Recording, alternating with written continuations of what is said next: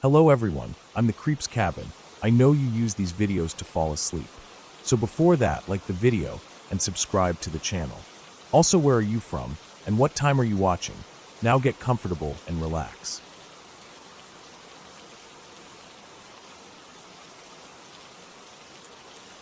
I had been driving for hours, and the sun was already gone by the time I reached the stretch of road that cut through the low, wooded hills. It wasn't a highway, just a two-lane road with no lights, the kind of road that's quiet enough at night to make you feel like you're the only person left moving in the world. The dark seemed thicker out here. My headlights carved out a tunnel of pale yellow on the asphalt, and beyond that tunnel was nothing but shadow. The road twisted more than I expected.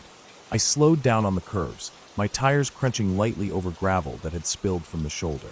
I knew I was in the middle of nowhere because my phone had lost signal over an hour ago, and there hadn't been a single house or gas station in miles.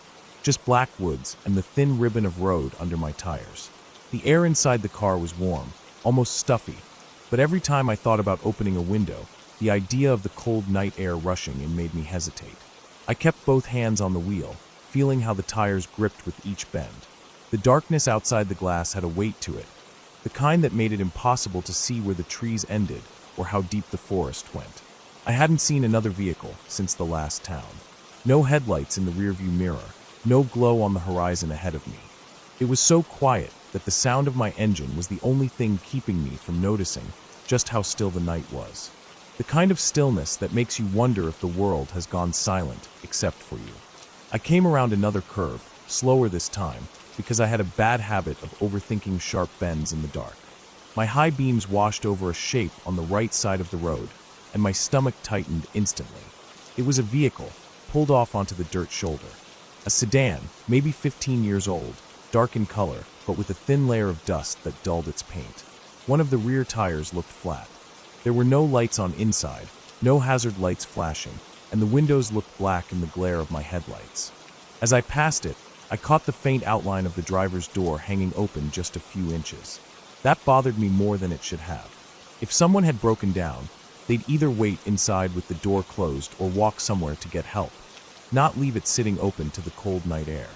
I kept driving, but something about that car stuck with me. My mind kept replaying the image of that door, barely open, like someone had stepped out and never came back. A few minutes later, I came around another curve, and my headlights hit something else. This time, it wasn't a car, it was a person. They were standing right at the edge of the road, facing away from me, just on the line where the asphalt met the dirt. No reflective gear, no flashlight, no sign of movement until my beams swept across them, and they turned their heads slightly, just enough for me to see part of their profile. Their clothes were dark, their posture still. I felt my chest tighten in the same way it does when you miss a step on the stairs. I eased the wheel to give them space as I passed, but I didn't slow much. My eyes flicked to the rearview mirror, but by the time I looked, they were already gone from view. The idea that they were connected to the abandoned car flashed in my head, but I didn't want to think too hard about it. I kept going, telling myself I just needed to reach the next town. The road began to narrow, the trees pushing in closer, their branches forming a kind of arch overhead that swallowed what little starlight there was. My high beams only seemed to make the darkness beyond them thicker. That was when I noticed something in the middle of the road. It was small at first, just a shape that looked out of place, and I slowed down enough to see that it was a backpack. An old, weathered one, slumped on its side like it had been dropped. There was nothing else, no bike, no person, no car. I swerved slightly to avoid it, but my stomach had already twisted into a knot. It didn't feel right. Another mile went by, and the road started climbing into a steeper incline. My headlights swept over a sharp bend ahead, and that's when I saw movement, something darting from one side of the road to the other. I hit the brakes hard, my tires squealing slightly on the pavement. It was the same person, the one I'd seen standing earlier. They moved quickly, vanishing into the trees on the opposite side before my car even rolled to a full stop. My pulse was pounding now, but I didn't get out. I didn't even roll down the window. I pressed my foot back on the gas and kept going, forcing my focus on the center line. The climb ended, and the road flattened into a long, straight stretch. I thought maybe that would calm me, but it didn't. Every shadow beyond the tree line felt like it was holding something. My mirrors showed nothing behind me, but I kept glancing anyway. When the next curve came, I was ready to take it slow. I turned the wheel gently, and my lights swept across another car on the side of the road. My first thought was that it was the same sedan I'd passed earlier, but as I got closer, I saw it wasn't. This one was newer, maybe only a few years old, and it had all 4 doors closed. But the strange part, the part that sent a cold ripple through me, was that the driver's side window was rolled down all the way. The inside was completely dark, and I could see nothing past the glass. My headlights lit up the front half of the car, but the back was swallowed in shadow. I drove past without slowing much, my eyes fixed ahead. The road began to dip downward, and I felt like I was sinking with it. My hands were slick on the steering wheel now, and I noticed I was breathing harder without meaning to. The next curve came sharp, hugging the hillside, and my lights hit something that made my stomach drop. It was another backpack. Not the same one as before. This one was torn, the straps frayed, lying on its back like someone had tried to drag it and given up. I swerved again, my mind spinning now. That made 2 of them, miles apart, and no sign of who they belonged to. I wanted to believe it was just coincidence. Someone had dropped them. A hiker, a traveler, something simple. But the road had no shoulder in most places, no real pull-off spots. It didn't feel like the kind of place people would just leave things. I kept driving, my eyes scanning the edges of the road constantly. My neck felt tight from the tension of not wanting to blink too long. Then, up ahead, I saw the figure again. This time they were in the middle of the road, crouched low like they were picking something up. My brakes came down hard, and the car jolted to a stop a good 20 yards away from them. They didn't move at first. The only sound was my engine, idling louder than it should have. Then they stood slowly, facing me.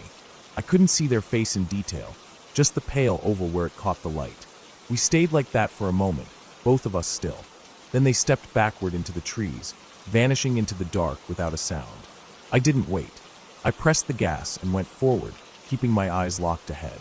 My heart was thudding, so hard it felt like I could hear it in my ears.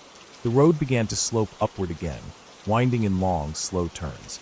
My gas gauge was dipping lower than I liked, and I still hadn't seen a single sign for a town. The thought of my car stalling out here made my stomach clench. When I came around the next bend, I saw something that nearly made me hit the brakes again. It was a car directly across the road, blocking both lanes.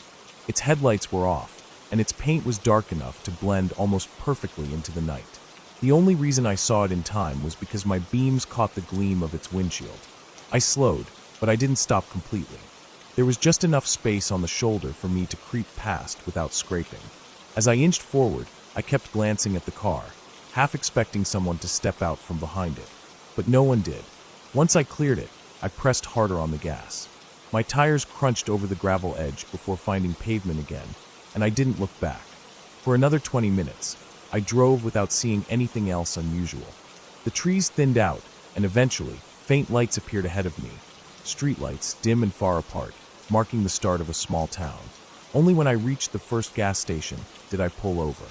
My hands were trembling slightly on the wheel, and I sat there for a moment, staring at my own reflection in the dark glass of the station's window. Whatever had been happening on that road, I didn't want to know more. I filled my tank, got back in the car, and took the highway out of town, choosing a longer route just to make sure I never had to drive that stretch again. I've thought about it since, about the open door, the person on the roadside, the backpacks, the car blocking the road. Each piece on its own might mean nothing, but together, on that silent, empty road, they felt like something I was lucky to have passed through without stopping.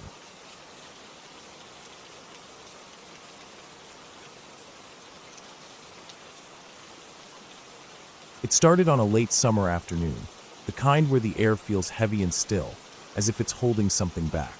I had decided to take a long walk in an area I didn't visit much, a stretch of open land that eventually led into a dense patch of woods.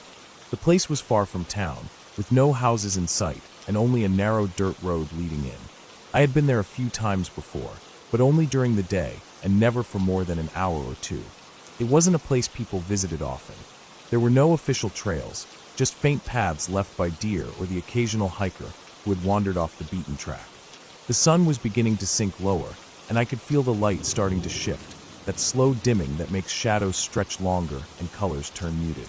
The dirt road crunched under my shoes until I left it behind and stepped into the grass, moving toward the tree line.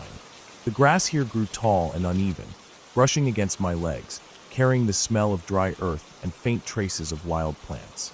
A warm breeze would occasionally move through, but mostly it was still, so still that each step I took felt louder than it should have been. I reached the edge of the woods and stepped inside. The change in temperature hit me immediately, cooler, with a faint dampness to the air. The ground was softer here, covered in old leaves, pine needles, and small twigs that cracked softly under my weight. The smell of the forest was strong, a mix of soil, old wood, and the faint scent of moss. The trees were close together, their branches weaving overhead to create a canopy that let in only thin streaks of light. I followed a faint path, nothing official, just a space where the undergrowth had been pressed down enough to walk through without pushing branches aside. The deeper I went, the quieter it became. The sounds of the open land behind me faded until all I could hear was my own movement, the occasional rustle of leaves high above, and once or twice the faint snap of a branch somewhere deeper in the woods. Each sound seemed sharper here, the silence around it making it stand out more. After maybe 20 minutes of walking, I reached a small clearing. The ground was uneven here, with patches of grass between bare spots of dirt. A fallen tree lay to one side, its bark stripped away in places, showing pale wood underneath. I paused there, breathing in the cool air and looking around. It was quiet, but not in the calm, peaceful way you might expect. It was a heavy quiet, the kind that made you feel watched even when you knew no one was there. I couldn't explain why, but I felt uneasy standing there, as if I had walked somewhere I shouldn't have. I turned back toward the path I had come from, ready to head out before it got too dark, but that was when I noticed something odd. The sound I made while walking, my own footsteps on the soft forest floor, seemed to have a slight delay. At first, I thought it was my imagination, but then I realized it wasn't. I would take a step, and almost a second later, I would hear another faint step from somewhere behind me. I stopped completely, and the forest was silent again. My eyes scanned the trees, searching for movement, but everything was still. I took another slow step forward, deliberately dragging my shoe a little, so I could hear it clearly. The sound came again, soft, muted, but definitely there, almost the same as mine, but not quite in sync. My heartbeat picked up. It could have been an animal, maybe a deer following the path, but the sound felt too precise, too much like someone stepping carefully. I tried to tell myself it was nothing, that maybe the sound was echoing off the trees in a strange way, but the unease in my stomach grew. I decided to walk faster, not quite running, but keeping a steady, quick pace back toward the edge of the woods. The faint following sound stayed with me. Each time I stepped, it came again a moment later, as though something was matching my path, but keeping a distance. I resisted the urge to look over my shoulder too often, worried that if I saw something, I wouldn't be able to keep my composure. My breaths grew sharper, and the cool air felt colder now, making the skin on my arms prickle. The path ahead began to look unfamiliar. I was sure I had followed the same way in, but now the trees seemed closer together, and the ground looked different, with more roots and uneven dips in the dirt. I slowed down just enough to check my surroundings, and that was when I heard it again, not just one step this time, but two close together, faster than before. They were closer. I turned my head quickly and caught a flicker of movement, a darker shape between the trees, just at the edge of where the light reached. I couldn't make out a person or an animal, only that something had been there and had moved out of sight the instant I turned. My chest tightened. The forest felt smaller now, pressing in from all sides. I pushed forward, not bothering to stay quiet anymore, letting my footsteps land heavy as I moved. My eyes scanned constantly, trying to pick up any movement ahead or to the sides. Every few seconds, I would hear it again, that faint but distinct sound of something stepping where I had just been, never too close, but never far enough to feel safe. Minutes passed like that, my sense of direction breaking down as I focused more on moving forward than on where exactly I was going.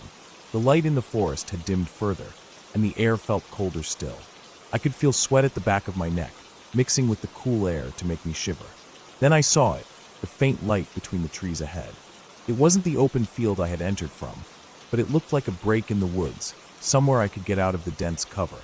I moved faster, almost jogging now, my bag shifting slightly on my back with each step. The sounds behind me kept pace, never rushing, just following. When I reached the opening, I found myself at the edge of a steep drop. Below was a shallow ravine, its bottom filled with rocks and a narrow stream of water. The other side rose sharply, covered in more trees. There was no easy way down without risking a fall. My only option was to turn and find another path, but the thought of going back into the woods in that direction made my stomach turn. The following steps were gone now. The silence was thick, so complete it made my ears ring. I stood there for a few seconds, frozen, waiting for a sound, any sound. That was when I caught it again, just one step this time, off to my left, closer than before. My eyes locked on that direction, but nothing moved. I backed away slowly, my eyes fixed on the spot. My foot slipped slightly on loose dirt near the edge, sending a few small stones tumbling down into the ravine. The sound echoed faintly, then faded. I could feel my pulse in my neck. I turned sharply and started moving along the edge, looking for any sign of the original path out. After what felt like forever, I found a slope that led up and away from the ravine, the ground rising toward what I hoped was the edge of the forest. My legs burned as I climbed, and my breath came fast, but I didn't stop. The trees began to thin, and soon I could see the faint glow of open land beyond them. I pushed through the last of the branches and stepped into the tall grass again. I stopped there, looking back at the dark wall of trees. Nothing moved. No sound followed me out. The field was quiet except for the faint rustle of grass in the wind. My breathing slowed gradually, but my skin still felt tight, my senses sharpened as if expecting something to appear. I walked quickly across the open land, not looking back again until I reached the dirt road. From there, I could see the woods in the distance, the shadows between the trees already blending into one dark mass as the last of the light faded. I stood for a moment, staring at that edge, wondering if I had been followed by someone or if my mind had twisted natural sounds into something else entirely. But deep down, I knew it wasn't just my imagination. The sound of those steps had been too deliberate, too perfectly timed to my own. Someone, or something, had been there, moving when I moved, stopping when I stopped, always staying just far enough away to keep hidden. I left without stopping again, and even as I reached the safety of my home later, the image of that dark shape between the trees stayed with me. I never went back to that part of the woods, and even now, years later, if I walk alone in a quiet place and hear a sound just a little too similar to my own footsteps, my chest tightens, and I remember exactly how it felt to be followed in those silent woods, with no idea what was behind me and no one around to help.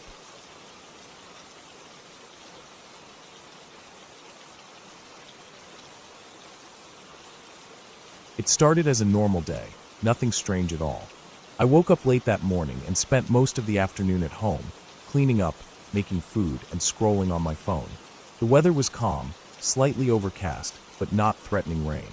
Around 5 in the evening, I decided I wanted to get outside for a while before it got dark. I thought about going for a walk, but the usual routes around my neighborhood had started to feel too familiar. I wanted something quieter, something away from traffic and people. There was an old service road just outside of town, a narrow gravel path that led into a patch of woodland. It wasn't marked as private, but it didn't seem like many people went there. The last time I'd been there was years ago, but I remembered it being peaceful, with tall trees blocking most of the wind and a faint smell of pine in the air. I thought it would be perfect for clearing my head, so I grabbed my light jacket, filled a bottle of water, and set off. By the time I reached the entrance to the service road, the sun was already starting to dip. The light had that soft, low glow, filtering through the trees and making long shadows across the gravel. The first few hundred feet were open, with thin grass growing along the sides, but soon the trees thickened and closed in overhead, dulling the daylight even more. I kept walking, my shoes crunching on the gravel, the sound echoing faintly in the stillness. There were no cars, no voices, just the occasional rustle of leaves when a breeze passed through. The deeper I went, the narrower the path felt. The gravel gave way to dirt in some spots, where rain had washed it away. A small drainage ditch ran along one side, full of dark water and fallen branches. I passed a pile of old logs, stacked as if someone had meant to come back for them years ago, but never did. The smell of damp earth was strong here, almost heavy, and the air had that still, pressing feeling you get when you're far from any open space. I kept telling myself I'd turn back when I reached the clearing I remembered from years ago, a small open area with a few big flat rocks where I used to sit. I thought I saw it up ahead, but as I kept walking, the path seemed longer than I remembered. The sun was dropping faster now, and the dim light in the woods made it harder to judge distances. That's when I noticed something strange. Somewhere behind me, faint but clear, there was the sound of a single footstep.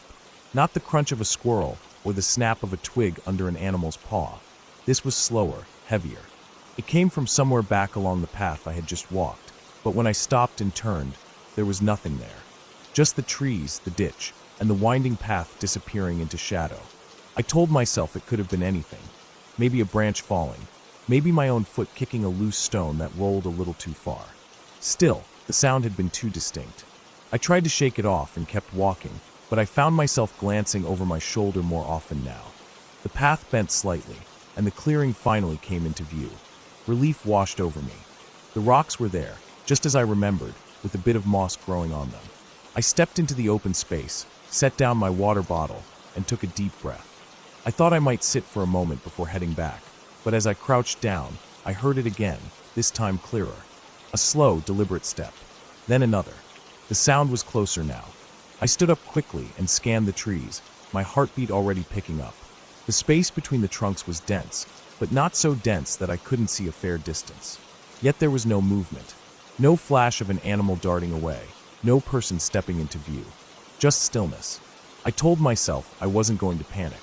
I picked up my bottle, tightened the strap on my jacket, and started heading back. I kept my pace steady, not wanting to seem like I was running from nothing, but every sense in my body was tuned to the sound of the ground beneath me and the space behind me. About 50 yards into my return, I heard it again. One step, then a pause. Whoever, or whatever, it was, they were matching my movement, but staying just far enough back to avoid being seen. My mouth went dry. I didn't want to turn around again, afraid of what I might, or might not see. The path was twisting more than I remembered. Every bend in the trail made me nervous, because each time I rounded a curve, I couldn't see more than a few steps ahead. The light was dimming fast now, the sky above turning a dull gray blue. I decided to pick up my pace, letting the sound of my footsteps cover the noise from behind. But even then, I caught faint hints of movement in the pauses between my own steps. Sometimes it was the crunch of dirt, sometimes the faint swish of something brushing against low branches. The air was cooler now, and my breath came out in faint clouds. My hands were cold, even inside my jacket pockets. I glanced to my right and saw that the drainage ditch had widened and deepened, the water darker and more stagnant. The smell of wet decay from rotting leaves was strong, almost sour. Then, without warning, there was a sharper sound, a quick shift in weight, like someone adjusting their stance after landing from a small drop. It was close, too close. My body reacted before my mind had a chance to catch up. I broke into a run. The dirt slipped under my shoes in a few places, forcing me to throw my arms out to keep balance. My breathing grew loud and harsh, echoing in my ears. The path seemed endless, twisting and dipping, my legs burning as I pushed harder. Behind me, I thought I could hear a faint rhythm, footsteps matching mine, then fading, then catching up again. It didn't make sense. If it was an animal, it should have either charged or fled by now. If it was a person, they weren't calling out, weren't asking for help or telling me to stop. They were just following. I don't know how long I ran before I finally saw the break in the trees ahead. The pale light of the open road came into view, and I pushed harder, my lungs aching. The moment my feet hit the gravel at the start of the service road, I didn't stop. I ran all the way to my car, yanked the door open, and slammed it shut behind me. I sat there, gripping the steering wheel, my chest heaving. I stared at the mouth of the path for what felt like minutes, waiting to see if anything, or anyone, would emerge. Nothing did. The woods just stood there, quiet and still, as if nothing had happened. I drove home with my hands shaking on the wheel, checking my mirrors far more than I should have. Even after I got inside my house and locked the door, I couldn't stop replaying the sounds in my head. Those slow, deliberate steps. The way they always seemed just far enough back to keep me from seeing the source. I haven't gone back to that path since.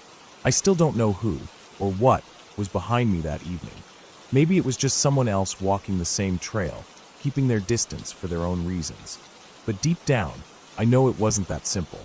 The timing, the way they matched my pace, the complete silence except for the steps. It wasn't the behavior of someone out for a stroll. It was the behavior of someone who didn't want to be seen, but also didn't want me to leave. And that's the part that keeps me up at night.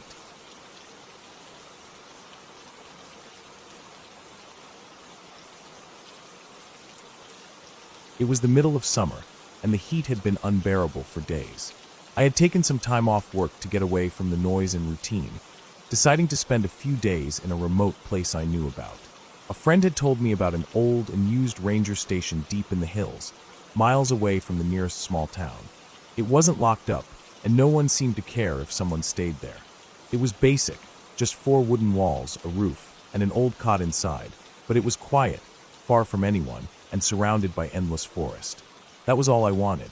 I packed light, a sleeping bag, some food, a flashlight, and a small camping stove. The idea of being completely alone didn't bother me. In fact, it was part of the appeal.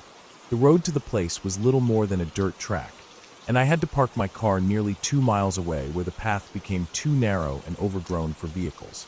The rest of the way I hiked on foot, the air thick and heavy with the smell of pine and hot earth. I could hear insects buzzing in the undergrowth, and every so often, a faint rustle of something moving away as I passed. I tried not to think about snakes.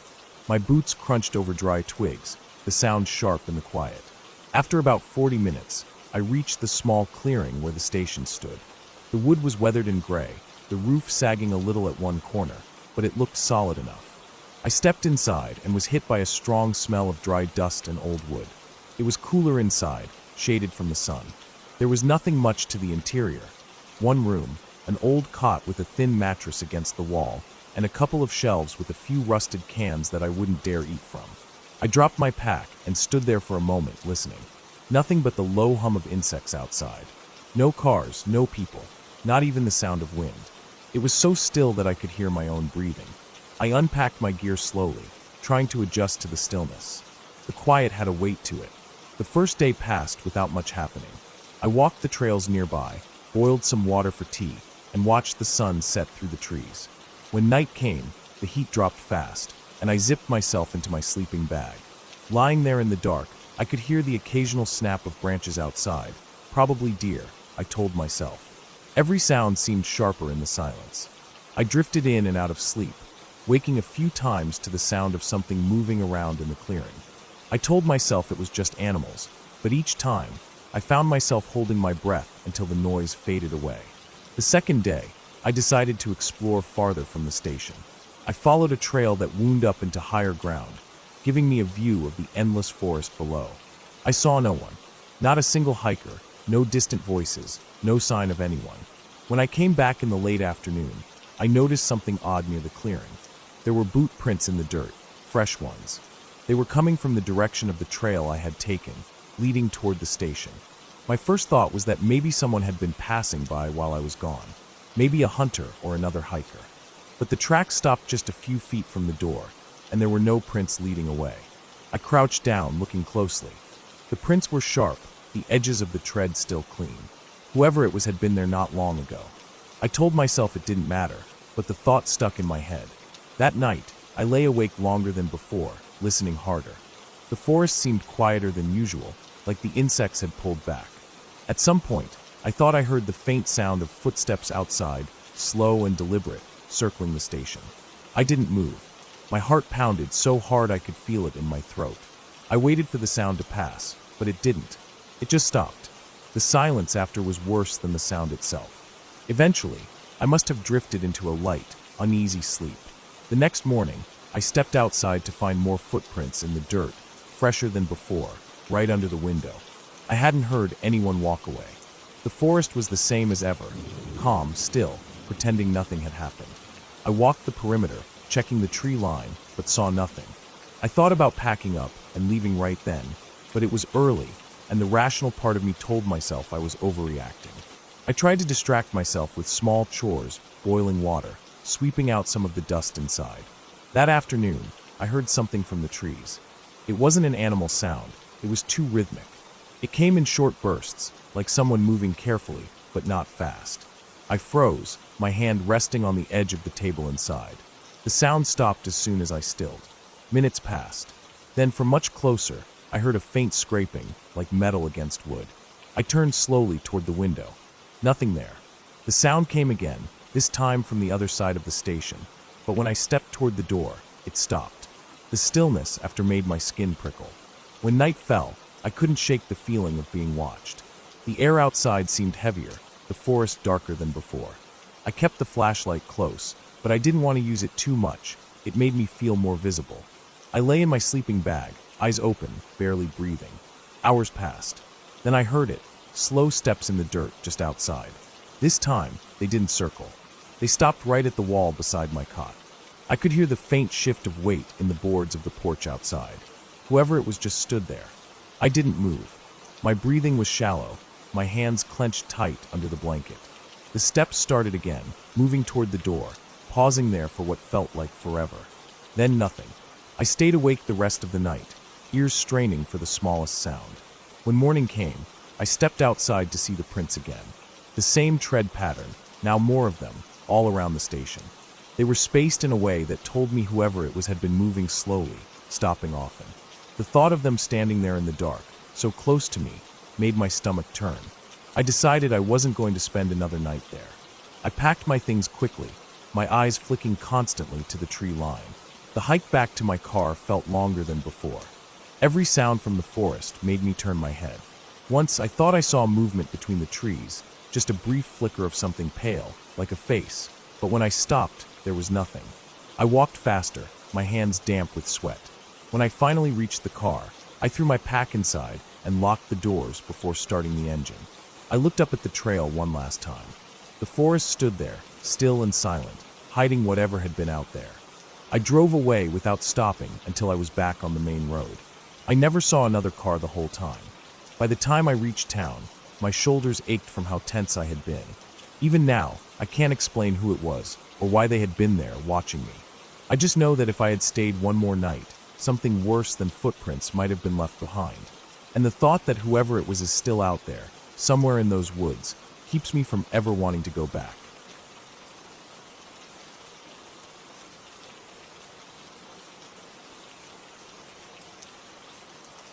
It started out as a simple day, one of those where nothing feels unusual or dangerous. The weather was mild, the sky a washed-out blue, and the air had that faint smell of dry grass that usually came in late summer. I had planned to spend the afternoon walking through a stretch of land I'd driven past many times, but never explored. It wasn't marked as a park or anything official, just a patchwork of tall grass, scrub trees, and a few small dirt trails that wound into the hills. I parked my car near the edge of the road where a faint trail dipped down into a shallow gully. From there, the land rolled gently away, the grass shifting like waves in the light breeze. The first 100 yards felt almost pleasant, with the crunch of dirt under my shoes and the warm sun on my back. There was nothing around but the faint hum of insects and the occasional sound of a bird in the distance. The trail dipped further, eventually pulling me into a hollow where the grass grew taller. Some stalks reached up to my chest, and walking became a bit slower as I pushed them aside. The ground here was softer, almost spongy in places, as if water had pooled here earlier in the season. The air grew still, and I realized that the sound of the breeze had faded completely. Even the insects seemed quieter. I kept going, thinking I'd circle back to the road from a different angle. That was when I noticed faint impressions in the dirt along the edge of the trail. Not boot prints, not tire marks, but something more irregular. The shape was wide, the edges rounded, and they were pressed deep into the soft soil. I crouched to look closer and saw that there were several of them, spaced unevenly, leading in the same direction I was walking. They didn't look old. The edges were crisp, and a bit of loose dirt still crumbled inward from the pressure. I followed them without thinking much about it, more curious than concerned. After about 50 yards, the trail thinned, and the prints veered off into the grass. I stopped, scanning ahead, and saw that the ground sloped up sharply toward a line of trees I hadn't noticed before. The trees were dense and their trunks twisted, their lower branches reaching low over the grass. Something about the way the shadows pooled there made me hesitate, but the prints kept going straight toward them. The closer I got, the more the air seemed heavier. The grass rustled faintly, though there was still no breeze. I could hear my own breathing loud in my ears. As I stepped between the first two trees, the light dimmed, and the sound of the outside world faded even more. The air here was cooler, damp, and smelled faintly of something musky, like wet earth mixed with the scent of an animal enclosure. The ground was uneven, covered in a mix of leaves and patches of bare earth. The prints were clearer here, more defined. I noticed now that they weren't all the same size. Some were slightly smaller, others larger. That realization made my stomach tighten. Whatever had made them, there was more than one. I moved slowly, trying to listen for any movement ahead, but the forest was silent. Even my footsteps seemed absorbed by the damp ground. A few yards ahead, the prints curved sharply around a large fallen tree. I stepped over it, the bark damp under my hand, and as I straightened up, I caught a flicker of movement in my peripheral vision. I froze. It was just a shape at first, low to the ground, moving between two tree trunks. The color blended almost perfectly with the surroundings, but the slight shift gave it away. I couldn't make out details, just that it was large, much larger than I expected. I waited, not moving, hoping whatever it was would keep going. But instead, it stopped too. I couldn't see it fully, but I felt the weight of its attention, as if it was aware of me now and deciding what to do about it. My skin prickled, and I realized my breathing had gone shallow. Then slowly it moved again, but this time it was closer. I stepped backward as quietly as I could, feeling the damp leaves under my shoes. My eyes scanned for an easier way out, but the trees were thick and the undergrowth tangled. Every step I took seemed to make more noise than I wanted. The smell in the air was stronger now, sharp and animal-like. My pulse was hammering. I didn't dare turn my back completely, but I had to put more distance between me and whatever was moving toward me. I kept stepping back until my heel caught on something, and I stumbled slightly, catching myself against a tree trunk. The bark scraped my palm, but I barely noticed. My eyes flicked around, and that was when I saw it fully for the first time, far enough away that I couldn't make out every detail, but close enough to understand what I was looking at. It was on all fours, but its back was level with my waist. Its body was lean but muscular, the shape of its shoulders pronounced as it moved. Its head was low, its eyes fixed in my direction. The fur was patchy in places, matted, and the mouth hung slightly open. I could see the glint of teeth even in the dim light. I didn't wait to see more. I turned and started moving as quickly as I could without breaking into a full run, trying to keep my steps quiet. But the sound behind me changed. The soft padding on leaves was faster now. I knew it was following. I broke into a run, my heart pounding so hard it felt like it was in my throat. Branches whipped at my arms and face as I tried to stay upright on the uneven ground. I didn't dare look back. Every instinct told me to get out of the trees as fast as possible. The light ahead grew brighter, and I pushed harder until I burst out of the tree line and into the open grass. I kept running, my legs burning, glancing over my shoulder just once. I didn't see it anymore, but the grass behind me was moving in a ripple, something passing through it quickly. I didn't stop until I saw the road and my car parked at the edge. My hands shook as I yanked the door open and got inside, slamming the lock down. My breathing was ragged, my shirt clinging to me with sweat. For a long moment, I just sat there, watching the grass and the edge of the trees. Nothing came out. The wind had picked up again, and the sound of it in the grass almost masked any other noise. Almost. As I pulled onto the road, I realized I hadn't heard a single bird or insect since stepping into those trees. I drove faster than I should have, glancing in the mirror every few seconds, half expecting to see movement behind me.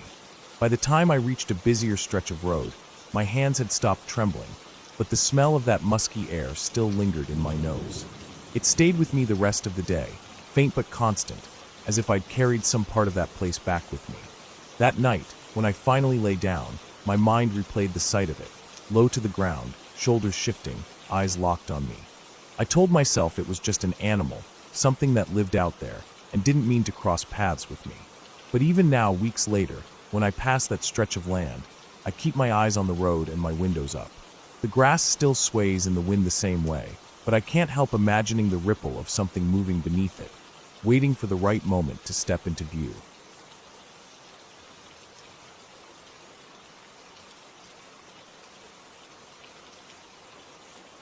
It started as just another drive, nothing special, nothing worth remembering. I had been on the road since early morning, heading toward a small town several hours away to deliver some documents for work. I decided to take a back road instead of sticking to the main highway, mostly because I wanted a change of scenery and I thought it would be quicker. The road wound through thick stretches of forest, the kind where trees grew so close together their branches overlapped above the road like a tunnel. The asphalt was old, with cracks spreading in every direction and faded lines that were barely visible. Every few minutes, I'd pass a bend where the forest closed in even tighter, and the sunlight faded until it was little more than a dim glow between the leaves. It was late afternoon, when I first started to get the uneasy feeling. The kind that creeps up slowly, without any real reason, and just sits in the back of your mind. I kept driving, telling myself it was nothing, but I realized I hadn't passed another car for almost 40 minutes. No houses, no gas stations, not even a driveway. Just endless trees and the faint sound of my tires on the road. My phone sat in the cup holder, and I noticed the signal bar had dropped to nothing a while back. That made me uneasy too, but I tried to brush it off. The road dipped and curved sharply to the right, and as I came around the bend, I saw something up ahead.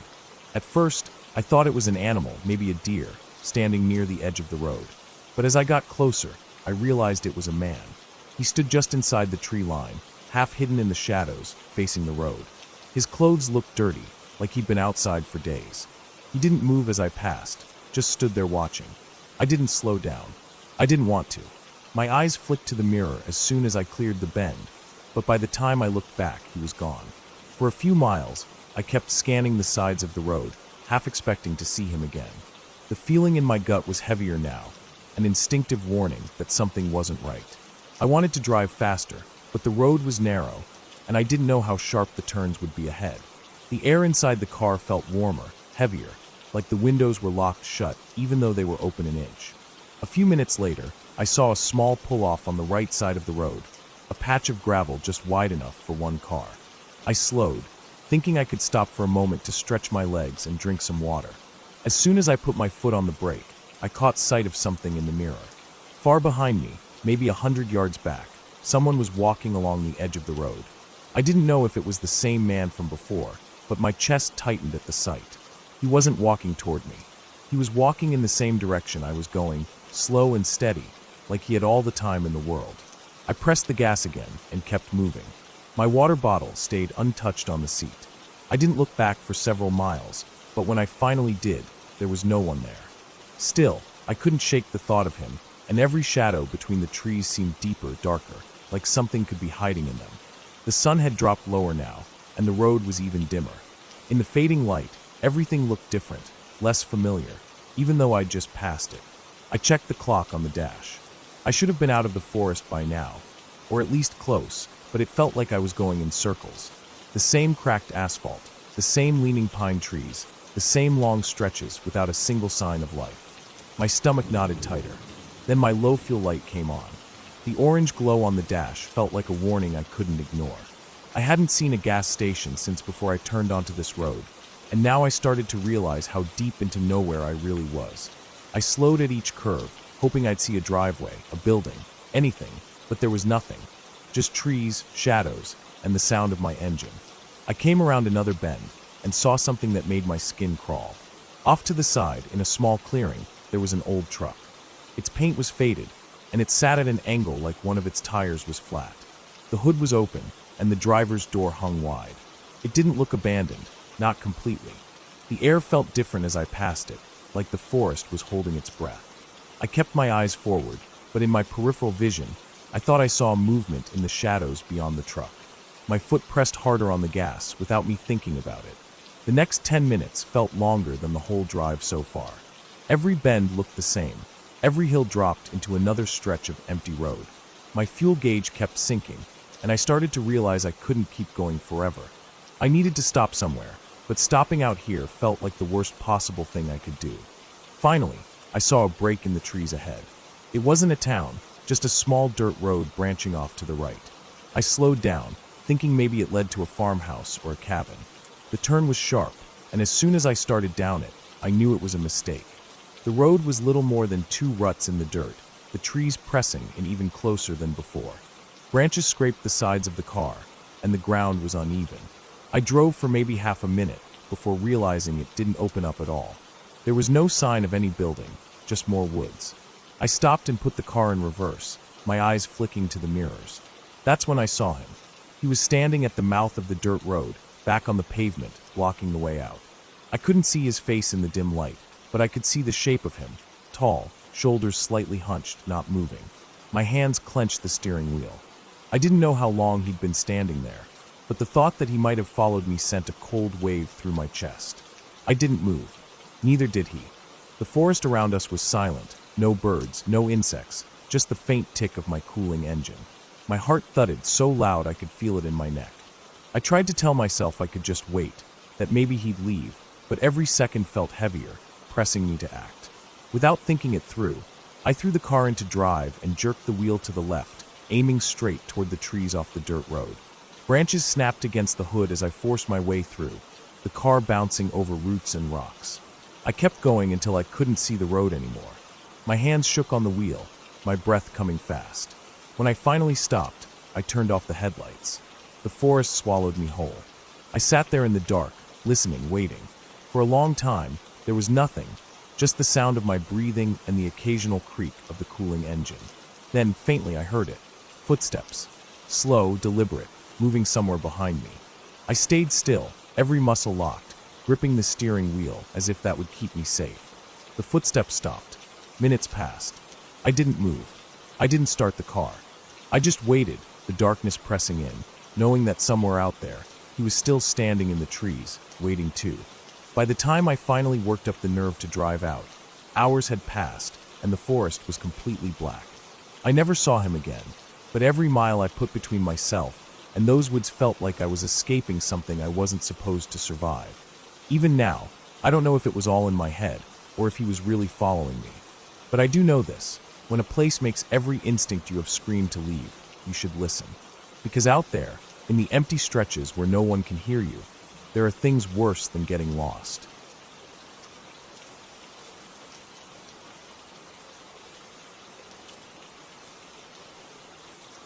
I woke up earlier than usual that morning, the kind of early where the air feels colder than it should, and the light hasn't fully settled into the day yet. My apartment was quiet except for the faint hum of the fridge and the occasional creak from the walls. I made a quick breakfast, barely tasting it, and packed my small backpack with a bottle of water, some snacks, a flashlight, and my phone. I had planned to go out for a long walk through the outskirts of town where the fields start to thin out into woodland. I liked those areas because they were far from traffic, and the air always smelled cleaner. The walk started out calm. The early morning chill stayed with me as I followed the cracked sidewalk out of the neighborhood and into the gravel road that cut through open space. The sky was pale blue, clouds stretched thin like worn fabric, and the ground was still damp from rain the night before. I could smell wet soil, a scent that always reminded me of being out on trails as a kid. After about half an hour, I reached the old dirt path that led deeper into the tree line. The grass on either side was high and tangled, brushing against my jeans as I walked. The trees were tall and spaced far apart at first, letting in shafts of sunlight, but I knew from past walks that they would close in soon. The deeper you went, the quieter it became. At first, it was peaceful. The sound of my boots crunching on the dirt, the faint rustle of leaves, the distant call of a bird I couldn't identify. It all blended into something steady and relaxing. I followed the bends of the path, noticing small details I'd missed before. The way a moss-covered log curved into the shadows, the way the bark on some trees peeled in long strips, the dark, rich smell of wet wood. But somewhere further in, I noticed how different it felt compared to the start. The air seemed heavier.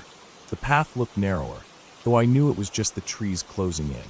Even the light was dimmer here, more filtered, as if the sun had decided to keep its distance. A mile or so in, I heard the first sound that didn't fit. It wasn't loud, just a faint crack somewhere behind me. I stopped walking and listened, turning my head slightly. Nothing else followed. It could have been a branch falling or an animal moving through the brush, but it was enough to make me more aware of each sound around me. I walked on, slower now, my ears tuned to the silence between steps. I noticed another thing. There was no wind. The leaves didn't move. Not even the smallest ones. It was just still. My own breathing felt louder than it should have been, and I kept glancing over my shoulder, even though I didn't see anything there. A few minutes later, I came across a fork in the path. I had never gone to the right before. It looked less worn, with more overgrowth and less dirt showing through. I almost took the left, the usual route, but something in me decided to try the other way. The moment I stepped onto it, the air seemed even thicker. The sound of my footsteps was duller here, as though the ground was swallowing it. The new path curved sharply after only a short distance, and once I rounded that bend, I couldn't see where I had come from. The trees were packed tighter, and the undergrowth was thicker, almost knee-high in places. I slowed again, scanning the spaces between the trunks. That's when I heard it. The faint sound of footsteps, slow, deliberate, crushing leaves and twigs, coming from somewhere behind me. I froze, listening hard. They stopped too. I waited, not moving, my eyes locked on the shadows ahead while my ears stayed focused behind. After a moment, I forced myself to keep walking, this time without looking back. My skin prickled with every step. The path dipped slightly, leading into a low area where the light was almost gone. The smell here was different, stale, damp, with a hint of rot, like something had been sitting in water too long. I stepped carefully around a patch of mud, noticing a set of footprints that weren't mine. They were faint but fresh, pressed into the softer earth, going in the same direction I was heading. They looked like boot prints, larger than mine, the tread deep enough to show detail. Something in me tightened. I hadn't seen anyone else since leaving the main road, and this path didn't seem like one people used often. I kept moving, but my pace was slower now, each step measured. The trees leaned closer together ahead, forming a sort of tunnel. I could see how the shadows pooled inside it, making it hard to see more than a few yards forward. As I entered, the air felt cooler, but not in a refreshing way. It was the kind of cold that settles on your skin and stays there. The sound of footsteps returned, closer now, matching my pace. I didn't turn. I didn't want to see how close they might be. My heart was beating faster, my grip tightening on the straps of my backpack. Then somewhere to my right, a branch snapped loudly. It wasn't the thin crack of a twig. It was the heavy break of wood under real weight. I stopped breathing for a second, straining to hear movement after it. I caught a faint sound of something shifting through the brush, slow and careful. I knew it wasn't a deer. Deer don't move like that. I kept going, quicker now, my eyes scanning for any sign of the path opening up ahead. But the trees just kept closing in, the ground more uneven. My boots sank slightly in patches of damp soil, leaving clear impressions. I felt exposed even though I was surrounded by trees. The thought of someone following me here, in this kind of silence, settled into my stomach like a weight. Finally, I saw what looked like a clearing through the branches ahead. I pushed toward it, moving faster now. But as I stepped into it, I realized it wasn't the kind of clearing I wanted. It was small, enclosed by trees on all sides except for the way I came in. The ground was bare here, no grass, just packed dirt and scattered stones. I stopped in the center, turning slowly to take it in. That's when I saw movement at the edge where I had entered, a shadow slipping back behind a tree. My chest tightened. Whoever it was, they weren't hiding well. They wanted me to know they were there. I didn't waste any more time. I walked quickly back toward the path I'd come from, keeping my eyes forward, not on the spot where the movement had been. My legs felt stiff, my breathing uneven. As soon as I reached the bend, I pushed my pace faster, almost jogging now. I could hear them behind me, the sound of footsteps matching mine again. Not running, just steady. The path seemed longer going back. Every turn looked like the last, and I couldn't tell how far I was from the main fork. My mouth was dry, and my shoulders ached from keeping my backpack strapped so tight.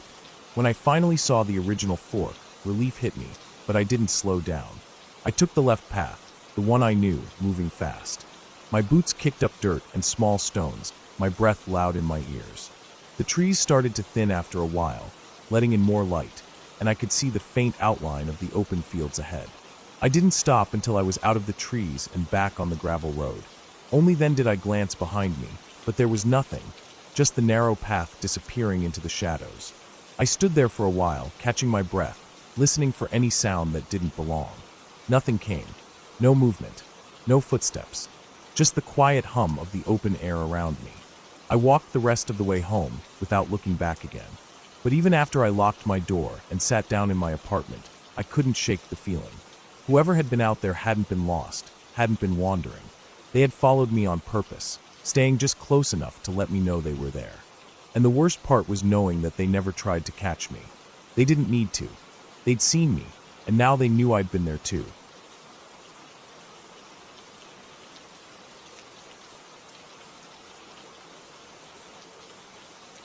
I woke up that morning feeling restless, like my body was telling me I needed to get out and move. I had been spending too much time indoors, stuck in a loop of work, eating, and sleep. So, I decided I would go for a long walk, somewhere quiet, away from the noise and clutter of people.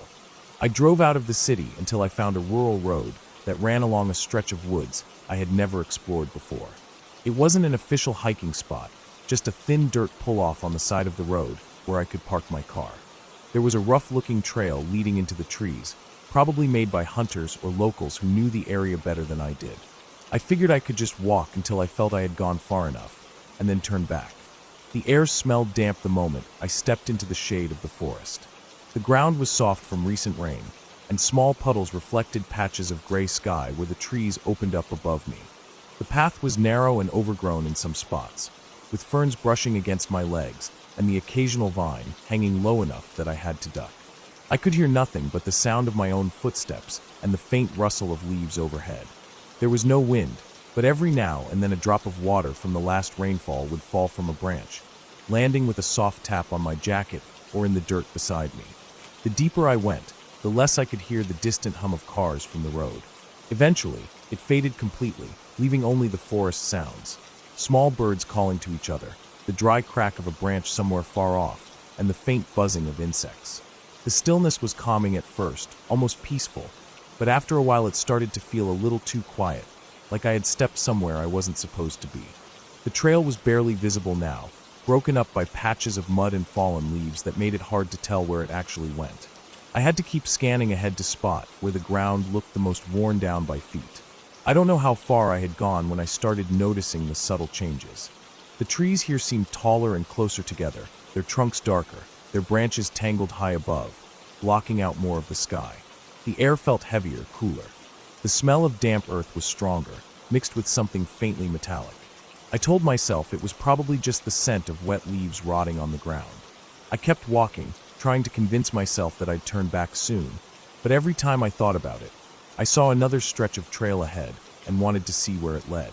It was when I came to the ridge that I stopped for the first time in a while. The ground sloped sharply upward on my left, rising about 15 or 20 feet before leveling out. The trail curved along the base of it, so I kept moving, glancing up every so often at the top. That's when I saw movement. It was faint and quick, just a dark shape passing between two trees up on the ridge. I froze, waiting to see it again, but the space between the trunks stayed empty. I thought it might have been a deer, or maybe just a trick of my eyes, the way shadows shift when you're tired. Still, something about the shape had looked deliberate. Not animal-like in the way it moved, more like a person, walking steadily. I kept going, my ears straining for any sound from above, but all I heard was the distant call of a crow. The ridge stayed with me for a while before eventually sloping down until it was level with the path. I thought about climbing up to look around, but decided against it.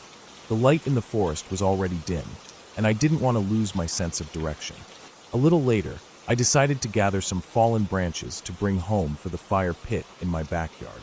I stepped off the trail to grab a thick piece of wood and noticed the ground here was different, softer, almost like it had been disturbed. There were scuffs in the dirt, not quite footprints, but marks that suggested something heavy had moved through. I crouched down to get a better look, brushing away leaves. The soil beneath was damp and dark, with shallow impressions that seemed to follow a rough line deeper into the trees. I straightened up, scanning the forest. That's when I heard it, slow, deep breathing. It wasn't close at first, more like it was drifting in from somewhere just out of sight. My own breath felt loud in my ears, so I held it, trying to pick up the rhythm. It was definitely breathing. Inhale, pause, exhale. Heavy, deliberate. I turned my head toward the sound, my eyes searching between the trunks. For a moment, I thought I caught the faintest shift of movement, something slipping between two trees, low to the ground. The breathing grew fainter, like it was moving away, but the way it echoed in the stillness made it impossible to tell exactly where it was. My pulse was hammering now. I told myself it could be an animal, maybe a boar or a large dog. But I knew the difference between the short, sharp breaths of a startled animal and the slow, steady pattern I had just heard. This was something else. I turned back toward the trail, trying to remember exactly where it was. Even though I hadn't gone far off, the undergrowth made it harder to see. Every tree looked the same, and the air felt colder now. I moved quickly, my boots sinking slightly into the damp soil. I kept glancing over my shoulder, half expecting to see someone following me. The forest felt different now, less like a peaceful escape, and more like it was closing in. The shadows between the trees seemed thicker, and every faint noise made me flinch. When I finally spotted the trail again, I felt a surge of relief, but it didn't last long. As I stepped back onto it, I caught a faint sound from behind me, a branch snapping. Not loud, but sharp enough to cut through the background noise. I didn't stop to look. My legs were moving before I had even thought about it, my stride lengthening into a fast walk. The trail was uneven, roots sticking up like traps waiting to catch my foot, but I kept going, focusing on putting as much distance between myself and whatever was back there as I could. My breathing grew loud, my chest tightening with each step, but I didn't slow down. I could hear something faint behind me now, not footsteps exactly, but the suggestion of movement, a rhythm that seemed to match mine. I kept my eyes on the winding path ahead, trying to remember landmarks from the way in. The forest looked different coming back, and for a moment I thought I had taken a wrong turn. But then I spotted a fallen tree I had stepped over earlier, and I knew I was still on the right track. The closer I got to where I had parked, the lighter the air seemed to get. The trees began to thin, and patches of pale sky showed through the branches. Still, I didn't let myself slow down until I could see my car through the last line of trees. I didn't look back. I unlocked the door, slid inside, and started the engine with hands that felt clumsy on the keys. As I pulled out onto the road, I kept my eyes forward, the forest shrinking in my rearview mirror. Even when I was miles away, I couldn't shake the feeling that something had been watching me the whole time, staying just far enough back to never be seen fully. When I got home, I locked the door and closed the curtains. My clothes still smelled faintly of damp earth, and every time I caught the scent, I felt my shoulders tighten. I told myself it was nothing, that maybe I had spooked myself over some animal moving in the woods. But part of me knew that wasn't true. There had been intent in that breathing, a slow, measured presence that stayed with me until I left. I haven't been back to that trail since. Sometimes, though, when I'm outside at night and the air is still, I remember that sound in the forest and the way it seemed to follow me. And I wonder if it ever stopped, or if it's still out there, waiting for someone else to wander far enough in.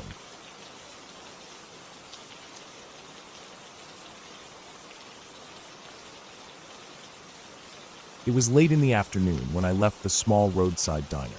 The air outside felt heavier than usual, warm and damp, the kind of humidity that clings to your skin. The sky had been gray all day, not stormy, but dull, like it had given up trying to decide whether to rain or clear up.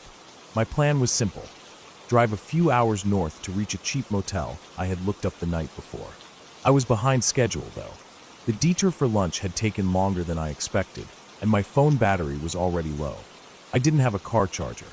I figured I'd be fine since the motel was supposed to be easy to find from the main road. The first stretch of road was uneventful, just the hum of the tires against cracked asphalt and the occasional blur of farmland. As I drove, the road began to narrow, the fields giving way to scattered trees, then thicker patches of woods. I kept my eyes on the fading light. The sun was sliding behind the hills, and shadows stretched longer across the road. About 40 minutes later, my phone died completely. I wasn't too concerned at first, but without the map, I realized how many little roads branched off from the main one. The signs were small, worn down, and sometimes missing entirely. I started relying on memory, but after another half hour, I couldn't be sure if I'd taken a wrong turn or not. The trees closed in tighter, and the road began to curve more sharply. There were no houses, no gas stations, no cars passing in either direction. Just the sound of my engine echoing against the walls of forest. Eventually, I spotted a small dirt pull-off with an old wooden post that had once held a sign, but the metal plate was gone. I slowed down, debating whether to stop. It was then that I noticed the gas gauge, lower than I thought. I hadn't filled up in hours. I kept driving, more tense now. The last trace of daylight was gone, replaced by a deep, hazy blue that made the road harder to see. My headlights caught only the nearest stretch of cracked pavement before everything beyond dissolved into black. I leaned forward over the steering wheel without realizing it, scanning for anything familiar. After another 20 minutes, I came to an intersection where the pavement ended in both directions, except the one I had come from. I slowed to a crawl. The dirt road to the left disappeared into a tunnel of overhanging branches. The one to the right sloped downward steeply. I didn't like the idea of driving deeper into unknown territory, but I also didn't want to turn back without knowing if I'd missed a sign. I chose the left turn, hoping it would eventually reconnect to something. The dirt road was rough, with deep ruts that shook the car hard enough to rattle the mirrors. Fallen leaves covered most of it, so I could only guess where the tire tracks had once been. It felt abandoned, but not in a clean and used way. more like it had been slowly swallowed by the woods over the years. I tried not to think about how far I was from anyone else. My headlights lit up nothing but more trees, their trunks close enough together that I couldn't see more than a few feet into them. Then I noticed something. Every so often, I'd pass what looked like small piles of rocks near the edge of the road. They weren't natural, the shapes were too neat, each stack about the same height. The first one I dismissed, but after the third or fourth, it started to bother me. They were always just at the point where my headlights reached their farthest. I couldn't tell if they'd been there for years, or if they were more recent. The road eventually widened into a small clearing. I pulled into it, intending to turn around. The ground here was uneven, with patches of exposed roots and a thin layer of mist hanging low. That's when I saw movement, not clear, just a shift in the darkness between two trees. My hands tightened on the wheel. It could have been an animal. The woods were full of them. But the way it moved didn't feel like an animal running. It was slower, more deliberate, almost like it was matching my car's movement. I stayed still, engine idling. My headlights washed over the tree trunks ahead, and for a moment, I thought I caught a glimpse of something pale, but it was gone before I could focus.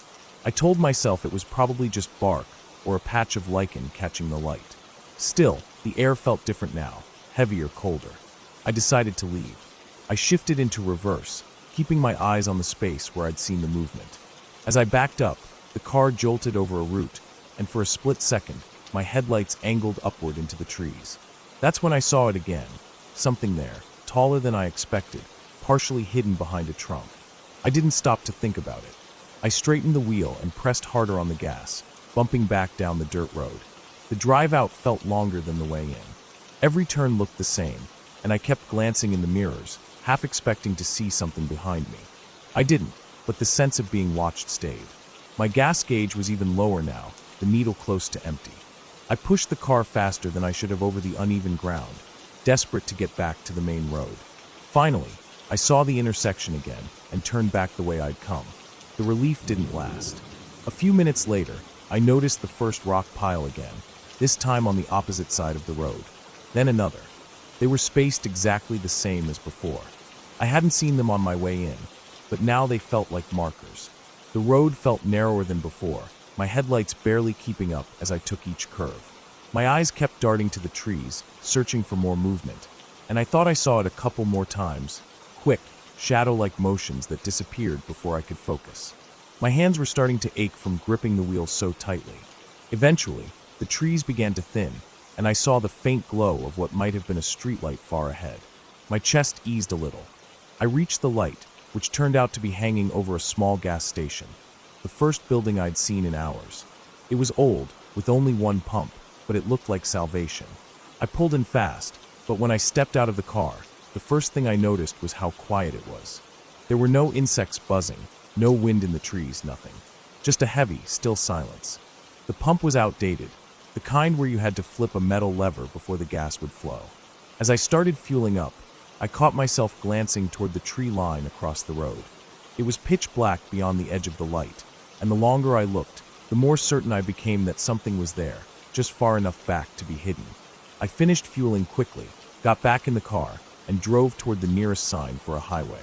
Even after I reached the motel later that night, the feeling didn't leave.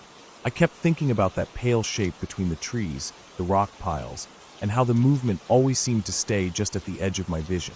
When I checked my car the next morning, I noticed something I couldn't explain. Along the bottom of the passenger side door, just above the dirt splash from the road, there were streaks, long, thin marks that cut through the grime, as if something had brushed against it on the drive. They were too high to be from branches. I wiped them away, but even as they faded, I couldn't shake the thought that they hadn't been there before I took that turn into the woods. I didn't tell anyone about it. I just left, making sure I stayed on the main roads the rest of the way. But even now, when I think about that night, I can still see the stacks of rocks in my headlights and feel the weight of those woods pressing in from all sides. I know I made it out, but I don't think I was ever completely alone on that road.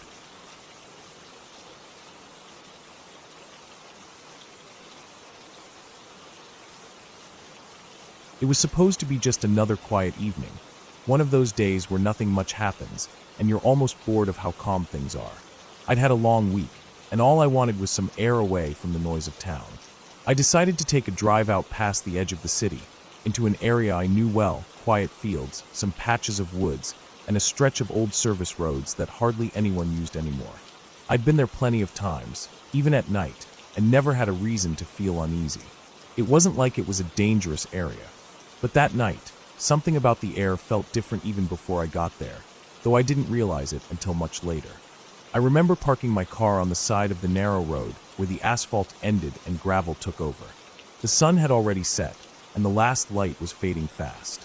It wasn't pitch black yet, but the sky was deep blue, and the shadows from the trees made it hard to see too far ahead. The place was quiet, so quiet that my ears felt like they were straining to catch something. The wind barely moved, and the air had that stillness that makes every small sound feel sharp. I grabbed my flashlight from the glove compartment, not because I really thought I needed it yet, but because I knew it would be dark in minutes. There was a trail I liked to walk along there. It started from a break in the tree line just off the road, a narrow dirt path that cut between thick brush before winding deeper into the woods. I'd walked it enough times to know where it led, a small clearing about half a mile in. From there, you could see the sky pretty well because the trees opened up above you. I figured I'd go there, maybe sit for a while, then head back before it got too late. The first part of the walk was fine. The dirt under my boots was still dry from days without rain, and my flashlight stayed off for the first few minutes since the fading light was enough. But as I went further, the trees grew thicker, and the dim light was swallowed up. I clicked on my flashlight, and its beam cut through the darkness ahead of me. That's when I noticed how quiet it really was. Normally, you'd hear crickets or the rustle of leaves from small animals moving in the undergrowth. But that night, there was nothing, just the crunch of my own steps and the occasional creak of branches swaying slightly overhead. I kept walking, but I started to get that feeling you get when you think someone might be behind you. It wasn't strong at first, just a faint itch in the back of my mind. I told myself it was because it was dark and my brain was just filling in things. Still, without meaning to, I found myself glancing over my shoulder more often than usual. Each time, the beam of my flashlight would sweep over the trees and undergrowth, catching on twisted branches or clusters of leaves, but there was never anything there. By the time I reached the clearing, the sky above was black, sprinkled with a few faint stars. I stood there for a minute, breathing in the cool air. The ground was covered with short, dry grass, and the open space made me feel a little better after the cramped feeling of the trail. I walked to the middle and slowly turned in a circle, letting the light from my flashlight pass over the tree line around me. That's when I saw something, a shape, just at the edge where the trees met the clearing. At first, I thought it was just a tree trunk, but something about it seemed wrong. It was slightly hunched, like it wasn't completely vertical, and I thought I caught the faint outline of shoulders. My flashlight lingered on it for a moment, and as soon as the light touched it, the shape moved, slipping back into the shadows of the trees with a smoothness that made my stomach tighten. I froze. My heart started to pound hard, and I realized I'd been holding my breath. It could have been an animal, I told myself. Maybe a deer startled by the light. But even as I thought it, something about the movement didn't feel right. A deer would have bolted, made noise. This shape moved too quietly, like it was trying not to be heard. I turned slowly, scanning the edges of the clearing again, but nothing stood out. Still, I could feel that same itch on the back of my neck. Worse now. I didn't want to seem like I was running from nothing, so I walked back toward the trail at a steady pace, trying to keep my steps quiet. As soon as I was back under the cover of the trees, I noticed how dark it had gotten. My flashlight beam looked small compared to the thick blackness around me. Every step I took seemed louder than it should have been. After a few minutes, I heard it, something behind me. It was faint at first, just the crunch of leaves, but it matched my steps too closely. I'd take a step, and half a second later, I'd hear another one. I stopped walking. The sound stopped too. I stood there for what felt like forever, my flashlight fixed on the trail ahead, my ears straining. The air felt heavier now, like it was pressing in on me. I thought about calling out, but the idea of breaking the silence seemed worse than keeping it. Slowly, I started walking again, this time moving a little faster. The sound came back, crunch, crunch, never too close, but always there. The further I went, the more the trees seemed to press in from both sides. My flashlight flickered once, making my chest tighten, but it stayed on. I tried to keep my breathing even, but I could feel it getting faster. Then I heard something different, just off the trail to my left, maybe 10 feet away. It was a short, sharp sound, like someone stepping on a branch. I turned my flashlight toward it, but the beam only lit up thick underbrush. No movement. I didn't want to run, but my legs were starting to twitch with the urge. I kept my pace steady, but every part of me was focused on the sounds around me. That's when I heard breathing. Not my own. I could hear mine clearly, but this was slower, heavier, coming from behind me. It was faint, but it was there, steady and deliberate. I didn't look back. I couldn't. I just walked faster, my boots crunching on the dirt and leaves, the sound behind me keeping pace. My heart was hammering so hard it almost drowned everything else out. I knew I was maybe a couple hundred yards from the road, but it felt like miles. Then, from somewhere behind me and to the right, I heard movement, faster this time, pushing through the brush. My body acted before my mind did, and I broke into a run. The beam of my flashlight shook wildly as I sprinted down the trail, the sound of something moving behind me getting louder. I didn't look back. My focus was on the small patch of gravel ahead where the trail opened onto the road. When I burst out of the trees, the sudden openness made me stumble, but I kept running until I reached my car. I yanked the door open, jumped in, and locked it without even looking around. My breathing was ragged, my hands shaking as I shoved the key into the ignition. The engine roared to life, and I pulled away fast, my headlights cutting through the darkness of the empty road. I didn't see anything in my mirrors, but I kept checking them all the way back into town. Even after I was surrounded by streetlights and houses again, I couldn't shake the feeling that something had followed me as far as it could, stopping only when it knew I was gone. When I finally parked in my driveway, I sat there in the car for a while, letting the silence settle around me. My clothes were damp with sweat, and my pulse was still racing. I tried to tell myself it was just my mind playing tricks on me, that I'd imagined the breathing and the footsteps. But deep down, I knew better. Something had been there, in those woods, and it had followed me almost all the way out. I never went back to that trail again. Even now, years later, I can still remember that sound, the slow, steady breathing in the dark, and the way it matched my steps like it was waiting for me to slip, to stop, to turn around. And I still wonder what would have happened if I had.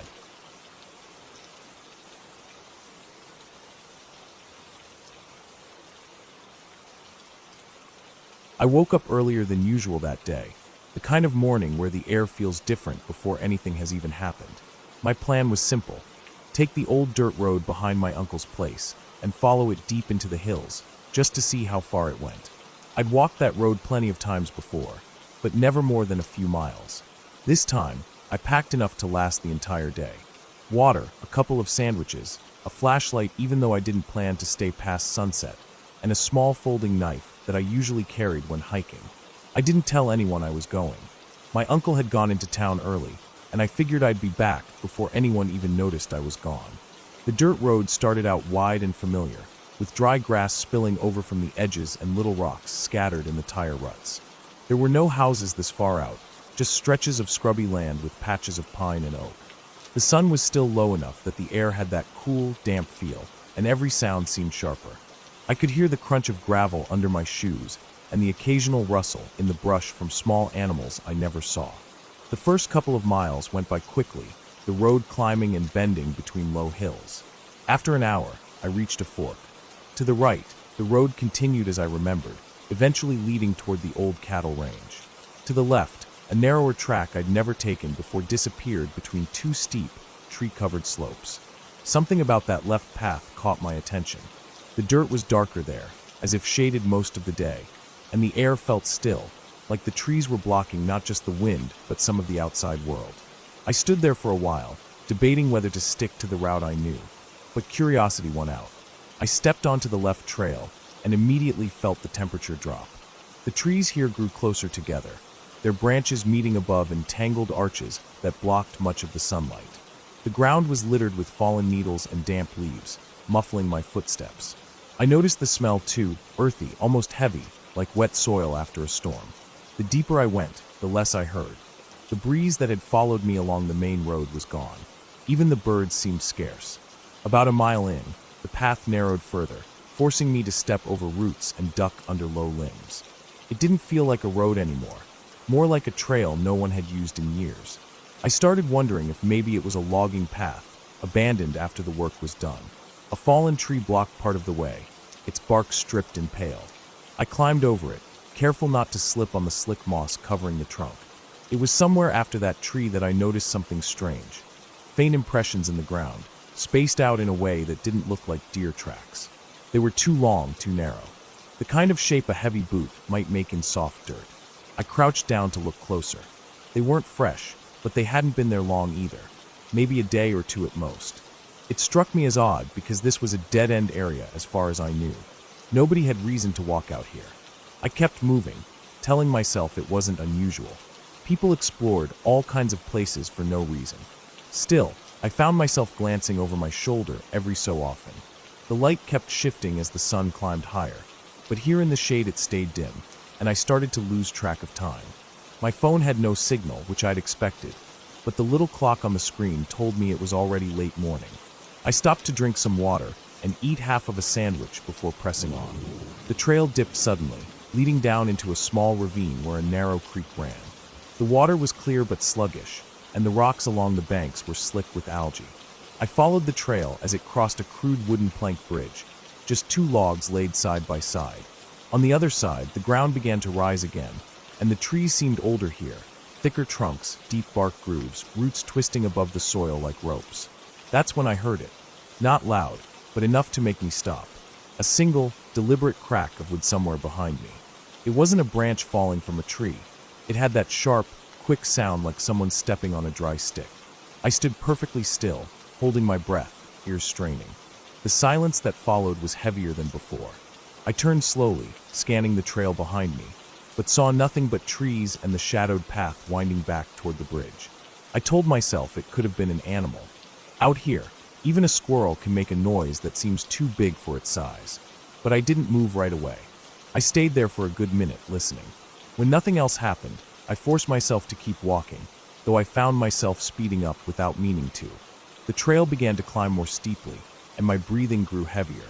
Every so often, I thought I heard faint movement somewhere in the trees, small shifts of leaves, or the muffled thump of something soft hitting the ground. Each time I stopped, it stopped too. That started to gnaw at me. Animals don't usually match your pace like that. I gripped the knife in my pocket without taking it out, feeling the cold metal against my palm. Eventually, the trail opened into a small clearing. The grass here was patchy, and in the center was what looked like the remains of an old hunting blind. Just a crude platform nailed between two trees, weathered and falling apart. I could see empty cans and rusted bits of metal scattered near the base, half buried in dirt.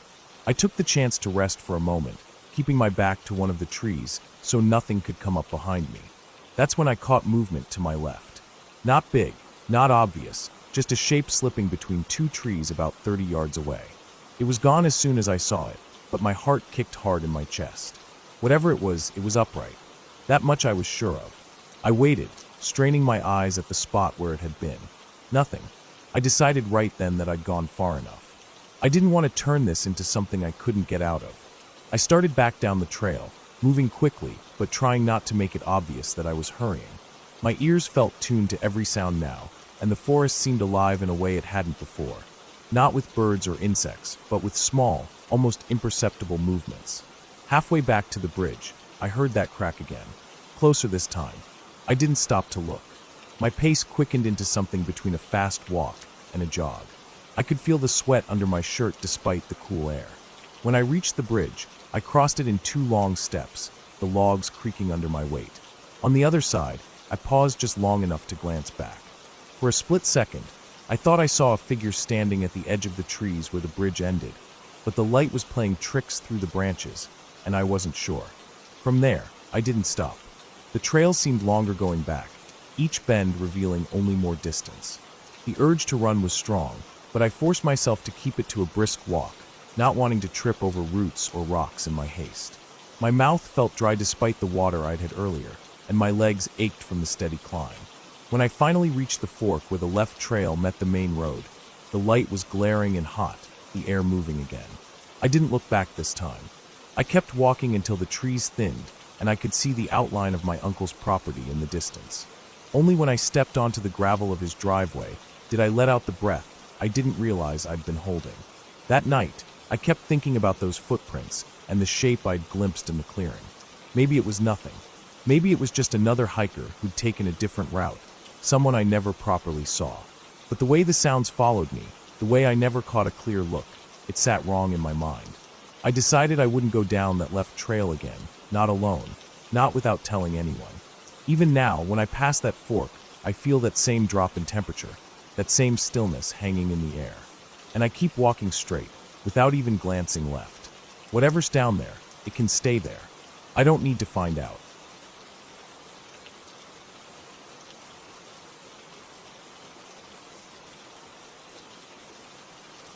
I had been looking forward to that weekend for months. The plan was simple. Drive out to a quiet place far away from the city, camp for a couple of nights, and just enjoy the open air without the constant noise of traffic or my phone buzzing every few minutes. I packed my old tent, a sleeping bag, enough food to last 2 days, and a small gas stove for cooking. I decided not to bring too much because I wanted to travel light, but I did make sure to bring extra water and a flashlight with spare batteries. The place I chose was an area I had read about online, a patch of open land next to a line of woods with a small stream running through it. It wasn't an official campsite, which meant fewer people, but also no amenities or park rangers. That was part of the appeal for me, being completely on my own. The drive there took about 4 hours. The roads became narrower the farther I went, and by the time I reached the turnoff, the asphalt had given way to a rough gravel road with patches of dirt. My car bounced over potholes and rocks, and I had to slow down to avoid hitting the underside. On either side, tall grass swayed in the wind, and beyond that were rolling hills and scattered groves of trees. The last mile was a single-lane track barely wide enough for my car, and when it finally opened into a wide clearing, I stopped and got out. The air felt different, cleaner, cooler, with that faint earthy smell of grass and damp soil. The only sounds were the wind and the faint rush of water somewhere nearby. I parked at the edge of the clearing and walked around to get a sense of the place. The open field stretched about 200 feet before meeting the start of the forest. The tree line was thick, a mix of tall pines and broadleaf trees whose branches created a wall of green and shadow. A small ridge ran along one side, just high enough to hide whatever lay beyond it. The stream I'd heard was only a few steps inside the woods, a narrow ribbon of clear water running over smooth stones. I decided this would be the perfect spot to set up camp. Close enough to water, but far enough from the forest to see anything approaching. Setting up the tent took less than half an hour. I staked it down facing the forest, thinking it would be nice to wake up to that view. Once everything was ready, I built a small fire pit using rocks I found nearby, set up my folding chair, and boiled water for coffee. The late afternoon sun was warm, and I spent some time just sitting there, drinking and watching the light shift across the field. Around me, insects buzzed lazily, and every now and then I'd hear a bird calling from deep in the woods. By the time the sun began to dip behind the ridge, the temperature had started to drop. The shadows from the trees stretched longer across the grass, and the sky took on that soft golden glow that fades into evening. I cooked a simple meal of noodles and vegetables, cleaned up, and added more wood to the fire.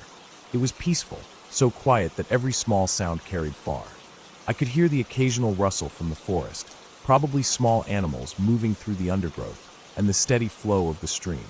It was just after the sun had fully set, when the sky turned a deep blue and stars began to appear, that I noticed something strange. On the ridge about 200 feet away, a dark shape moved steadily from one side to the other. The figure was too far to make out clearly, but it was upright, walking at a slow, even pace. At first, I thought it might be another camper or a hiker heading back, but there was no trail up there that I knew of. The ridge was uneven and overgrown. Climbing it would have been awkward. The figure didn't stop, didn't turn toward me, just kept moving until it disappeared over the far edge. I tried to shrug it off. Maybe someone local was cutting across the land, or maybe it was a hunter, but a part of me felt unsettled. The movement had been so deliberate, so calm, almost as if the person knew exactly where they were going. I kept glancing at the ridge for a while, but nothing else appeared. Eventually, I went back to tending the fire and tried to focus on the sound of the stream and the stars overhead. Later that night, I decided I needed more firewood. The stack I had wouldn't last until morning if the temperature kept dropping. I grabbed my flashlight and walked toward the forest. The beam of light cut through the darkness, catching glimpses of trunks, branches, and patches of brush. Inside the woods, the air felt different, cooler, damper, and heavier. The smell of wet leaves was strong, and the ground was soft underfoot with layers of fallen needles and moss. I moved slowly, scanning for fallen branches and dry wood. The flashlight beam swung side to side, sometimes catching the glint of eyes low to the ground, probably rabbits or raccoons. I had been walking for maybe 5 minutes when I heard it, a slow, heavy breathing somewhere behind me. At first, I thought it was just my own breath echoing in my ears, so I held it for a moment. The sound continued, rhythmic and steady. I turned slowly, sweeping the flashlight through the trees. There was nothing solid that I could make out, but I caught faint movement, something shifting between the trunks, too far for the beam to fully catch. The breathing seemed to grow fainter, as if it was moving away, but it still echoed in the quiet. My heart began to pound, and I felt that crawling sensation at the back of my neck that told me I was being watched. I didn't waste time after that. I picked up the wood I'd gathered and made my way back toward the tent as quickly as I could without running. The beam of my flashlight jumped with each step, and I kept glancing over my shoulder, half expecting to see someone or something following. By the time I stepped out of the woods and into the clearing, the fire was still glowing, and the sight of it felt like a relief. I added the wood to the fire and sat close to it, staring into the flames. The night around me seemed darker now, heavier, as if the forest itself had shifted somehow. Every crack of a branch or rustle of leaves made my muscles tense. I stayed up much later than planned, feeding the fire, listening, and watching the ridge and the forest edge. Eventually, exhaustion won, and I crawled into the tent, keeping the flashlight within reach. Sleep was restless. I woke several times, certain I'd heard faint footsteps or the distant crunch of grass. Each time, I'd hold my breath and listen, but the sound would fade, leaving only the quiet hum of insects and the distant stream. When morning finally came, the light felt harsh and too bright after such a long night. The ridge was empty, and the forest looked still and ordinary. I made breakfast quickly, all the while feeling like I needed to leave. There was no clear reason, nothing had actually happened to me, but the unease from the night before hadn't faded. I packed slowly, checking the tree line every few minutes. By the time my car was loaded, the air had warmed, and the field looked peaceful again. Still, as I drove away, I kept glancing in the mirrors, half expecting to see that dark figure standing on the ridge, watching me go. Even after I got home, the feeling stayed with me. I tried to reason it out. Maybe the figure was just a local farmer. Maybe the breathing I heard was from a deer or some other large animal. But something about it didn't fit. The steady pace of the figure, the way the breathing had seemed to follow me before drifting away, the absolute quiet of the night, it all felt too intentional. I told myself I wouldn't go back there alone again. Some places just carry a weight you can't shake, and no amount of reasoning changes that.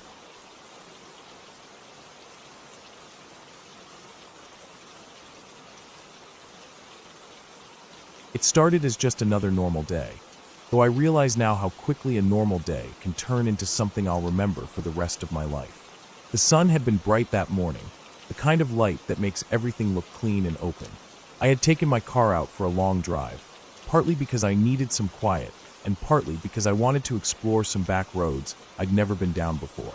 I had no plan, no set route, just following whatever turn felt interesting. The air was warm but not too hot, and my windows were down. The further I went, the fewer houses I saw. At first there were still some small homes here and there, with mailboxes leaning toward the road and front yards littered with rusted tools or kids' bikes. Then those became rare, and the road started narrowing, twisting more, with dense trees crowding closer to the sides. I didn't mind at first. I've always liked being in quiet, rural places. But I noticed how quickly it went from open fields to this wall of green on both sides, almost no shoulder to the road, and not a single other car passing by. After another 20 minutes, I realized I hadn't seen a house in a while. No driveways either, just dirt paths that disappeared into the woods. I was still on a paved road, but it was cracked and patched so many times that it was rough and uneven. Every now and then, a large branch lay partly in the road, and I had to swerve to avoid it.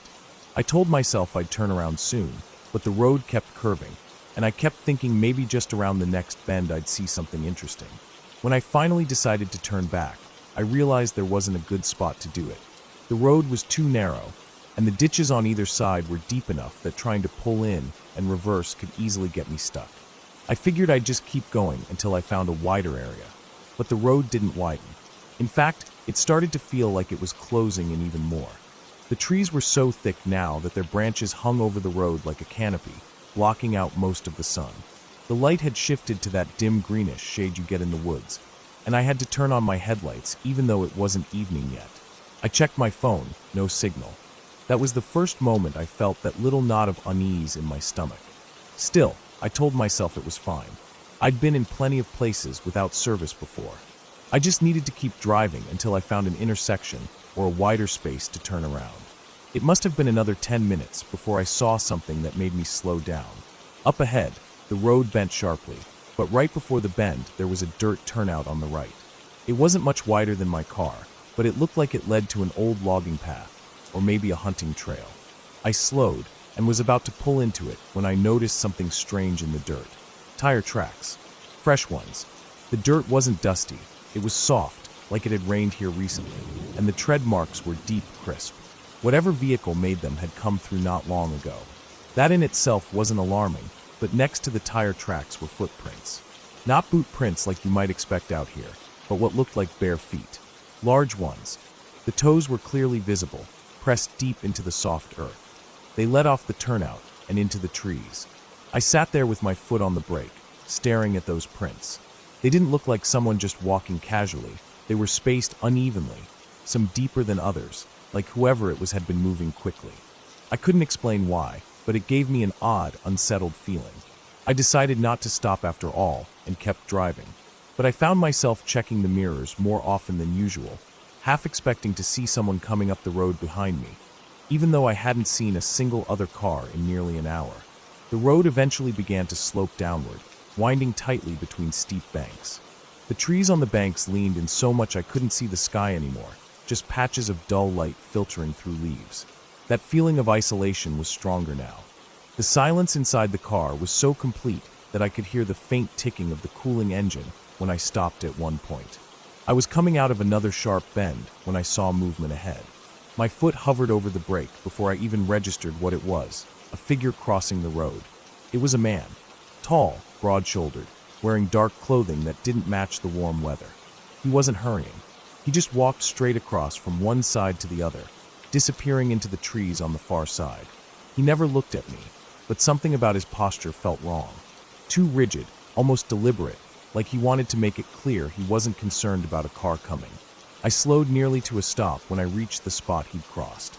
There was no path on either side, just dense undergrowth. I couldn't see where he'd gone, but the bushes swayed slightly, as if he'd just pushed through them. That knot in my stomach was tighter now. My instincts were telling me to leave. I pressed the gas and kept going, glancing in the mirror more often, scanning the treeline as I drove. The road seemed to go on forever with no sign of change, and I was beginning to worry about running low on fuel if I didn't find my way back soon. It must have been another 15 minutes before I saw something ahead, an old bridge. The road narrowed even more as it reached it, the guardrails on each side dented and rusted. Beneath it was a shallow creek, the water barely moving. The bridge looked unstable, the boards warped in places, but it was my only option unless I wanted to backtrack miles. As I drove onto it, I noticed something on the far side, a dark shape off to the right. I thought it might be a tree stump at first, but as I got closer, I realized it was a vehicle, a pickup truck.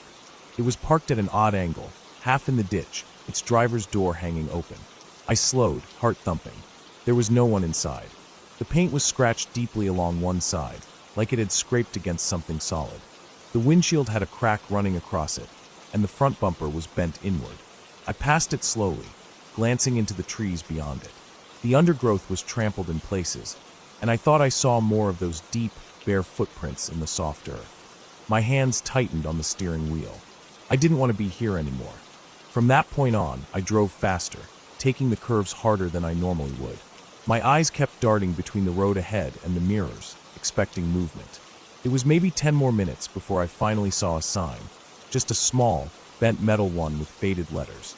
It pointed toward a highway I recognized. Relief washed through me, but it was mixed with something else, a heavy, crawling unease that didn't leave even as I reached familiar roads. That night, I couldn't stop thinking about the man I'd seen crossing the road, the fresh tire tracks and bare footprints, the abandoned truck. None of it made sense in a way that felt safe. I still don't know what was going on out there, but I know I wasn't meant to see it. And I know for certain that I'll never take that road again. If I had stayed in that turnout, if I had gotten out of my car, or even just hesitated longer at the bridge, I don't think I'd be here telling this story.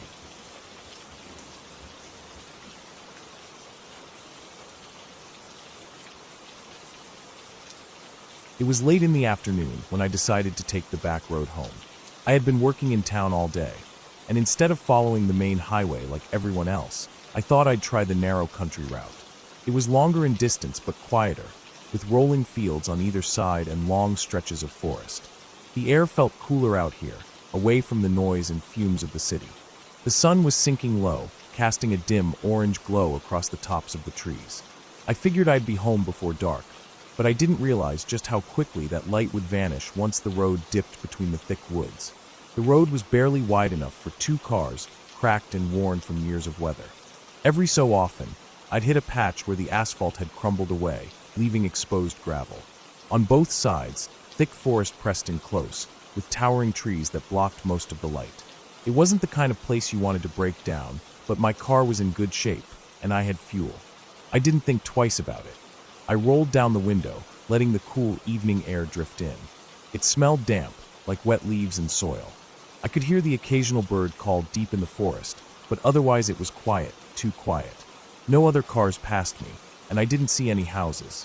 I glanced at my phone once, only to notice I had no signal. Not surprising out here, but it still made me uneasy. About 20 minutes in, I came around a bend and saw something on the side of the road ahead.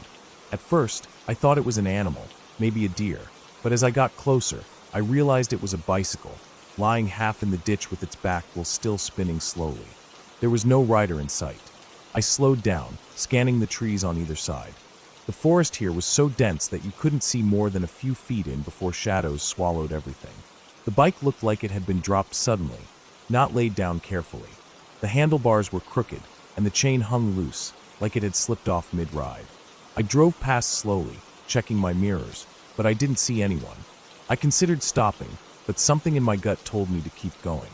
Out here, alone, with no reception, I didn't like the idea of wandering into the trees looking for someone I didn't know. The road wound deeper into the woods, and the air grew cooler.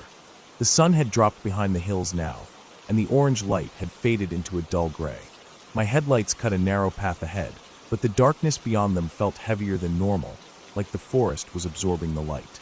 I noticed my own breathing, slow but tense, as if my body was aware of something my mind hadn't caught up to yet. A few miles later, I rounded another bend and caught sight of movement in the ditch ahead. It was quick, just a shadow at the edge of my headlights, but I was sure it was a person. I slowed again, my hands tightening on the steering wheel. As the car crept forward, I saw someone crouched low in the grass, facing away from the road. They weren't moving, just sitting there, almost hidden.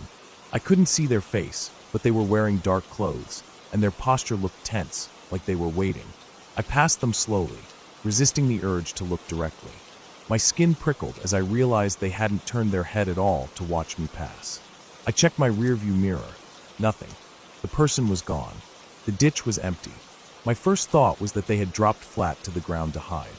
I felt my chest tighten, and I pressed the accelerator a little harder. The next stretch of road was dead straight for nearly half a mile, lined with trees that leaned in overhead. The darkness felt thicker here, the beam of my headlights barely reaching far enough to make me comfortable. I kept glancing in my mirrors, half expecting to see someone following on foot. My pulse was quick now, my body leaning forward slightly, as if it would help me see more. I had just started to calm down when something hit the back of my car. It wasn't loud, more like a dull thud, but I felt it through the seat. I slammed the brakes, the tires skidding slightly on the worn pavement. My headlights lit the empty road ahead. I sat there for a second, frozen, my breath shallow. Then I put the car in reverse and backed up a few feet, thinking maybe I'd hit a fallen branch or some debris. The road behind me was clear. No branch, no animal, nothing. That was when I saw the handprint. It was on the dust of my rear window, fresh, smudged, and large. Fingers spread wide, pressed flat against the glass. My stomach dropped, and I slammed the car into drive, flooring the gas pedal. The engine roared, and the trees whipped past in the beam of my headlights. I didn't look back again. The road seemed endless now, every bend looking the same. I couldn't tell if I was making progress, or just looping deeper into the forest. My knuckles were white around the steering wheel, and I had to force myself to breathe evenly. The rational part of my mind tried to come up with explanations. Maybe someone was hitchhiking and thought I'd stopped. Maybe it was just a prank, but nothing felt right. The handprint was too deliberate, too sudden.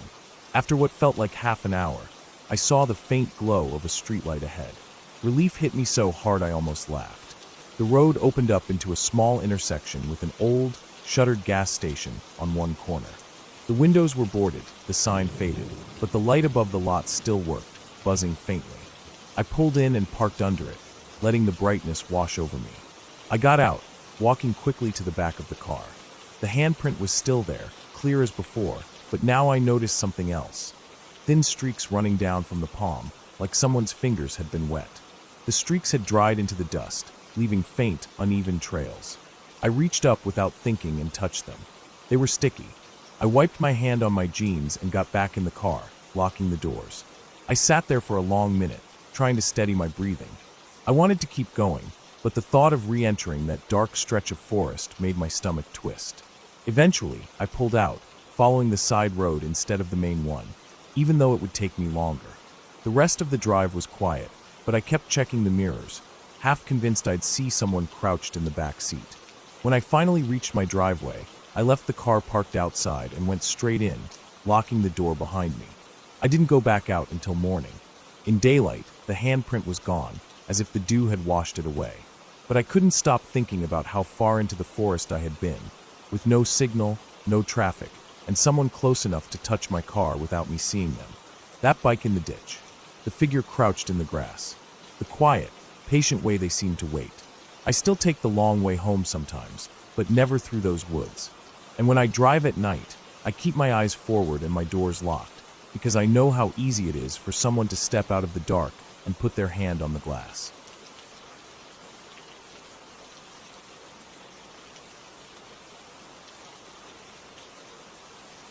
I woke up earlier than usual that morning, even though I hadn't planned to.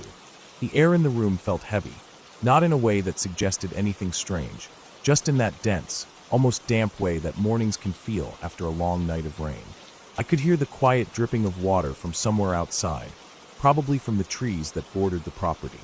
I rolled over, staring at the wall for a while, not feeling ready to start the day, but also too restless to just stay in bed. When I finally stood up, my legs felt stiff from the previous day's work. I'd been helping a friend move a stack of old firewood from behind the shed to a new storage rack we'd built near the driveway. The yard around the house was surrounded by thick woods.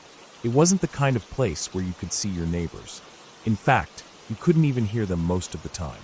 There was just the steady sound of wind through the trees, birds, and sometimes, if you listened closely, the rustle of something moving in the undergrowth.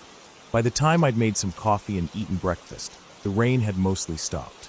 The clouds were still low, hanging in heavy clumps over the tops of the trees, but every now and then, a brighter patch of sky would break through. I decided to go outside and walk the property line, just to make sure everything was fine after the storm. I pulled on my boots, zipped up a light jacket, and stepped outside. The air smelled earthy and damp, like wet leaves and soil. The grass was slick under my boots, and small streams of water were still running down the slope toward the ditch by the road. As I made my way toward the back of the property, I noticed that the ground was softer than usual, my feet sinking slightly into the mud. There's a narrow trail that leads from the back of the yard into the woods. It isn't an official trail, just a worn path I've made over the years from walking it so many times. I followed it, moving slowly, not because I was tired, but because I liked taking in the small details. The way the water clung to the pine needles, the sound of distant crows, the faint snapping of wet twigs under my boots. About 15 minutes into the walk, I noticed something odd. Just off to the left, maybe 20 feet away, the ground looked disturbed. The leaves and pine needles had been scraped aside, and the soil underneath was darker, freshly exposed. It wasn't in the usual spots where deer dig, or where fallen branches had shifted the ground. This was a clean, oval-shaped patch of disturbed earth, about the size of a small sleeping bag. I stopped for a while, just looking at it. My first thought was that maybe a tree had fallen and been cleared away, but there was no sign of that. No broken branches, no fresh stumps. The longer I stared at it, the more uneasy I felt, though I couldn't figure out exactly why. It wasn't until I noticed faint depressions leading away from the disturbed patch that my stomach tightened. They weren't the sharp outlines of footprints, but they looked like something heavy had been dragged. The marks wound their way deeper into the woods. I followed them slowly. The ground was wet enough that each indentation held a small pool of water. The marks curved in an irregular pattern, as though whatever had made them had been shifted or pulled in stops and starts. I kept going for maybe another 100 yards, my boots sinking deeper into the mud as the trees closed in around me. The canopy here was thicker, blocking out much of the dim daylight. That's when I saw it. Hanging from the lower branch of a tree ahead of me was a piece of rope. It wasn't swinging in the wind, just hanging still, the end frayed. Below it, the ground was heavily scuffed up. There was no sign of anything else, just that rope and the disturbed earth beneath it. I stood there, looking up at the branch, then back down at the ground, feeling a slow, creeping discomfort work its way into my chest. I didn't touch anything. I just kept scanning the area, listening. The woods had gone strangely quiet. No bird calls, no wind, just the occasional drip of water falling from leaves. My ears strained for any sign of movement, but there was nothing. I turned and made my way back the way I had come, moving faster now. The disturbed patch of earth I'd seen earlier came back into view, and as I passed it, I realized something I hadn't noticed before. Around the edges of the patch, the soil was pressed down in a pattern that looked like the knees and hands of someone who had been crouched there. Back in the yard, the air felt different. Open, less pressing. I walked straight to the shed, found the lock, and made sure it was secure. Then I went inside and closed the door behind me, the sound of the latch sliding into place giving me a small sense of comfort. But the unease didn't leave me. I kept thinking about the shape of that disturbed ground, the dragging marks, and the rope hanging from the tree. I didn't know what had happened out there, and I didn't want to guess, but I knew it wasn't something I should ignore. Later that afternoon, I drove into town. I didn't tell anyone exactly what I'd found. I just stopped by the sheriff's office and said that they might want to take a look at something on my property. The deputy didn't ask many questions, just nodded and said they'd send someone out the next day. That night, I barely slept. Every time I closed my eyes, I saw the rope swaying slightly in the still air of the woods, even though I knew it hadn't moved when I'd been standing there. I kept thinking about how fresh the disturbed earth had looked, how the dragging marks were still so clear in the wet ground. Whoever, or whatever, had made them hadn't been there long before I arrived. The next morning, I waited for the deputies. They showed up around 9, their boots leaving clean prints in the wet grass as they crossed the yard. I stayed by the edge of the woods while they went in. From where I stood, I could just see the flashes of their jackets between the trees as they moved deeper along the trail. It took them almost an hour to come back. One of them was carrying a small evidence bag with something inside I couldn't see from where I was. They didn't say much, just thanked me for calling it in.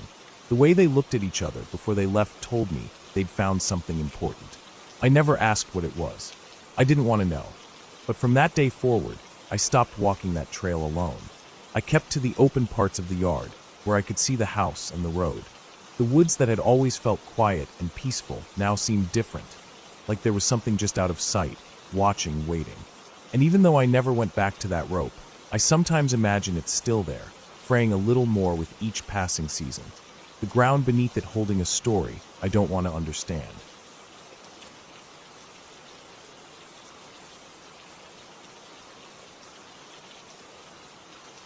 It was late afternoon when I decided to go for a walk. The day had been warm, but the sun was already dipping low, casting long shadows across the uneven ground. I had been restless all day, sitting inside, scrolling through my phone, and watching the light slowly fade from the windows. I thought a walk would clear my head. I didn't have a destination in mind, just the vague idea of heading down the old dirt road at the edge of town. It was a road I had walked before, but not often. It stretched out in a winding path past some empty fields, and then disappeared into a patch of thick woods. The air had a stillness to it that I didn't notice at first. The wind had stopped, and the faint hum of cars from the highway seemed farther away than usual. My shoes crunched against the gravel, the sound loud in the quiet. The further I went, the less I could hear anything except the sound of my own footsteps and my breathing. The smell of dry grass mixed with the faint scent of damp soil as the road began to slope slightly downward toward the tree line. The woods ahead looked darker than they should have for this time of day. The sun was still above the horizon, but the thick canopy of branches already turned the path into a tunnel of shadows. The dirt was packed tight here, with scattered leaves and twigs underfoot. I stepped into the shade and instantly felt the temperature drop. My skin prickled from the sudden coolness, and for a moment I thought about turning back.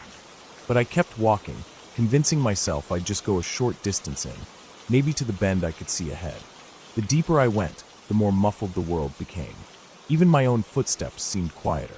The trees were close together, their trunks dark and rough, their branches tangled high above, blocking out the sky. Every now and then, I would hear a small crack or rustle from somewhere in the underbrush, but I told myself it was just squirrels or birds moving around. Still, I found myself glancing over my shoulder more than once. After maybe 10 minutes, I reached the bend in the path. I could see the trail continuing deeper, sloping down again into a thicker part of the forest. Something about the way it disappeared into the dark made my stomach tighten, but I ignored it. I decided I'd keep going just a little farther. As I walked, the air began to feel heavier, almost damp. I could smell something faint but unpleasant, like rotting leaves or wet earth that had been sitting too long. The sound of my breathing seemed louder, and I realized I was starting to walk faster without meaning to. I kept telling myself it was just my imagination making me uneasy, that nothing was out here. But the silence was different now. It wasn't just quiet, it felt like something was listening. I noticed the first sound behind me when I stopped to adjust my shoelace. It was faint, almost nothing, but it was there, a small shift, like a foot pressing lightly into the dirt. I froze, holding still for several seconds, listening. There was nothing now except the blood rushing in my ears. I straightened up and kept walking, but slower this time, straining to hear. It came again, a faint crunch. Not close, but not far either. I didn't turn around right away. I just kept walking, telling myself it could be anything, a deer maybe. But after another few steps, I couldn't help it. I glanced over my shoulder. The path behind me was empty. I stared for several seconds, my eyes tracing the line of trees, the thick tangle of shadows between them. Nothing moved, but something about the space between those trees felt wrong, as if something was there, but I couldn't quite see it. I turned back and walked a little faster. My breathing had picked up, and I kept telling myself not to overreact. Then I heard it again, closer this time, a steady, deliberate crunch of leaves and twigs. Not hurried, not clumsy, just steady. I stopped dead, listening. The sound stopped too. I don't know how long I stood there. Maybe half a minute. My chest felt tight, and my fingers curled into fists without me thinking about it. I forced myself to keep going, but now my pace was quick, almost a jog. The path ahead curved again, and I thought if I could just get around the bend, I might see an opening or a way out to a field. When I reached the curve, I saw nothing but more trees. The ground was darker here, softer, and my shoes sank slightly into the damp dirt. The smell of decay was stronger. I looked to the left and saw the faint shape of an old fence half fallen, disappearing into the undergrowth. It looked like it hadn't been touched in years. I thought briefly about cutting through it and finding another way back, but the forest beyond was thick and unwelcoming. That's when I heard it again, only now it was off to my right, not directly behind me. A slow, careful step, followed by another. My chest tightened so much it hurt. I didn't turn to look. Something deep in my gut told me I didn't want to see what was there. I kept walking, forcing myself not to break into a run. I could feel the sweat starting to bead on my neck despite the cool air. Every nerve in my body was on edge, my ears straining to pick up every sound. The steps behind me would come and go. Sometimes I'd hear them for several seconds, then nothing, then they'd return again. Each time, they seemed to shift slightly to one side, as if whatever it was moving to get a better angle on me. I don't know how far I walked like that, but the light in the forest had grown dimmer, the air colder. I began to recognize nothing around me. I couldn't remember how many bends I had passed, or how far I'd come from the edge of the woods. A creeping panic started to set in, not just from the feeling of being followed, but from the realization that I might not even know the way back. Then, up ahead, I saw something that made my heart leap, a faint strip of pale light filtering through the trees.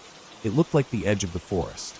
I quickened my pace, but the moment I did, the sound behind me picked up too, closer than ever. I could hear the weight in each step now, the soft compression of earth under something heavy. I didn't look back. I just walked faster, my eyes locked on that strip of light, every muscle in my legs burning with the effort not to break into a sprint. The steps behind me were closer still, matching me, always just far enough that I couldn't see. Finally, the trees began to thin. The pale light grew brighter, and I realized I was only a short distance from the open field at the edge of the road. The moment my feet hit the first patch of grass, the sound behind me stopped completely. I kept moving, crossing the field, not daring to slow down until I reached the dirt road again. I turned then, my chest heaving, and looked back at the line of trees. They stood still and silent, the shadows between them deep and unmoving. Nothing stirred. I walked the rest of the way home without hearing another sound, but I couldn't shake the feeling that something was still there, just inside the tree line, watching me go. Even now, I can still remember the way those footsteps matched mine, patient and steady, as if whatever was out there knew it didn't need to rush. And I never walked that road again.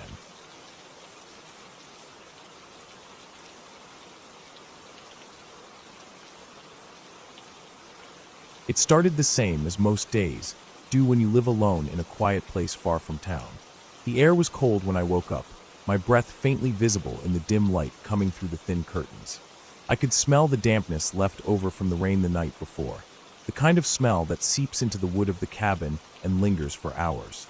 The silence outside was so complete that I could hear the creak of the floorboards beneath my feet as I moved around. No cars on the distant road, no dogs barking from the neighbor's property, just stillness. I made a cup of coffee and stepped out onto the porch, letting the steam rise up against my face. The sky was pale gray, the kind that makes you feel like the sun isn't in a hurry to come out. The tree line about 100 feet from the cabin stood dark and solid, and the ground between us was soaked enough to glisten faintly. I remember thinking it felt like a good day to check the trail markers I had set up deep in the woods a few months back. By mid-morning, I had my jacket zipped up, boots laced tight, and a small pack with a flashlight, water, and a folding knife. Not because I was expecting trouble, but because carrying one had become habit. The air felt heavier under the trees, holding on to the last of the rain's scent. The ground sucked faintly at my boots with each step, and in some spots I could see the outlines of animal tracks pressed into the mud. The farther I went, the dimmer it got. Sunlight didn't travel well under the thick canopy, and in certain stretches it almost felt like dusk, even though it wasn't close to noon yet. I knew these woods. I knew the ridges, the creeks, the deadfall that forced you to climb or circle around. But the way the shadows fell could still make things look different. Trunks that seemed wider, clearings that seemed deeper, stumps that for just a second looked like someone crouched low. I'd learned not to trust my eyes here without taking a second look. An hour in, I reached one of the farthest points where I'd left a wooden stake to mark a potential side trail. The stake was still there, though the paint I'd put on it had mostly peeled away from the rain and frost. I knelt, pushed at the dirt around it, and felt the damp soil cling to my fingers. I was just about to stand when I heard something. It was faint, too faint at first to place. I froze and held my breath, every sound from my body suddenly too loud in my ears. It came again, slow, deliberate steps. Not the erratic quickness of a deer or the scattered scratching of a raccoon. These were heavy, spaced apart, and deliberate. Whoever it was, or whatever, it was moving with care. The sound was coming from deeper in, ahead of me but slightly off to the side. I stayed completely still. This wasn't public land. I hadn't seen another hiker out here in weeks, and hunting season was still months away. After maybe 20 seconds, the steps stopped. The silence that followed was heavier than before, like the air itself was pressing in. I told myself it was probably nothing serious. Maybe someone's dog had wandered out here. Maybe a local cutting through to reach another property. Still, the way the sound had stopped exactly when I stopped moving made the back of my neck tighten. I adjusted my pack straps and started moving, but I chose a different direction, angling toward an old logging road that I knew would take me back toward my property. The terrain here was uneven, with wet leaves covering rocks and roots, so I had to step carefully. Every few seconds, I paused to listen. At first there was nothing, but soon enough, I could hear it again. The sound was quieter now, but still there, footsteps matching mine. When I sped up, they sped up. When I slowed, they slowed. They stayed just far enough away to remain out of sight, though I thought I caught the faintest shift between two trees at one point, like something straightening up from a crouch. My mouth went dry. I didn't run. Running in woods like these makes too much noise, and it's easy to lose your footing. Instead, I kept my pace brisk and steady, keeping my head forward, but using my peripheral vision to scan for movement. The ground was soft in places, so I moved in a way that avoided the loudest patches of leaves, even though my own heartbeat felt like it was making more noise than my steps. Eventually, the trees began to thin, and I could see the pale strip of the logging road through the branches. Normally that sight would bring relief, but the openness of the road made me feel exposed. It stretched far in both directions, patches of grass breaking through the gravel, and every shadow along the edges looked deeper than it should have been. I turned toward home, moving faster now. The gravel crunched under my boots in sharp bursts. I kept glancing to the left, toward the tree line that ran parallel to the road. I didn't see anything outright, but I couldn't shake the feeling that something was moving there, just inside the shadows, keeping pace with me. Minutes passed like hours. The fence line to my property eventually came into view, just two weathered posts with rusted wire between them. My pace turned into a jog, my chest tight. The woods behind me stayed quiet, but it was the kind of quiet that didn't feel natural. I pushed the gate open and stepped through, not bothering to close it behind me. Instead of going inside, I stood on the porch, my eyes locked on the tree line. Everything was still. The shadows from the low sun stretched long across the wet grass, and for a moment I almost convinced myself I'd imagined it all. But I knew better. I'd been out in the woods enough times to know the difference between random noise and being followed. It's not just the sound, it's the rhythm, the way it reacts to you without showing itself. That night, I locked every door and window. I kept the lights off and stayed by the back window, where I could see the yard without being seen. Hours passed, nothing moved, but every now and then I thought I caught something far back between the trees, a darker patch against the dark, unmoving but there. I didn't sleep until the first pale light of morning, and even then, it was restless. Out here, there's enough space for someone to follow you without ever being caught, to watch you without ever stepping into the open. The worst part wasn't that it had followed me. It was that I had no idea how long it had been there before I noticed. For all I knew, it could have been watching from the very moment I stepped off the porch that morning, waiting for me to go far enough and where no one would hear me if I needed help.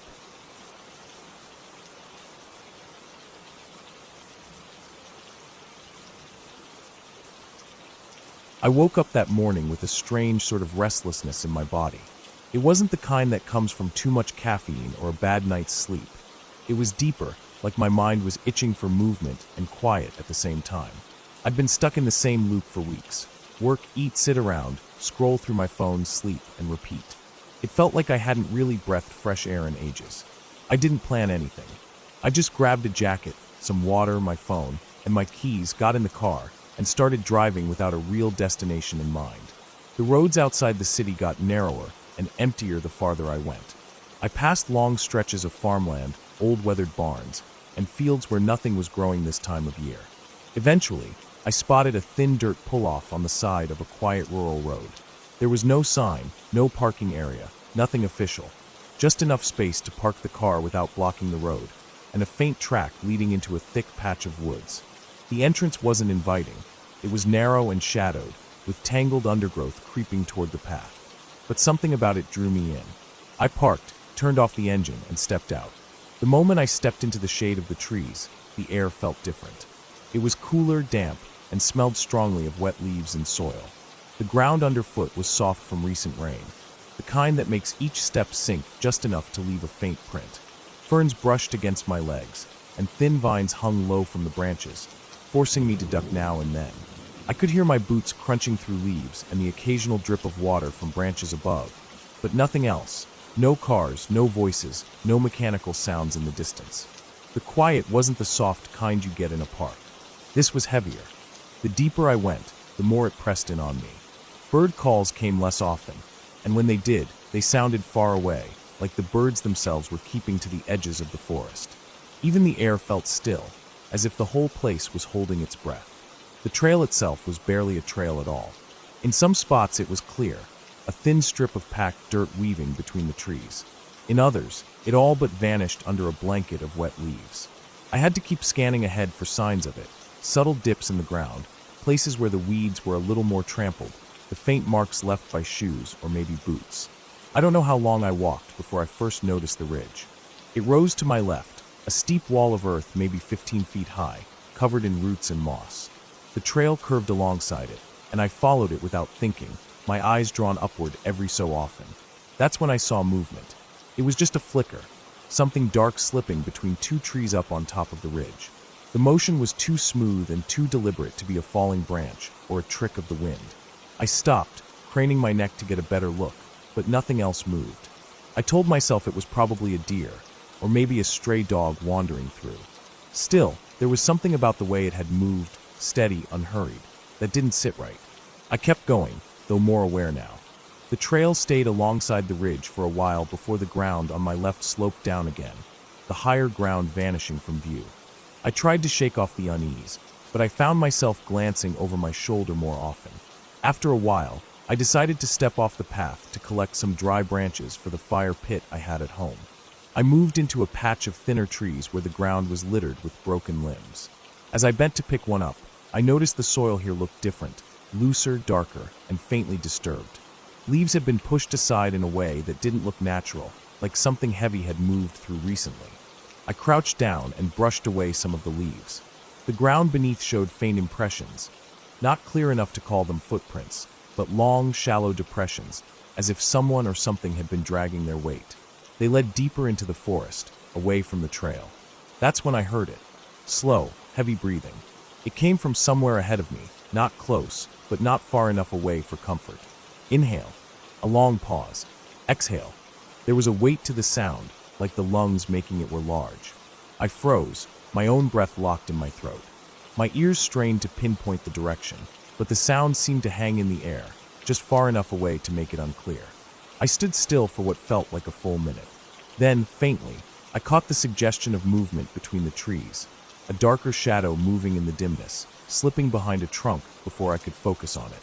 The breathing seemed to grow fainter, but not in a way that made me feel any safer. I told myself it could be a wild animal, a boar maybe, or a large stray dog, but the breathing didn't match. It wasn't the rapid, sharp panting of a stressed animal. It was measured, steady, almost deliberate. My pulse thudded in my ears as I slowly stepped backward, trying to find the trail again. When I spotted it, I didn't waste time. I stepped back onto the path and began walking quickly, my boots thudding softly against the damp earth. I kept my eyes forward, but my ears tuned behind me. That's when I heard it, a faint crack, like a stick snapping under weight. I didn't turn. My pace quickened. The path seemed longer on the way back, twisting and winding in a way I hadn't noticed before. The forest, which had felt open enough earlier, now seemed to crowd closer on either side. My breathing was loud now, my chest tightening, but I didn't slow. Every so often I thought I could hear faint movement behind me. Never loud enough to be certain, but enough to keep my heart pounding. When I finally began to see patches of brighter sky through the trees, I felt the first real wave of relief. The forest began to thin, the air lightening as I moved toward the edge. I still didn't look back. The moment my car came into view, I practically jogged the last stretch, pulling my keys from my pocket with shaking hands. I slid into the driver's seat, locked the doors, and started the engine. As I pulled out onto the road, I kept my eyes fixed forward. The forest disappeared in my rearview mirror within minutes, but the feeling didn't leave. Even miles away, my mind replayed the sound of that breathing, the slow rise and fall of air from something I never saw clearly. I knew it wasn't my imagination. I knew it was following me, matching my pace, staying just out of sight. When I got home, I locked the door immediately. I kept the curtains shut for the rest of the day, but the smell of damp earth still clung to my clothes, and every time I caught it, my shoulders tensed. I wanted to believe it was just an animal, that I had gotten spooked for no reason. But there had been intent in that sound, patience, awareness. I haven't gone back to that trail. I haven't even driven down that road again. Sometimes at night, when the air is still and the world outside my window is silent, I think about how it felt in that forest, how something stayed just far enough back to keep me from seeing it. And I wonder if it's still there, waiting for someone else to wander too far in.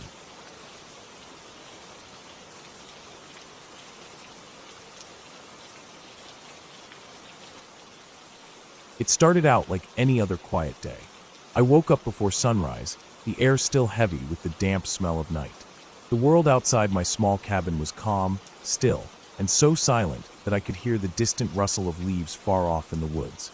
The kind of silence that's almost alive, like it's holding its breath. I didn't think much of it. I made coffee, stepped out onto the porch, and just stood there for a while, letting the cool air settle into my skin. The trees at the edge of my property were motionless, just tall dark shapes against the faint morning light. There was something comforting about the stillness, something that made me think the day ahead would be slow and uneventful. By mid-morning, I decided to head deeper into the woods to check on some old trail markers I had set up months before. I often hiked these woods alone. They weren't huge, but they stretched far enough that you could wander for hours without hearing another human voice.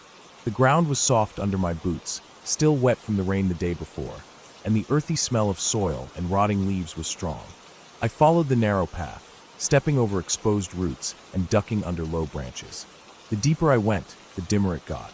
The canopy above was thick, blocking most of the sunlight, and in some spots it felt like late evening, even though it was barely noon.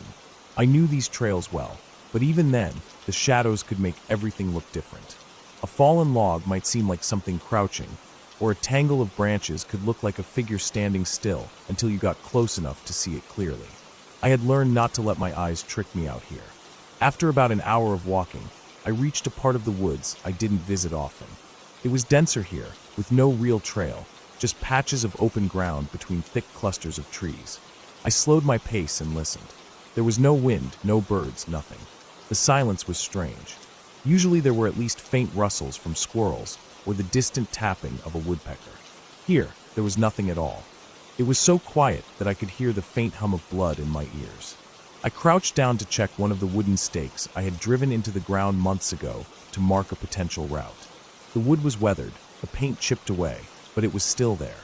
I straightened up, brushing dirt from my hands, and that's when I caught it, a faint sound. It wasn't from behind me. It was ahead, deeper in. At first it was too soft to tell what it was. I held my breath and strained my ears. It came again, slightly clearer this time. Heavy, uneven steps. Not like a deer. Deer move light, quick, sometimes erratic. This was slow and deliberate, with long pauses between each step. The kind of pace you'd expect from a person picking their way carefully over uneven ground. I stayed completely still.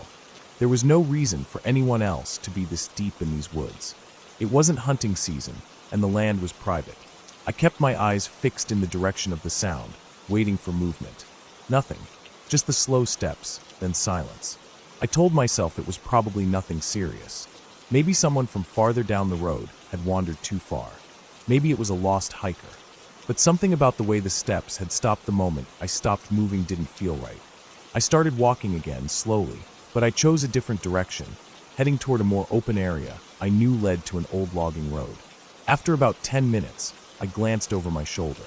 I didn't see anything at first, but then I noticed a subtle shift in the spaces between the trees. Something dark was there, not moving. I squinted, trying to make sense of it, and the shape seemed to straighten ever so slightly, like someone realizing they'd been spotted. I didn't wait. I quickened my pace, keeping my head forward. My heartbeat was steady at first, but then it began to climb, pounding harder with each step. I didn't run. Running can make you loud, obvious. Instead, I focused on getting out of the thicker part of the woods as quickly and quietly as I could. The ground was uneven, and every now and then I had to steady myself against a tree trunk. Each time I paused, I listened, and each time I could hear it, the faint crunch of leaves, a little way back, matching my movements. The trees began to thin, but that didn't calm me. I'd been out here enough to know that a lot could still happen in open ground. The worst part was that I had no clear visual on whatever was following me. It stayed just far enough away, hidden behind trunks and brush. I never saw a full figure, just the sense of presence, the sound of weight shifting through the undergrowth. When I finally reached the old logging road, I expected relief, but the openness made me feel more exposed. The road stretched in both directions, overgrown in spots, but still wide enough for a vehicle. I turned toward the way back home and moved fast. The gravel under my boots crunched loudly, too loudly, and I kept looking over my shoulder. The edge of the woods seemed darker now, like it was hiding something that didn't want to step out into the open. The sound of footsteps was gone, but that didn't ease the tightness in my chest. I couldn't shake the feeling that whatever had been there was still watching me, maybe even moving parallel to the road, but keeping to the cover of the trees. My mouth was dry, and my hands felt cold despite the sweat gathering under my jacket. After what felt like an eternity, I spotted the faint glint of my property fence far ahead. My pace turned into a jog. I didn't hear anything behind me anymore, but the absence of sound felt just as threatening. I reached the gate, shoved it open, and didn't bother to latch it behind me. I didn't go straight inside. Instead, I went to the porch and stood there, looking back toward the tree line. Everything looked still again, calm, as if nothing had ever been there. The sun was low now, casting long shadows across the grass, and for a moment I almost convinced myself I had imagined it. But I knew better. You can tell when you've been followed, even if you never get a clear look at who or what it was. That night, I locked every window and door. I kept the lights off, standing near the back window where I could watch the yard without being seen. Hours passed, nothing moved, and the forest stayed quiet. But every so often, I thought I saw something far back between the trees, a shape that wasn't there the last time I looked, just still waiting. I didn't sleep until the sky began to turn pale with morning. Even then, I didn't feel safe. Out here, the woods aren't just scenery. They're deep enough, quiet enough, and empty enough for someone to follow you without ever being caught. And if they're patient, they can wait for you to come back. The worst part was knowing I had no idea how long it had been watching me before I noticed. For all I knew, it could have been there the moment I stepped off my porch that morning.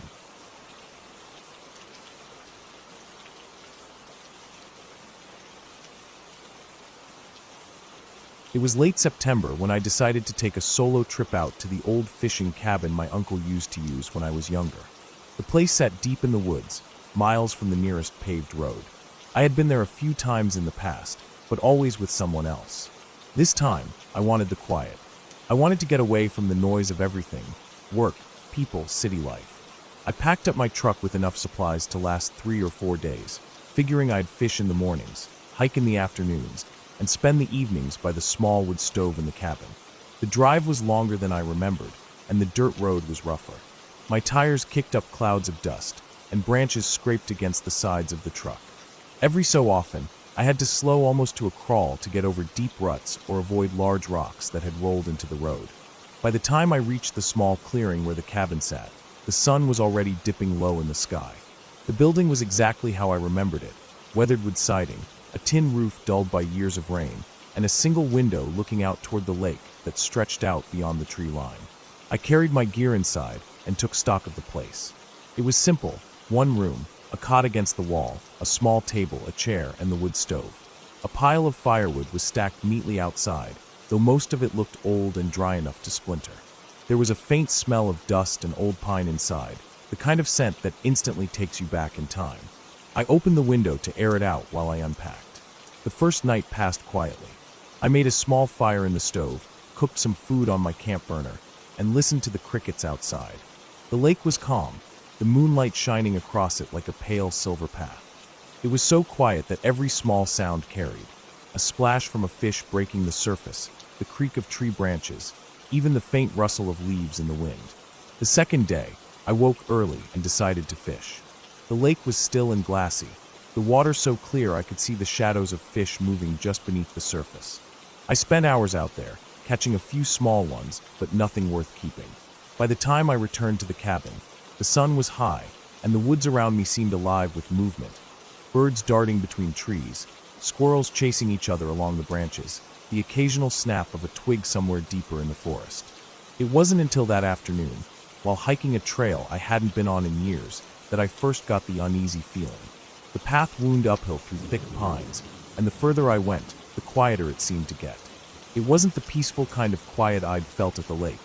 It was heavier, like the air itself was holding its breath. My own footsteps sounded too loud, crunching against the dry needles on the ground. I kept going, telling myself it was just my imagination. A little while later, I heard it, a faint, deliberate sound behind me. Not an animal scurrying or the random snap of a branch from wind. This was slower, spaced apart. Footsteps. I stopped and turned, but the trail behind me was empty. I scanned the trees, looking for movement, but saw nothing. After a few moments, I shrugged it off and kept walking, though now my pace was quicker. The sound didn't return, but the uneasy feeling lingered until I made it back to the cabin. That night, the air felt different. It wasn't stormy, but it was heavier, almost humid. I left the window open for a breeze, but I kept glancing toward the darkness outside. The moon was hidden behind clouds, and without its light, the forest beyond the clearing was just a black wall. I tried to read a paperback I'd brought, but I couldn't focus on the words. At one point, I thought I heard something faint outside, a quick rustle, then silence. It might have been an animal, but the stillness that followed made me tense. I told myself it was nothing and went to bed. But sleep didn't come easily. I lay there in the dark, listening to every creak and pop of the old cabin. Sometime in the night, I woke to a different sound. Soft, slow, the unmistakable crunch of footsteps in the clearing outside. I stayed completely still, straining my ears. The steps moved slowly around, not in a direct path, more like someone was circling. I felt my heart pounding in my chest. The steps stopped for a long moment. The silence was worse than the sound had been. I waited, barely breathing. Then, after what felt like forever, the steps started again, fading slowly into the woods. I didn't move for a long time after that, listening until I was sure they were gone. Eventually, exhaustion pulled me back to sleep. In the morning, I checked outside. The dirt and grass around the cabin were undisturbed, except for my own tracks from the day before. I tried to tell myself I'd imagined it, that maybe it had been an animal after all, but I couldn't shake the certainty that those had been human steps. The day passed uneventfully. I stayed close to the cabin, chopped some of the older wood, and made sure I had plenty stacked inside. As the sun set, I decided to lock the door, something I hadn't bothered with the first 2 nights. That night, I heard them again. Footsteps. This time they came earlier, before I had even fallen asleep. They were closer, slower, and they didn't circle. They came straight toward the cabin. I sat up in bed, every nerve in my body screaming for me to do something, but I stayed still. The steps stopped just outside the window. I stared into the darkness, but it was too black to see anything. Then I heard it, the faint sound of breathing. Slow, steady, too steady for an animal. It was only a few feet away, on the other side of that thin wall. I stayed frozen, barely daring to move.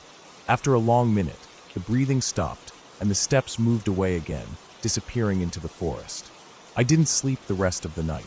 When dawn came, I packed my gear. I didn't even bother making breakfast. I wanted to be gone before the sun was fully up. The woods felt different as I drove out. Still beautiful, but with an edge I hadn't noticed before. When I reached the paved road hours later, I finally felt the tension ease from my body. But even now, weeks later, I keep thinking about those nights. I don't know who or what was out there, and I'm not sure I ever want to know. All I do know is that someone was close. Too close. And they weren't just passing through, they were watching.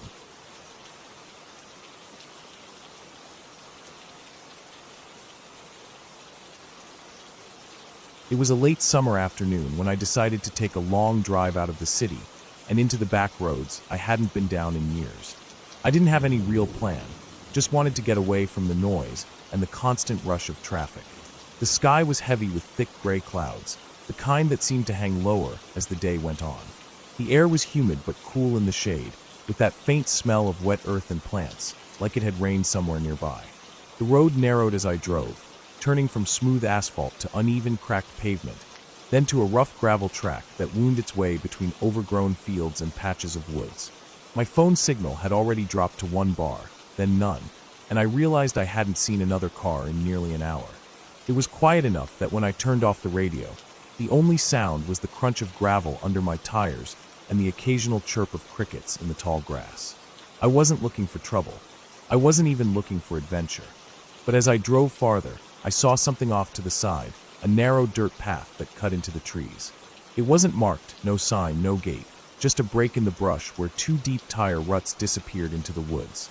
It looked old and unused, like the kind of place where people might have driven in years ago, but had long since stopped. I slowed to a crawl, staring down that path. The trees on either side were thick and close, their branches arching overhead and blocking most of the light.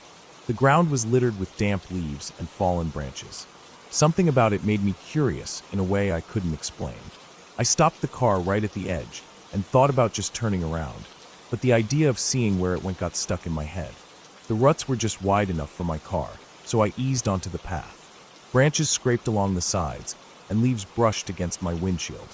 The air seemed different here, more still, more heavy, almost muffled. After a few minutes, the path widened just enough to reveal a small clearing. There were no buildings, no signs of recent activity, but the grass was pressed down in strange patches, like something had been lying there. I parked in the middle and got out, the ground soft under my shoes. The smell here was stronger, wet soil mixed with something faintly sour. I walked to the edge of the clearing where the trees grew tighter again, peering into the dimness between the trunks. The light was weak under the canopy, and the deeper I looked, the more details seemed to vanish into the shadows. I decided to walk just a little ways in. The ground was uneven, roots twisting up through the dirt, and I had to step carefully. My breathing sounded louder here, and I noticed how quickly the clearing disappeared behind me, swallowed by the dark shapes of trees. I kept going, scanning the ground and listening, though I wasn't sure for what. After maybe 5 minutes, I heard it, something moving. It was faint at first, just a soft shifting sound, but steady like weight pressing through undergrowth. I stopped and listened. It wasn't the wind, because the trees were barely swaying. I told myself it could have been an animal, maybe a deer. But the sound wasn't fading or running off. It was matching my pace, stopping when I stopped. I turned around, but all I saw were trees and shadows. My pulse started to pick up, and I realized I had gone far enough. I headed back the way I'd come, quickening my pace without breaking into a run. The sound started again, faint but clear, moving when I moved, stopping when I stopped. I could feel the hairs on my neck standing up.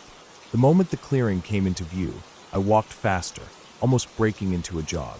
I got into the open space and turned toward the woods, staring hard into the dimness. There was nothing I could clearly see, but I felt watched, as if something was just far enough back to stay hidden. I didn't waste more time. I got into my car, started it up, and turned around, backing slowly until I could face the path out. As I pulled onto the dirt track, I kept glancing in the rearview mirror, half expecting to see movement at the edge of the clearing. The drive back along that narrow path felt longer than before. Every branch that brushed the car made me flinch. When I finally rolled onto the gravel road again, I felt some of the tension leave my shoulders, but not all. I kept my speed steady, not wanting to slide on the loose gravel. I'd been driving maybe 10 minutes when I noticed something odd in the mirror. The dust from my car was hanging in the air longer than it should have, disturbed in a way that didn't match just my movement. My first thought was that another vehicle was behind me, but when I slowed to check, there was nothing. Still, the unsettled feeling came rushing back, and I pressed harder on the gas. It took nearly an hour to get back to a proper road with fresh pavement. By then, I was telling myself I'd just been on edge for no reason, that the sound in the woods had been an animal and nothing more. But when I stopped at a small gas station on the outskirts of a town, I noticed something on the back of my car. It was faint, barely visible against the dust, but there were streaks down the trunk like something had dragged its fingers along the metal. Not claws, fingers. 5 thin lines on one side, for on the other, angled slightly, as if from someone holding on while I drove. I stood there longer than I should have, staring at those marks, the cool evening air pressing against my skin. I didn't take a picture. I didn't wipe them off. I just got back in the car and drove straight home, the whole time checking my mirrors, even though I knew I wouldn't see anything. That night, I parked under the brightest streetlight near my building. I locked the car twice and checked the back seat before I went inside. When I finally lay down, I thought about that narrow path and the sound in the woods. I knew I wouldn't be going back, not to that road, not to that clearing. Whatever had been out there, it hadn't wanted to be seen, and I was sure it had followed me farther than I wanted to believe.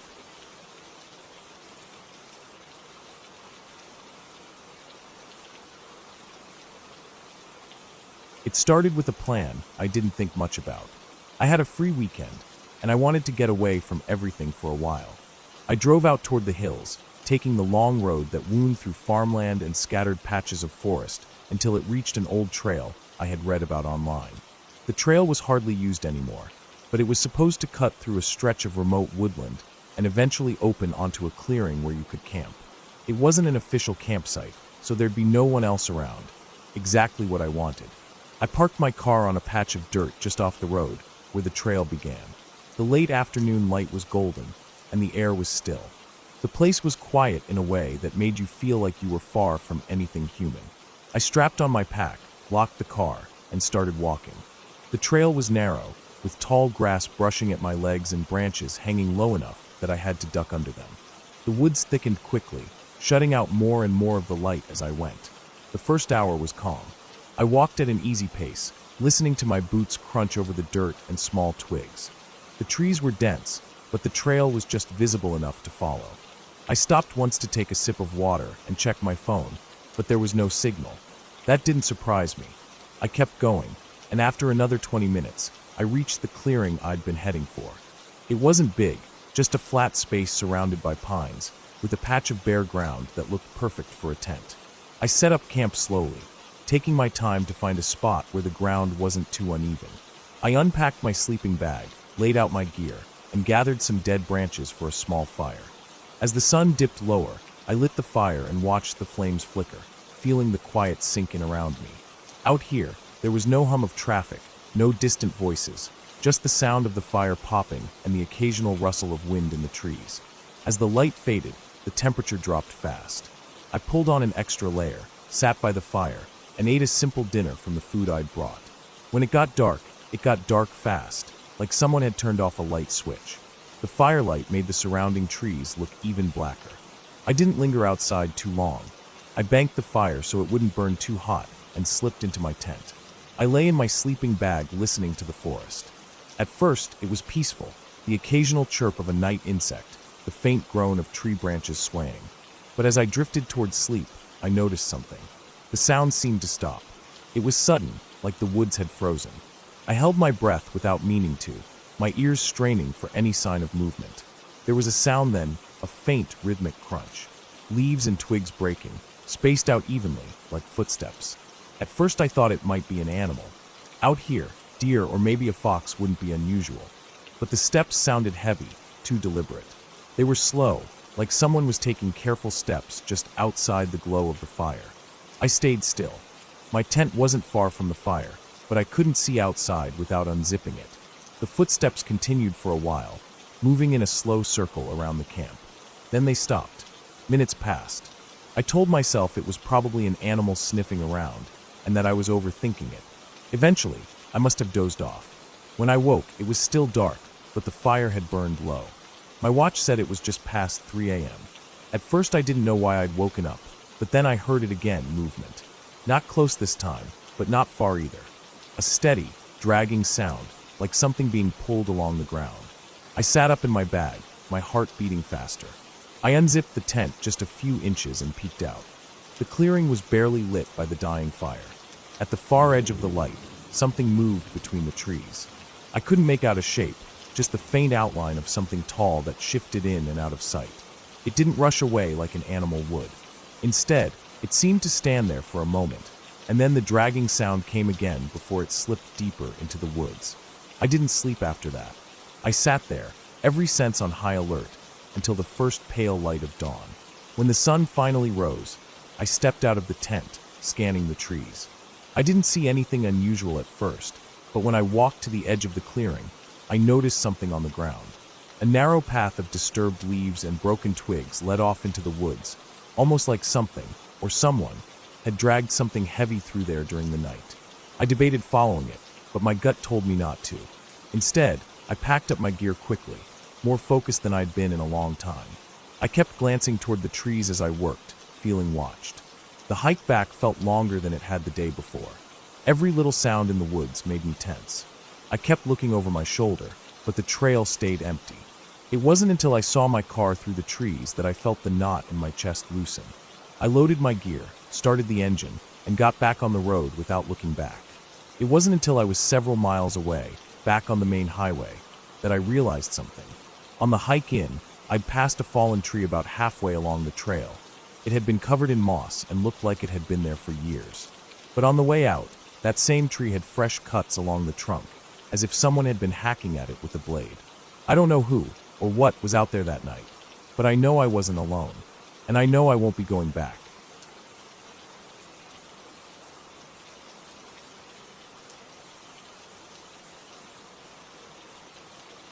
It started on a late summer afternoon, the kind where the air feels heavy and still, as if it's holding something back.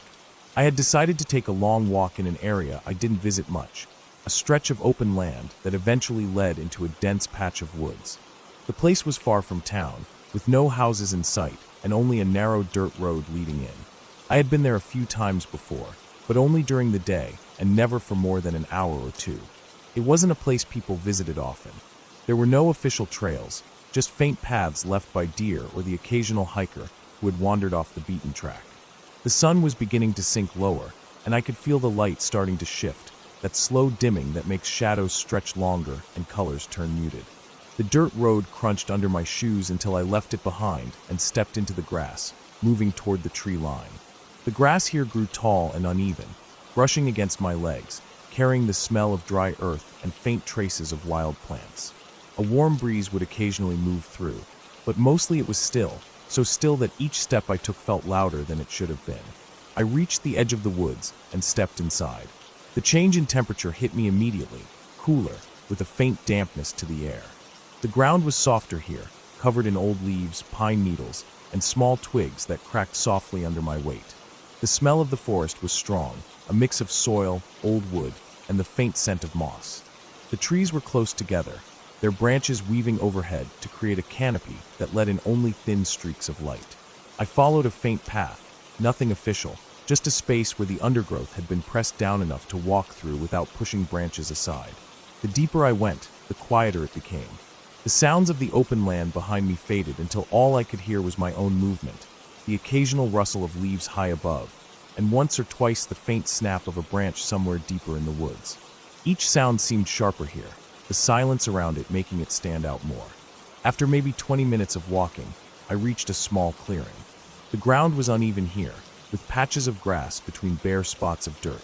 A fallen tree lay to one side, its bark stripped away in places, showing pale wood underneath. I paused there, breathing in the cool air and looking around. It was quiet, but not in the calm, peaceful way you might expect.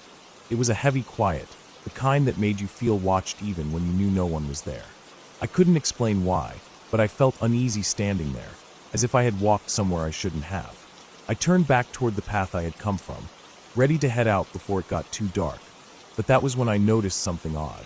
The sound I made while walking, my own footsteps on the soft forest floor, seemed to have a slight delay. At first, I thought it was my imagination, but then I realized it wasn't.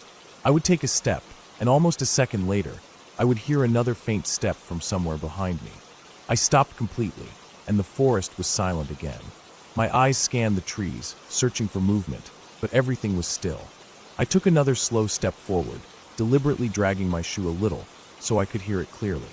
The sound came again, soft, muted, but definitely there, almost the same as mine, but not quite in sync. My heartbeat picked up. It could have been an animal, maybe a deer following the path, but the sound felt too precise, too much like someone stepping carefully.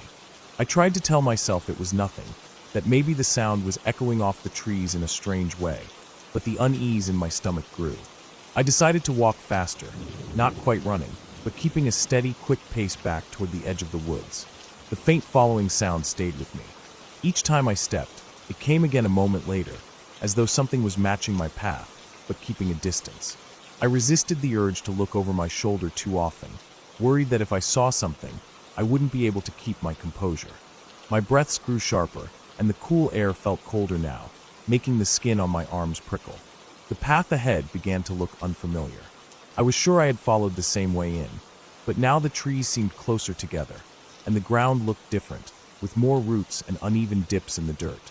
I slowed down just enough to check my surroundings, and that was when I heard it again, not just one step this time, but two close together, faster than before. They were closer. I turned my head quickly and caught a flicker of movement, a darker shape between the trees, just at the edge of where the light reached. I couldn't make out a person or an animal, only that something had been there and had moved out of sight the instant I turned. My chest tightened. The forest felt smaller now, pressing in from all sides. I pushed forward, not bothering to stay quiet anymore, letting my footsteps land heavy as I moved. My eyes scanned constantly, trying to pick up any movement ahead or to the sides. Every few seconds, I would hear it again, that faint but distinct sound of something stepping where I had just been, never too close, but never far enough to feel safe.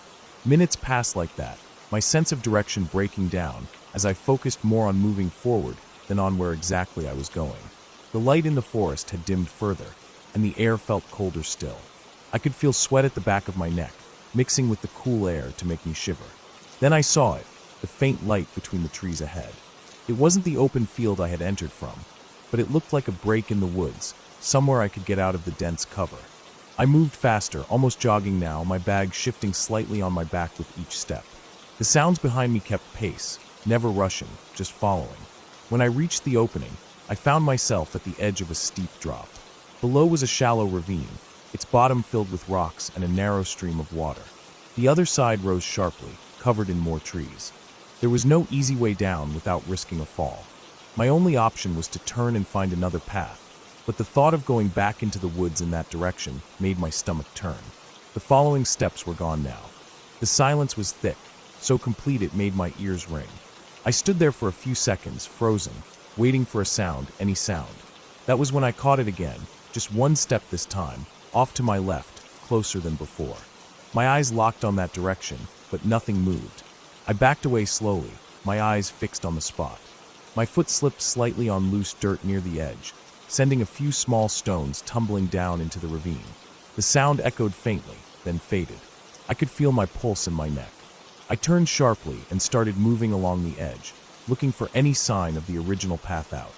After what felt like forever, I found a slope that led up and away from the ravine, the ground rising toward what I hoped was the edge of the forest. My legs burned as I climbed, and my breath came fast, but I didn't stop. The trees began to thin, and soon I could see the faint glow of open land beyond them. I pushed through the last of the branches and stepped into the tall grass again. I stopped there, looking back at the dark wall of trees. Nothing moved. No sound followed me out. The field was quiet except for the faint rustle of grass in the wind. My breathing slowed gradually, but my skin still felt tight, my senses sharpened as if expecting something to appear. I walked quickly across the open land, not looking back again until I reached the dirt road. From there, I could see the woods in the distance, the shadows between the trees already blending into one dark mass as the last of the light faded. I stood for a moment, staring at that edge, wondering if I had been followed by someone or if my mind had twisted natural sounds into something else entirely. But deep down, I knew it wasn't just my imagination. The sound of those steps had been too deliberate, too perfectly timed to my own. Someone, or something, had been there, moving when I moved, stopping when I stopped, always staying just far enough away to keep hidden. I left without stopping again, and even as I reached the safety of my home later, the image of that dark shape between the trees stayed with me. I never went back to that part of the woods, and even now, years later, if I walk alone in a quiet place and hear a sound just a little too similar to my own footsteps, my chest tightens, and I remember exactly how it felt to be followed in those silent woods, with no idea what was behind me and no one around to help.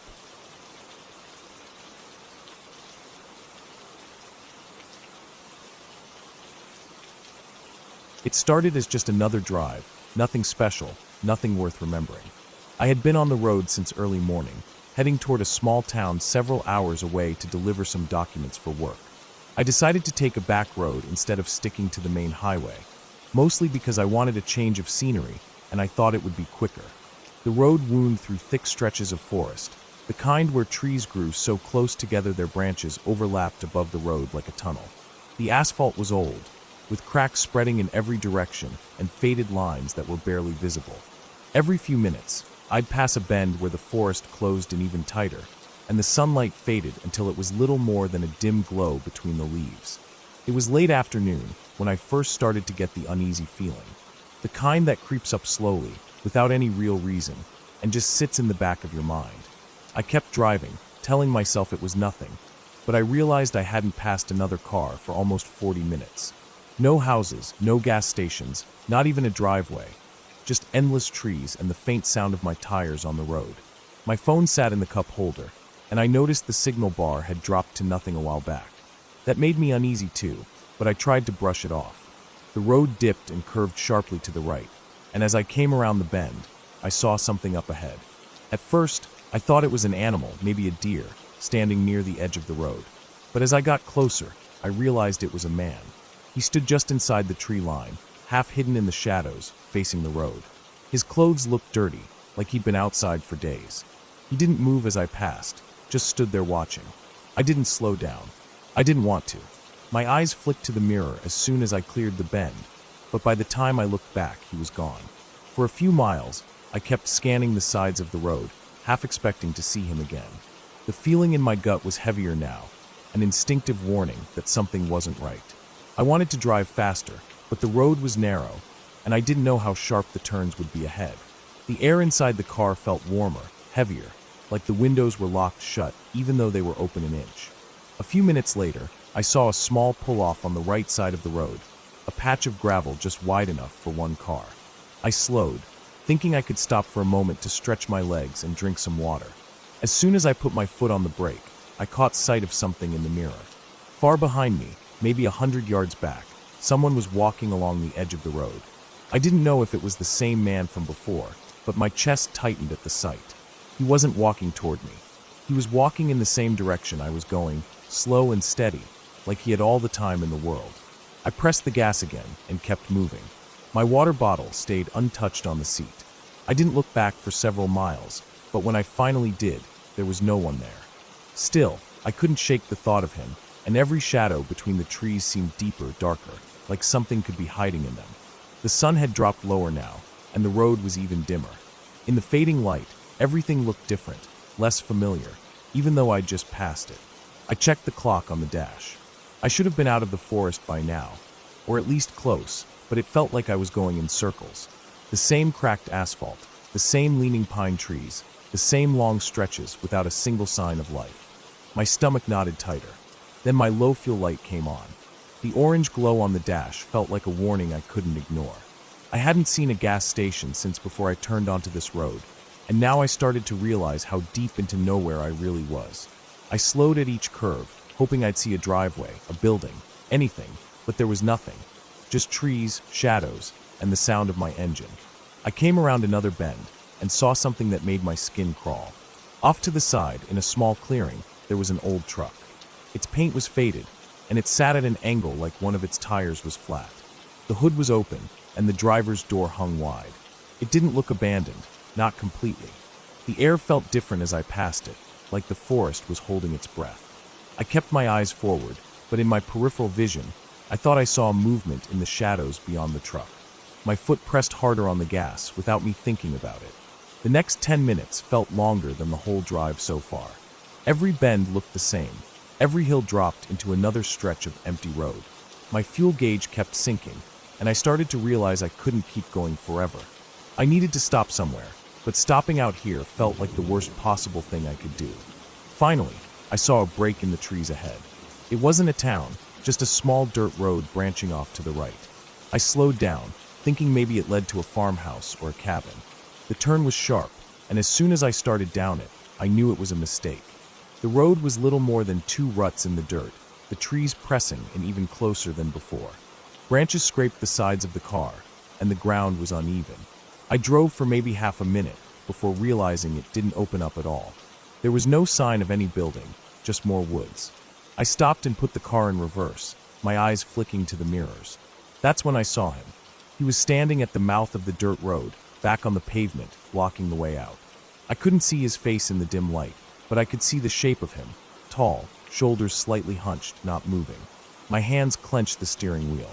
I didn't know how long he'd been standing there, but the thought that he might have followed me sent a cold wave through my chest. I didn't move. Neither did he. The forest around us was silent, no birds, no insects, just the faint tick of my cooling engine. My heart thudded so loud I could feel it in my neck. I tried to tell myself I could just wait, that maybe he'd leave, but every second felt heavier, pressing me to act. Without thinking it through, I threw the car into drive and jerked the wheel to the left, aiming straight toward the trees off the dirt road. Branches snapped against the hood as I forced my way through, the car bouncing over roots and rocks. I kept going until I couldn't see the road anymore. My hands shook on the wheel, my breath coming fast. When I finally stopped, I turned off the headlights. The forest swallowed me whole. I sat there in the dark, listening, waiting. For a long time, there was nothing, just the sound of my breathing and the occasional creak of the cooling engine. Then, faintly, I heard it. Footsteps. Slow, deliberate, moving somewhere behind me. I stayed still, every muscle locked, gripping the steering wheel as if that would keep me safe. The footsteps stopped. Minutes passed. I didn't move. I didn't start the car. I just waited, the darkness pressing in, knowing that somewhere out there, he was still standing in the trees, waiting too. By the time I finally worked up the nerve to drive out, hours had passed, and the forest was completely black. I never saw him again, but every mile I put between myself and those woods felt like I was escaping something I wasn't supposed to survive. Even now, I don't know if it was all in my head or if he was really following me. But I do know this: when a place makes every instinct you have screamed to leave, you should listen. Because out there, in the empty stretches where no one can hear you, there are things worse than getting lost.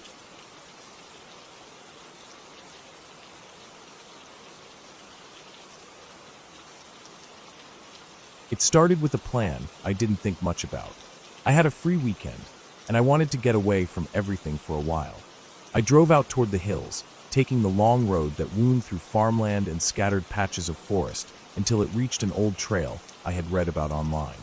The trail was hardly used anymore, but it was supposed to cut through a stretch of remote woodland and eventually open onto a clearing where you could camp. It wasn't an official campsite, so there'd be no one else around. Exactly what I wanted. I parked my car on a patch of dirt just off the road, where the trail began. The late afternoon light was golden, and the air was still. The place was quiet in a way that made you feel like you were far from anything human.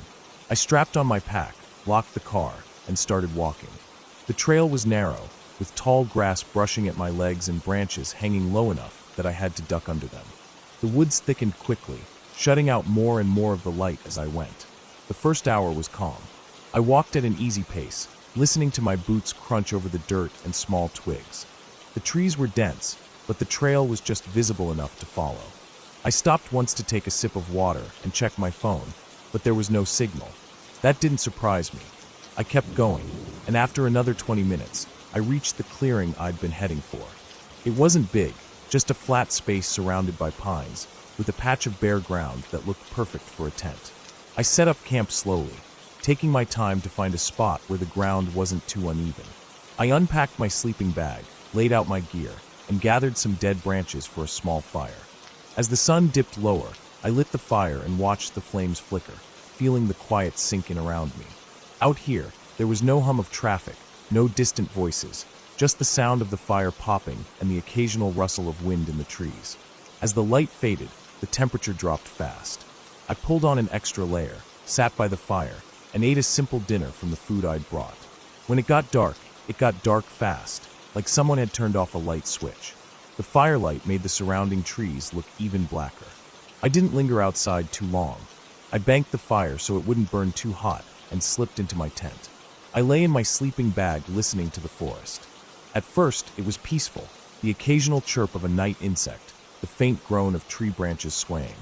But as I drifted towards sleep, I noticed something. The sound seemed to stop. It was sudden, like the woods had frozen. I held my breath without meaning to, my ears straining for any sign of movement. There was a sound then, a faint rhythmic crunch. Leaves and twigs breaking, spaced out evenly, like footsteps. At first I thought it might be an animal. Out here, deer or maybe a fox wouldn't be unusual. But the steps sounded heavy, too deliberate. They were slow, like someone was taking careful steps just outside the glow of the fire. I stayed still. My tent wasn't far from the fire, but I couldn't see outside without unzipping it. The footsteps continued for a while, moving in a slow circle around the camp. Then they stopped. Minutes passed. I told myself it was probably an animal sniffing around, and that I was overthinking it. Eventually, I must have dozed off. When I woke, it was still dark, but the fire had burned low. My watch said it was just past 3 a.m. At first I didn't know why I'd woken up, but then I heard it again, movement. Not close this time, but not far either. A steady, dragging sound, like something being pulled along the ground. I sat up in my bag, my heart beating faster. I unzipped the tent just a few inches and peeked out. The clearing was barely lit by the dying fire. At the far edge of the light, something moved between the trees. I couldn't make out a shape, just the faint outline of something tall that shifted in and out of sight. It didn't rush away like an animal would. Instead, it seemed to stand there for a moment, and then the dragging sound came again before it slipped deeper into the woods. I didn't sleep after that. I sat there, every sense on high alert, until the first pale light of dawn. When the sun finally rose, I stepped out of the tent, scanning the trees. I didn't see anything unusual at first, but when I walked to the edge of the clearing, I noticed something on the ground. A narrow path of disturbed leaves and broken twigs led off into the woods, almost like something, or someone, had dragged something heavy through there during the night. I debated following it, but my gut told me not to. Instead, I packed up my gear quickly, more focused than I'd been in a long time. I kept glancing toward the trees as I worked, feeling watched. The hike back felt longer than it had the day before. Every little sound in the woods made me tense. I kept looking over my shoulder, but the trail stayed empty.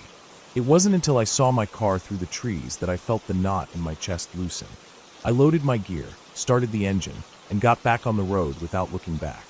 It wasn't until I was several miles away, back on the main highway, that I realized something. On the hike in, I'd passed a fallen tree about halfway along the trail. It had been covered in moss and looked like it had been there for years. But on the way out, that same tree had fresh cuts along the trunk, as if someone had been hacking at it with a blade. I don't know who or what was out there that night, but I know I wasn't alone, and I know I won't be going back.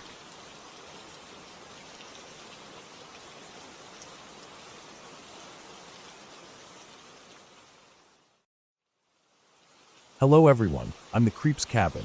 I know you use these videos to fall asleep. So before that, like the video and subscribe to the channel. Also, where are you from and what time are you watching? Now get comfortable and relax.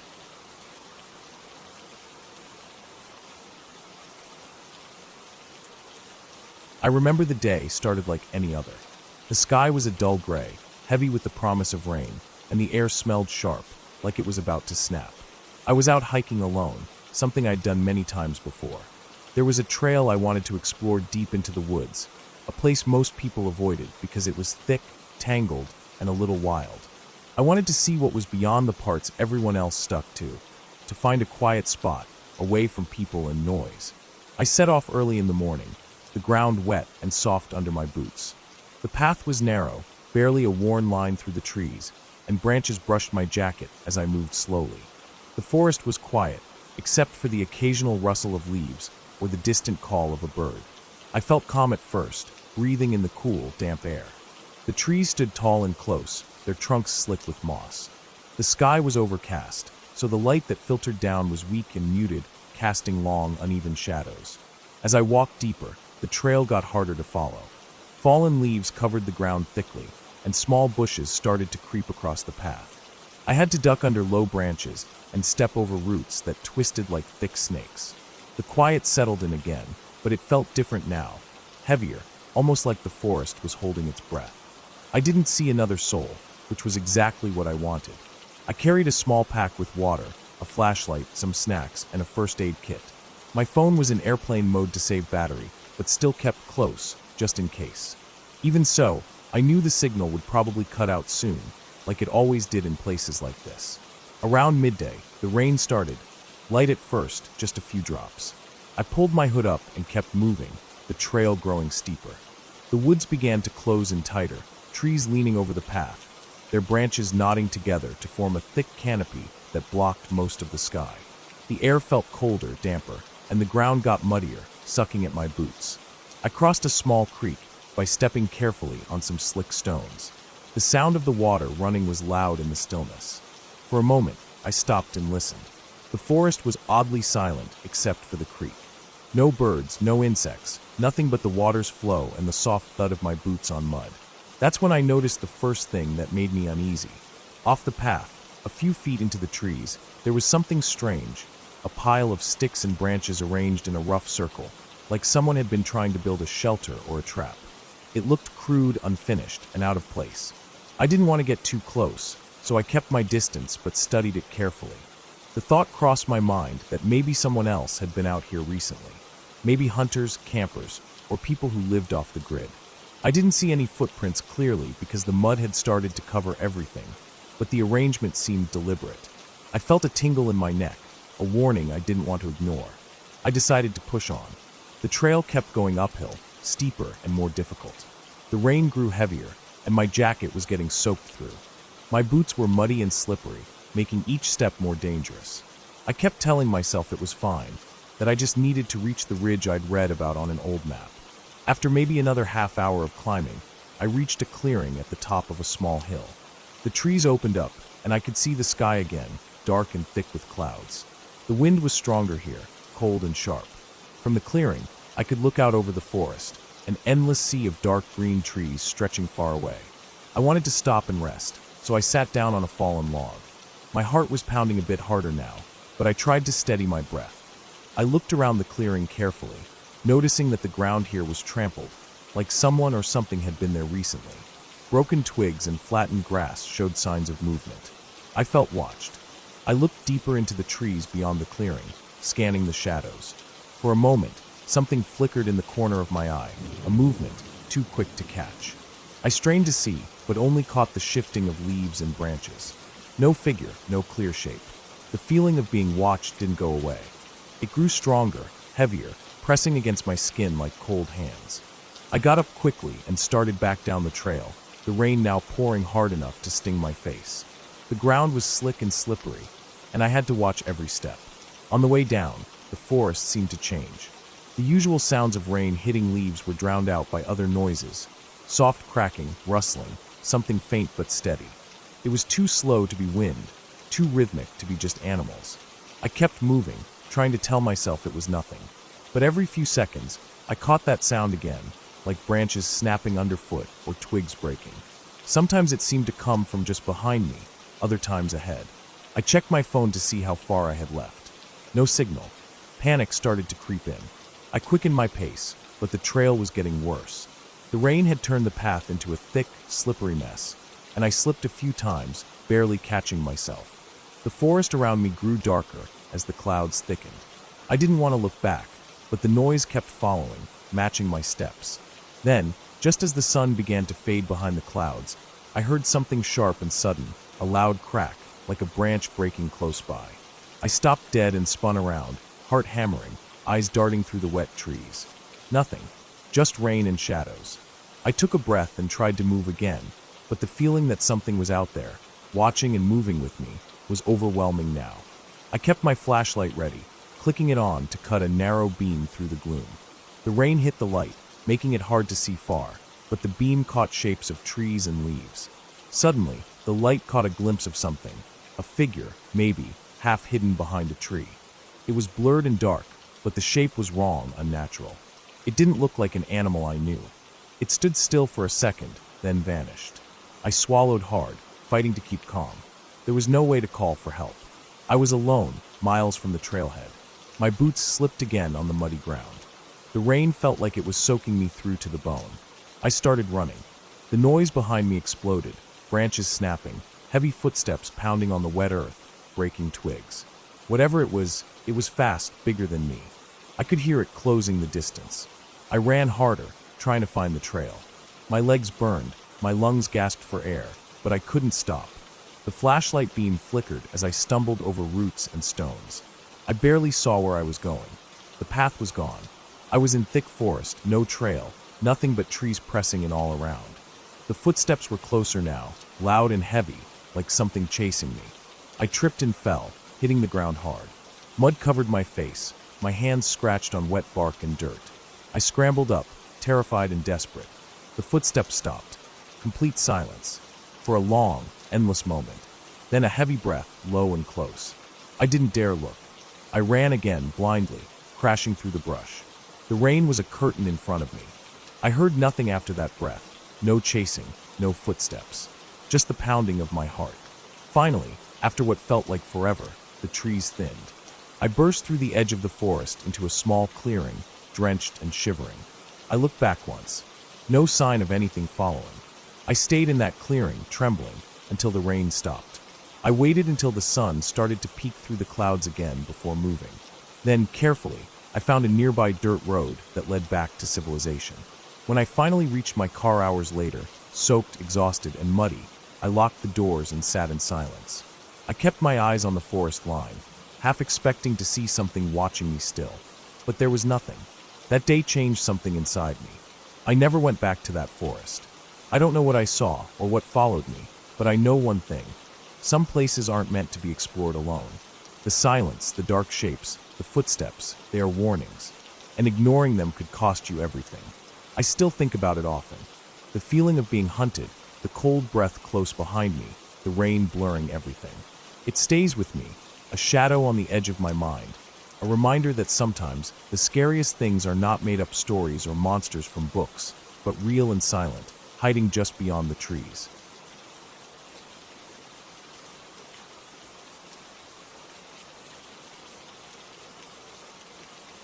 I woke up earlier than usual that morning, though I had no reason to be awake yet. It was still dark outside, and the air in my small bedroom felt heavy, almost damp. I lay there for a while, staring at the faint outline of the curtains, listening to the distant hum of nothing in particular. My body felt restless, and for some reason I couldn't shake the feeling that I needed to be somewhere else, like I shouldn't just lie there. Eventually, I gave up trying to fall back asleep and got out of bed. My feet touched the cold floor, and I could feel how quiet the house was. It wasn't the usual calm, peaceful kind of quiet. This one felt sharper, more tense, like the walls themselves were listening. By the time I finished making a quick breakfast, the sun was just starting to show. Pale light crept across the kitchen counter, touching the edge of my coffee cup. I had the whole day to myself, and instead of sitting around, I decided I'd head out for a walk. There's a trail about a mile from my place that cuts through some woods, and though it's not exactly famous, I've walked it plenty of times. It's quiet, you hardly ever see anyone else, and it winds deep enough into the trees that it feels like another world. I dressed light, grabbed my jacket, and slipped on my old hiking boots. Outside, the air was cold enough to pinch the tip of my nose, but the kind that wakes you up, not the kind that makes you miserable. The street was empty as I walked toward the trail entrance. The only sound was my footsteps against the sidewalk and the occasional rustle of wind brushing through the leaves above. When I reached the trail, I noticed right away how still everything was. Usually, even early in the morning, I'd hear birds calling or squirrels darting in the underbrush. That day, nothing. The trees stood tall and dark, their branches arching over the path like they were trying to keep the light out. I started walking anyway, letting my boots sink slightly into the damp dirt, each step leaving a clear print behind. The trail narrowed as it wound deeper. The smell of wet soil grew stronger, and I could see patches of moss climbing up tree trunks, glistening faintly from the moisture in the air. I kept moving, my pace steady, and for a while, the stillness was actually calming. But about half an hour in, I heard something. It was faint, coming from somewhere behind me. I stopped listening, and there it was again, a single solid crack, like a stick snapping underfoot. I turned my head slowly, scanning the trail behind me. The path stretched empty for as far as I could see, with nothing but the same dark trees and their tangled shadows. I waited a little longer, trying to catch another sound, but nothing came. Telling myself it was probably just a deer or a stray animal, I kept going, though I noticed I was now paying more attention to the space behind me than ahead. As I moved deeper, the trail began to change. The dirt became softer, more like mud in places, and I had to watch my footing. There were sections where the roots of old trees jutted up across the path like knotted veins, forcing me to step over them carefully. I could feel the forest pressing in on me, the trees standing closer together, their shadows thicker. Another sound came, a low, drawn-out scrape. This one was closer, too close to ignore. It didn't sound like an animal anymore. It was too slow, too deliberate, like something dragging along the ground. My hands instinctively curled into fists inside my jacket pockets, my breath coming slower. I looked back again, but the trail was still empty. I kept moving, faster now, but trying not to make it obvious. My ears strained to catch every little noise, and I thought I heard the faint, rhythmic crunch of footsteps behind me. They didn't match mine. They came a second or two after each of my steps, like someone was following, but holding back. The trail eventually forked into two paths. I hesitated, trying to remember which one looped back toward the main road. I chose the left, mostly because it seemed to angle upward slightly, and I figured higher ground might give me a better view of what was around me. The incline was gentle at first, but the mud made it harder to climb. My boots slipped once or twice, leaving smears of dark brown across the path. That's when I heard it again. This time, a sharp inhale, the kind you make when you're trying not to breathe too loudly. My chest tightened, and I felt a rush of heat under my skin despite the cold air. I didn't turn around this time. I didn't want to see. I just kept walking, but I could feel it. Whoever or whatever was behind me had closed the gap. The higher I climbed, the more the trees thinned out, but the light didn't feel any warmer. The sky above was pale and flat, offering no comfort. I could feel sweat starting to gather at the back of my neck, and my legs were beginning to ache. I tried to keep my steps steady, but the urge to break into a full sprint was growing. I reached a curve in the path, where it bent sharply around a cluster of rocks and fallen logs. As I rounded it, I glanced back quickly, and for the briefest second, I thought I saw movement, a shadow shifting between two tree trunks, too tall to be an animal. My stomach dropped. I picked up the pace, breathing harder now, my eyes flicking from the trail ahead to the ground at my feet. I knew I couldn't keep this up forever. My legs were already burning. The path began to dip, and I realized I was heading downhill toward a small clearing. From here, I could see the faint shimmer of water through the trees, a creek I'd crossed before on past hikes. The creek meant I was still far from the trailhead. If I stayed on the path, I'd have another 20 minutes before reaching the road. That was too long. I decided to cut through the forest directly, hoping to shorten the distance. I stepped off the trail, pushing past low branches and crunching over dead leaves. The ground here was uneven, littered with rocks hidden under thick patches of moss. Moving off trail was slower, but I kept going, glancing over my shoulder every few steps. The forest seemed denser here, and the air was heavier. My breath sounded too loud, each one puffing out in small clouds in front of me. Then I heard it again, the dragging sound, louder this time, followed by a steady crunch of footsteps. I crouched low behind a fallen tree, my back pressed to the damp bark. I stayed completely still, straining to hear. The footsteps stopped. I could hear only my heartbeat thudding in my ears and the faint trickle of the creek somewhere ahead. My legs ached from crouching, but I didn't move.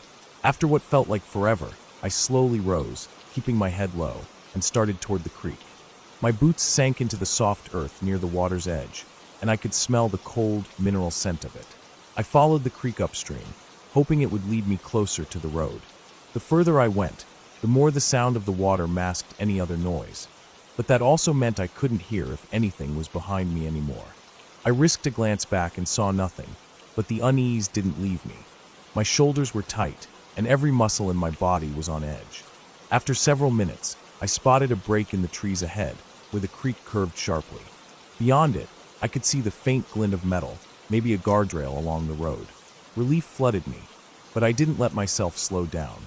I pushed through the last stretch, my boots splashing in the shallow water, until I reached the edge of the trees. The road was right there, empty and silent. I stepped out from the forest, my chest heaving, and turned to look back one last time. The trees stood perfectly still, their shadows deep and unbroken. But I knew. Something had been there, following me every step, staying just far enough to keep hidden. I never went back to that trail again. Even now, when I think about it, I can still feel the weight of that presence at my back, silent but unshakable, and the way the forest seemed to hold its breath until I was gone. I got home that day with mud on my clothes and a tightness in my chest that didn't ease for hours. I didn't tell anyone. There was nothing to explain, nothing to prove, just the fact that I'd been followed, and I'd made it out before finding out what would have happened if I hadn't.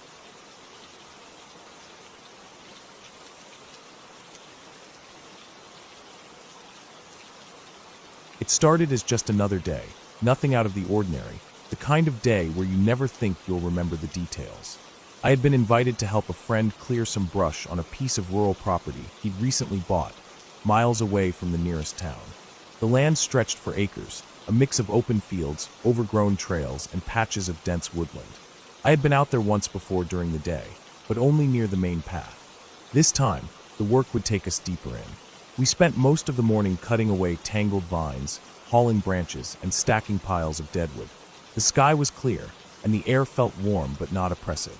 By the time late afternoon came, my friend had to leave for a family errand, but I stayed behind to finish stacking a final section of cut logs.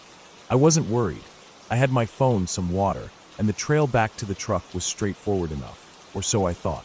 By the time I was ready to head back, the sun was already low. The light filtering through the trees was turning gold, then orange, casting long shadows across the ground. The air grew cooler, and I felt that subtle shift that always comes before night settles in, the kind where the forest seems to quiet, as though it's holding its breath. I slung my backpack over my shoulder, picked up the last set of gloves and tools, and started toward what I believed was the trail. At first, everything looked familiar. The ground dipped slightly, the way I remembered, and the trees seemed spaced in the same pattern I'd passed earlier. But within 10 minutes, the scenery shifted just enough to make me uneasy. The path under my boots became less worn, the leaves on the ground thicker and undisturbed. I slowed, looking around for a landmark, a broken fence post, a fallen log, anything I could recall seeing before. Nothing matched. I kept moving, convinced that I only needed to veer slightly to one side to rejoin the main trail. But the further I went, the thicker the trees grew, their branches nodding overhead and dimming the light. My boots sank slightly into softer earth, and I began noticing a faint smell, wet soil mixed with the sharp, damp scent of decaying leaves.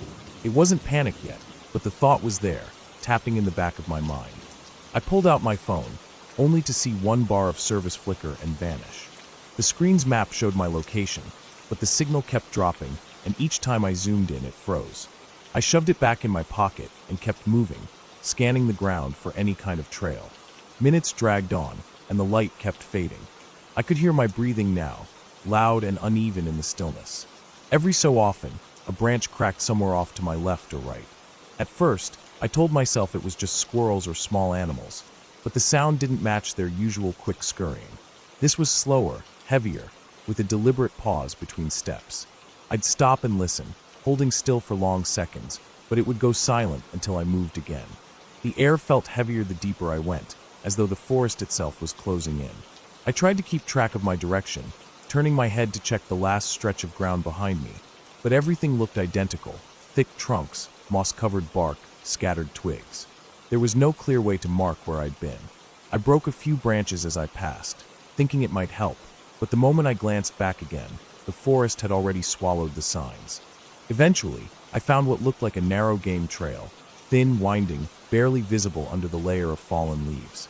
I decided to follow it, thinking it might lead to a clearing or stream where I could reorient myself. The trail sloped gently downward, and the ground grew slick. The smell of damp earth was stronger here, and I noticed more exposed roots, twisted and gnarled like skeletal hands reaching across the path. That's when I heard it again, the slow crunch of leaves, this time closer, maybe 20 feet behind me. My chest tightened. I didn't want to turn my head too fast, but I glanced over my shoulder, scanning the dim shapes between the trees. There was nothing I could clearly see, just layers of shadow where the last strips of light struggled to break through. I stood still long enough that my pulse began to thump in my ears, but the forest stayed silent. I started walking again, faster now, my boots slipping a little on the damp slope. The trail curved and seemed to drop toward a thicker patch of undergrowth, and I could hear water somewhere ahead, a faint trickle. I pushed through, hoping it was a small creek, but instead found myself staring at a shallow depression in the ground filled with dark, stagnant water. The surface reflected the faint glow of the sky above, but there was no sign of a crossing, no clear path on the other side. I moved along the edge of the water, pushing through branches, feeling them scrape against my arms. Somewhere in the distance, something thudded, dull and solid, like a log falling. The sound wasn't far, and it seemed to echo faintly through the trees. I froze again, listening hard. The thudding didn't repeat, but I caught another noise, subtle, like fabric brushing against bark. My mouth felt dry. The shadows were almost complete now, and my eyes struggled to adjust. I pulled out my phone again, hoping for a flashlight, and the beam lit up the immediate space in front of me, a mess of tangled roots, damp leaves, and shifting mist near the ground. The light also caught something else. About 15 feet away, between two trees, was a narrow vertical shape, darker than the surrounding shadows. It didn't move, but the outline was wrong for a tree. I held my breath, the phone trembling slightly in my hand. The shape stayed perfectly still, almost blending into the darkness, and I told myself it could just be a split trunk. But something in my gut told me to move. I turned away from it, forcing myself to walk steadily, but every step felt heavier. The forest was now almost completely silent, the way it gets right before a storm or when a predator is nearby. My flashlight beam kept picking up fleeting details: scratches on tree bark, patches of disturbed leaves, a trail of pressed-down grass that seemed too wide for deer. Eventually, I spotted what looked like a break in the trees ahead. My pace quickened, and I pushed through the last cluster of branches to find a wide, uneven clearing. The ground here was scattered with fallen branches, and the grass was long and unkempt. At the far end, I could see the faint outline of a hill, and beyond that, the lighter sky of open land. Relief started to creep in, until I noticed something near the edge of the clearing. It was a pile, At first, I thought it was just a stack of logs, but as I got closer, I saw the shapes more clearly: animal bones, sun-bleached and tangled together, some still with scraps of fur clinging to them. The smell hit me next, sharp and sour, cutting through the damp air. I stopped cold, scanning the tree again. The feeling of being watched was stronger than ever, pressing down on me until it was hard to think. I didn't wait to see anything more. I skirted the clearing, keeping low, and aimed for the open sky beyond the hill. My legs burned, but I forced myself up the slope, my flashlight beam bouncing wildly over the uneven ground. When I finally crested the hill, the trees broke, and I saw the faint outline of the dirt road leading back toward where I'd parked. I didn't stop to look behind me. I just kept going, boots crunching on gravel until the shape of my truck came into view. Only when I was inside, doors locked, and engine running did I allow myself to breathe normally again. I glanced once at the tree line in the distance. It was completely still, dark and silent. I drove away without looking back, but the image of that shadow in the trees stayed with me. I don't know if it was a person, an animal, or something else entirely, but I know this. Whatever it was had been there for a while, following just far enough to stay out of sight, and I had no doubt it knew the forest far better than I ever would.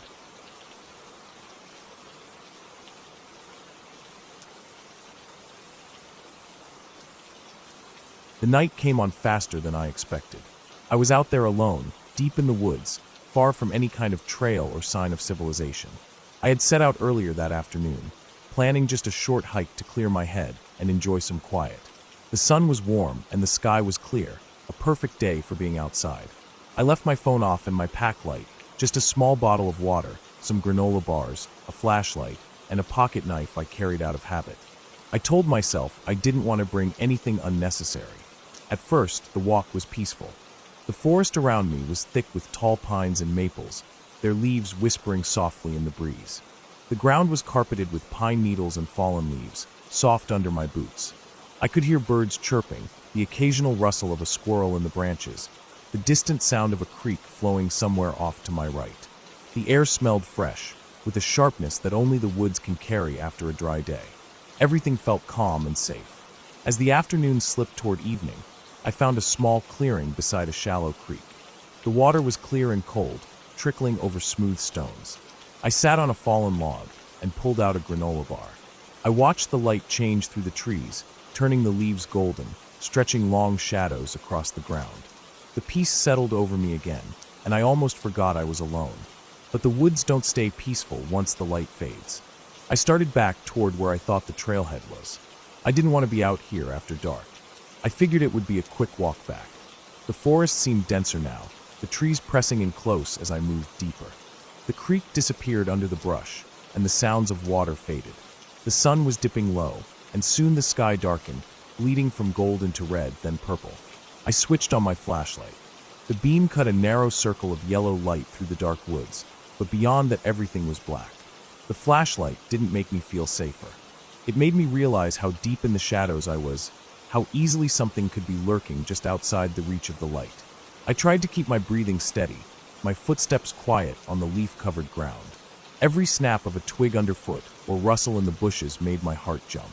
My mind played tricks on me, imagining eyes watching from the dark or something moving just beyond the trees.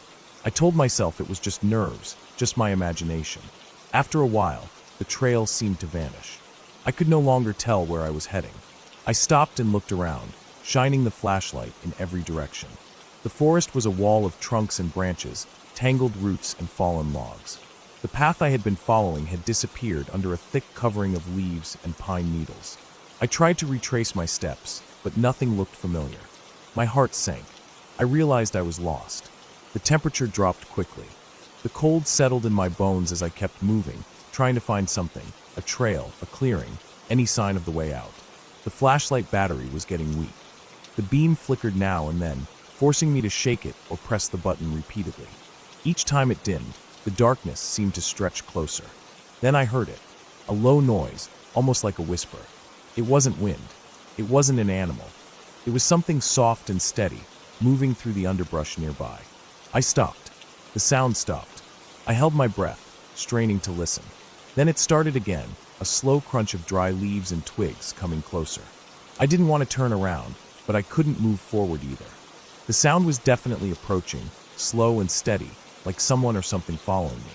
I fumbled for my pocket knife, gripping it tightly. My hands were trembling. The crunching grew louder. Then suddenly it stopped. I stood frozen. The silence around me was heavy and thick, as if the woods themselves were holding their breath. I tried to calm my racing heart, telling myself to stay calm, to think clearly. I scanned the edges of the flashlight's beam, searching for any movement. Then I saw it, a shape tall and dark, just beyond the reach of my light. It was standing still, barely moving, watching me. My breath caught in my throat. I took a step back, the flashlight shaking in my hand. The figure didn't move. My mind screamed at me to run, but my legs felt rooted to the spot. I tried to steady the light again and saw more clearly. The shape was too tall to be a deer or any animal I knew. It was standing upright, and it didn't have the shapes or features of a human. But it wasn't a ghost or monster. There was nothing supernatural here. Just something unknown and terrifying because it shouldn't be here. Then I remembered the stories I'd heard about people getting lost and never coming out of these woods. How sometimes others come looking, but they don't find the missing. How the forest can swallow you whole, leaving no trace. I felt the cold seep deeper into me, mixing with a raw, growing fear. The figure began to move, slow and deliberate, stepping toward me through the dark. I could see the faint outline of its limbs, the way it bent slightly, almost like it was hiding, stalking. My flashlight flickered and died. I was plunged into complete darkness. Panic surged. I ran. Branches slapped my face and arms, roots threatened to trip me, but I didn't care. I just ran blindly, trying to get away, to find the path back. My breath was ragged and loud in my ears.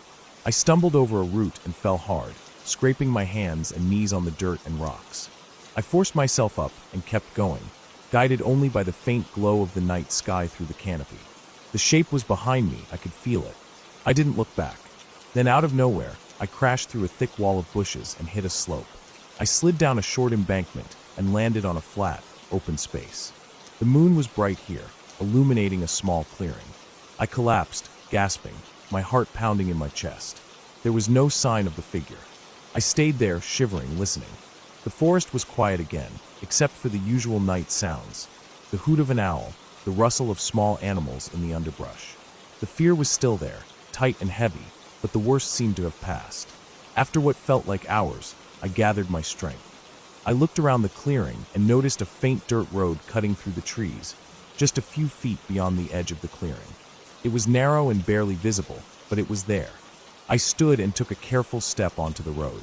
The ground underfoot was hard-packed dirt, not the soft, leaf-strewn forest floor. I moved cautiously but steadily, following the road as it wound through the trees. The forest seemed less hostile now, less threatening. I told myself I wasn't imagining things, that what I had seen wasn't some creature or demon. It was probably just someone or something lost too, maybe a hunter or a drifter. But the fear stayed with me, gnawing at my skin. I walked the road for a long time, the moonlight guiding my steps. Eventually, I heard the distant sound of a car engine. Relief washed over me. I hurried toward the noise and soon found a small gravel parking area with an old pickup truck parked there. The driver was nowhere in sight, but the keys were in the ignition. I sat inside, shivering and exhausted. I started the engine and let it run, my eyes darting around the parking lot and the tree line. After a few minutes, I spotted a pair of headlights coming down the road. The truck rolled to a stop beside me. A man stepped out, looking concerned when he saw me. I was too tired and shaken to explain much, just nodded and pointed back toward the woods. He gave me some water and helped me call for help. I waited there for what felt like forever until someone came to get me. That night, as I lay in a warm bed, safe and far away from the forest, I thought about what happened.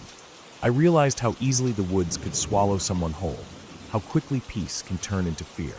The figure I saw might have been real, or maybe my mind twisted what little I could see. But the feeling, the weight of being hunted, lost, and alone, was all too real. The next morning, I returned with a search team to mark the trail and find where I had lost my way. They told me the forest around there was known for getting thick and confusing, especially after storms when trails get washed out. They also warned me about people who wander off, some not coming back. I never went back alone after that, and I made sure to carry a GPS and extra supplies whenever I went hiking. Sometimes, when I'm lying in bed, I still remember that night. The cold air, the the shape in the dark, the sound of footsteps behind me. It reminds me how quickly nature can turn from peaceful to dangerous, and how small we really are when the forest closes in. That night didn't have a neat, happy ending. It was messy and frightening, but it ended with me alive, and that's what matters. The woods aren't full of monsters or ghosts, just the quiet, patient wild. And sometimes that's scary enough.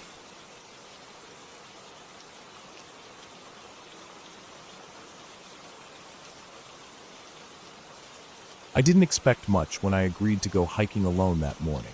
It was just supposed to be a simple day trip, a break from the noise of the city, some fresh air, a chance to clear my head. I had my backpack, enough water and snacks for the day, a basic first aid kit, and a map of the trails. Nothing fancy. The weather was clear, a little chilly but comfortable under the early sun. I parked my car at the trailhead just after 8 a.m., took a deep breath of the pine-scented air, and set off. The trail was mostly dirt, winding through thick forest with occasional patches of open meadow. The ground was damp in spots from recent rain, but the path was firm enough. I felt good, steady.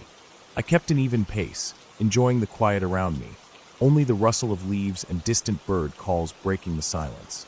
No one else was around, which I liked.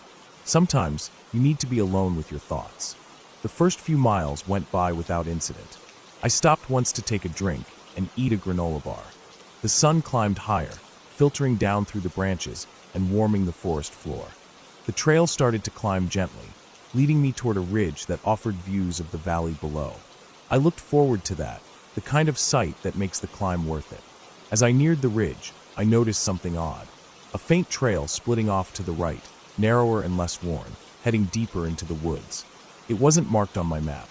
I hesitated, but then shook it off. I had my map. I'd stick to the main trail. Still, curiosity nagged at me. At the ridge, I stopped to catch my breath and look out. The valley stretched wide, a patchwork of fields and forest, the river winding silver in the distance. The view was stunning. I pulled out my phone to snap a photo. Then I saw it, something moving on the far side of the ridge, a figure. At first, I thought it was a hiker, but as it moved, it felt strange. The figure was hunched, walking oddly, not like a person. My skin prickled. I scanned the area, but no one else was visible. The figure disappeared behind a tree. I shook my head, telling myself I was imagining things. Maybe a deer or some other animal. I turned back to the trail.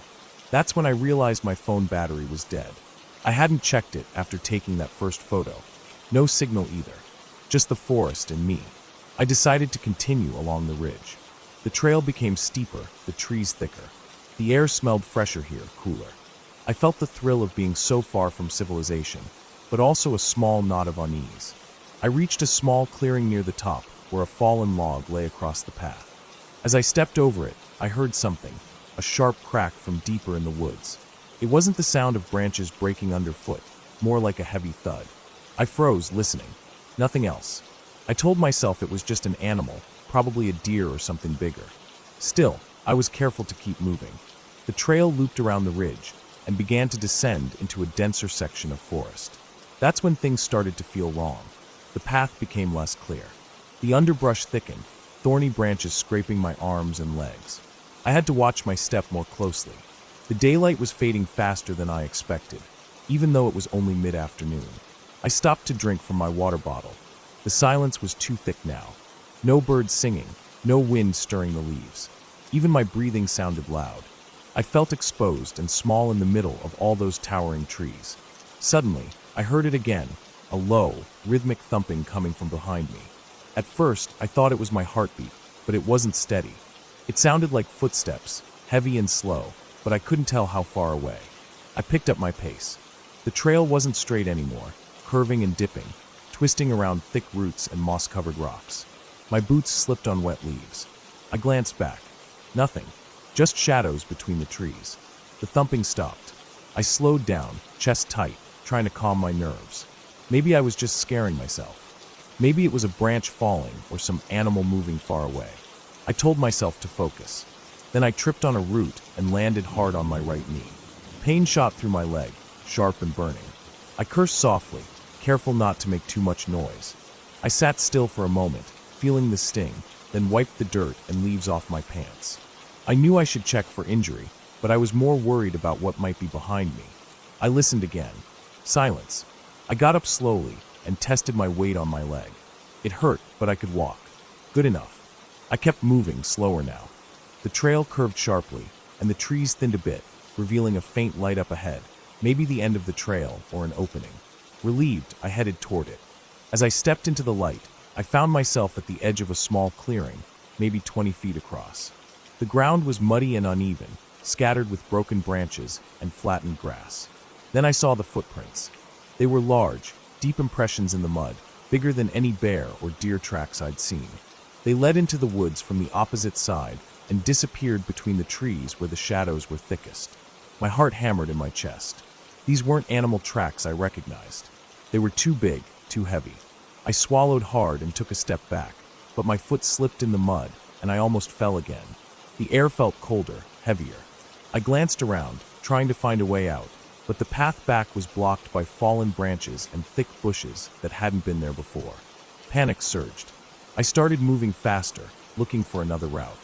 The forest was dense, tangled with vines and trees packed close together. The light faded, leaving me in near darkness. I stopped to catch my breath and pulled out my flashlight, but the batteries were dead. I cursed again. No phone, no light, and no way to find my way.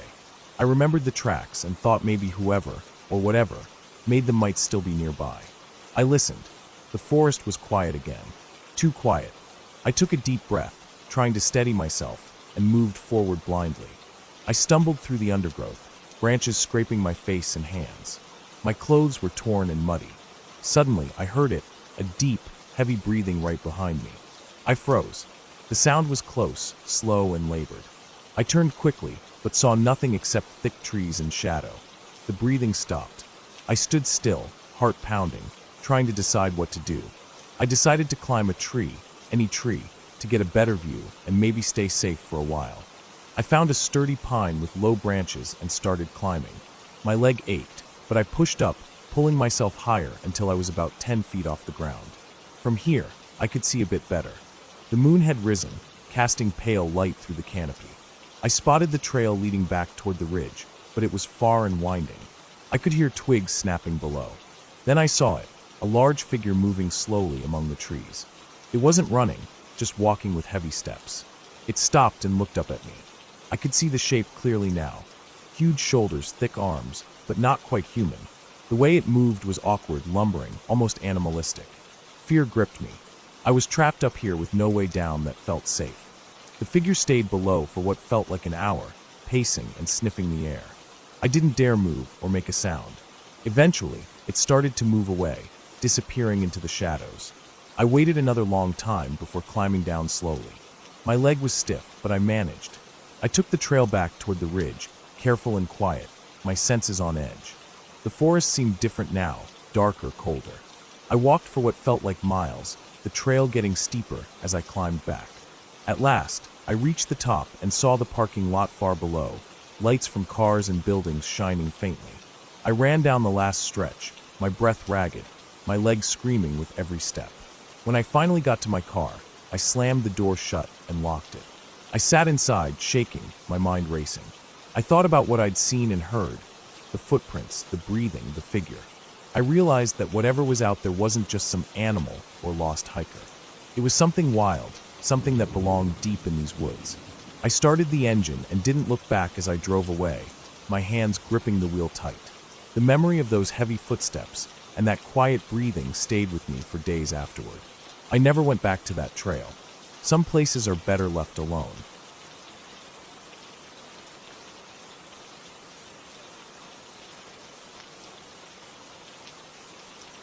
It was supposed to be a simple night hike.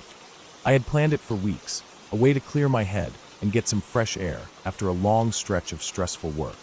The trail I chose was remote but well known, a narrow dirt path that wound through thick woods, following a slow river for a few miles before ending at a small clearing with a view of the valley below. I packed a small backpack with water, a flashlight, a map, and a pocket knife. My phone was fully charged, but I knew signal would probably be spotty, if any at all. The afternoon was clear and warm when I set off, the sun hanging low but still bright enough to push back most of the shadows. The woods were alive with sounds, birds calling to each other, the rustle of small animals in the underbrush, the occasional snap of a twig underfoot. The air smelled of pine and damp earth, and the steady rhythm of my footsteps felt almost meditative as I moved deeper into the forest. At first, the trail was easy to follow. The dirt path was worn, with roots and stones poking through here and there, but nothing too difficult. I kept a steady pace, enjoying the quiet and the solitude. The occasional passing breeze stirred the leaves, and sunlight filtered through the canopy in long, golden beams. The river ran parallel to the path, its gentle babble adding a peaceful soundtrack. After about an hour, I reached the part of the trail where it narrowed, and the trees grew closer together. The light dimmed under the thick canopy, and the air turned cooler and heavier. I could feel the trail getting steeper as I climbed alongside the riverbank. At one point, I stepped on a patch of loose gravel and nearly slipped, catching myself on a nearby branch. The sudden scare made my heart race for a moment, but I laughed it off, telling myself to be more careful. I kept moving, the forest growing quieter now, as if the animals sensed the coming night. The birds had stopped singing, replaced by the faint croak of frogs near the water's edge. I glanced at my watch, about 30 minutes until sunset. The shadows were growing long and sharp. When the sun finally dipped below the horizon, I turned on my flashlight. The beam cut through the darkening woods in a narrow cone, illuminating the path ahead. The quiet around me felt almost too quiet. I could hear my own breathing, shallow and steady. The sound of my footsteps was sharp and loud on the dry leaves. I reached the clearing I had aimed for just as the last light faded from the sky. It opened out onto a wide overlook of the valley, the distant lights of a small town twinkling below like stars caught in the earth. The night air was crisp and smelled of pine and moss. I took a moment to sit on a fallen log and rest, feeling the tension in my legs ease. The peacefulness didn't last long. From somewhere in the woods behind me, I heard a noise. It was faint at first, a soft crunch of leaves, like someone stepping carefully but quickly. My head snapped up, shining my flashlight into the trees, but there was nothing there. Just the dark trunks and shadowed undergrowth. I told myself it was probably a deer or some other animal. It was normal to hear wildlife at night in the forest. Still, the noise came again, louder and closer, another crunch, this time accompanied by a faint rustling sound. My stomach tightened. I considered turning back, but I decided to sit still for a moment, trying to listen carefully. The noises stopped. Dead silence. No wind, no animals, no distant water sounds, just silence. Then, out of the corner of my eye, I caught movement. A dark shape, slipping quickly between the trees, just beyond the reach of my flashlight's beam. I swung the light around, trying to catch it, but it vanished. My heart pounded as I stood up, suddenly feeling very exposed in the middle of the woods with no one around for miles. The only way back was the same narrow path I had come from. I debated whether to wait until daylight or try to head back now.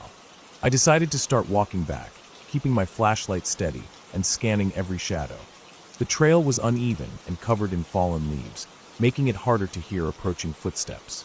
I moved quickly but carefully, afraid of tripping in the dark. After 5 minutes, I heard the noise again. This time, definitely footsteps, slow and deliberate, following the rhythm of mine but staying just out of sight. My pulse quickened. I stopped and waited, holding my breath. The footsteps stopped too. I turned sharply, shining my light in every direction. Nothing. The forest seemed to hold its breath with me. I forced myself to keep moving, faster now, trying to ignore the creeping fear. Suddenly, the beam of my flashlight caught something near the side of the trail, a pair of eyes reflecting the light, low to the ground and watching me. I froze. The eyes blinked and disappeared into the darkness. The feeling of being watched was overwhelming. I clenched my fists and pushed onward, trying not to look back. Minutes later, the trail split into two. I recognized the path I had come from, but the other was unfamiliar. I checked my map, but in the dim light, the details were hard to make out. I chose the path that seemed most like the way back. That was a mistake. The trail narrowed further, and the trees closed in tighter. Branches scraped my arms, and the uneven ground made each step a careful effort. The noises started again, faint and irregular, twigs snapping, leaves crunching, something large moving just beyond the trees. I stopped and listened. Then, the unmistakable sound of heavy breathing. It was close. Too close. I spun around with my flashlight, but again saw nothing. Panic set in. My mind raced with possibilities. Wild animals, Maybe a bear or a mountain lion, though those were rare here. Or something worse, someone following me. I quickened my pace, my breath ragged in the cold air. The sounds grew louder behind me, footsteps pounding on the ground. The sense of being hunted was crushing. I broke into a run, the flashlight bobbing wildly in my hand. My heart hammered, my lungs burned, and every crack of a branch behind me made me freeze for a split second before sprinting again. After what felt like miles, the trail finally opened onto a dirt road I had seen on the map. Relief washed over me. I followed it quickly, hoping for a way to call for help. But the road was empty and silent. No cars, no houses. Just the thick trees pressing in on both sides. I tried my phone again, still no signal. I felt trapped. The footsteps behind me slowed, then stopped. The silence returned, heavier than before. I stopped running, pressed myself against a tree, and tried to steady my breathing. Minutes passed. I didn't hear anything. Slowly, I peered around the tree. No sign of movement. I stayed there for what felt like an hour, every sense alert, every muscle tense. Finally, after a long, nerve-wracking wait, I gathered the courage to start walking again, slowly this time. The dirt road led me to a small ranger station, deserted but with a light on inside. I knocked on the door until someone came out, a man in his 50s, dressed in a worn jacket and hat. He looked surprised to see me, and after I explained my situation, he radioed for help. Soon, 2 other rangers arrived. They walked the area with me, searching the woods where I had heard the footsteps. They found nothing. They told me that sometimes people get lost or followed by animals, but the feeling of being hunted was often caused by fear itself, making you imagine noises or shapes. I didn't want to believe that. But as dawn broke and the forest lit up with soft morning light, I felt the weight of the night lift a little. I was safe, and yet I couldn't shake the feeling that I wasn't alone, that something had been there, waiting in the dark woods, just out of sight. The memory of those heavy breaths and the glowing eyes stayed with me long after I left the forest, a reminder that sometimes the scariest things aren't stories or legends. They're the unknown, the shadows we can't explain, and the quiet moments when we realize we might not be as safe as we think.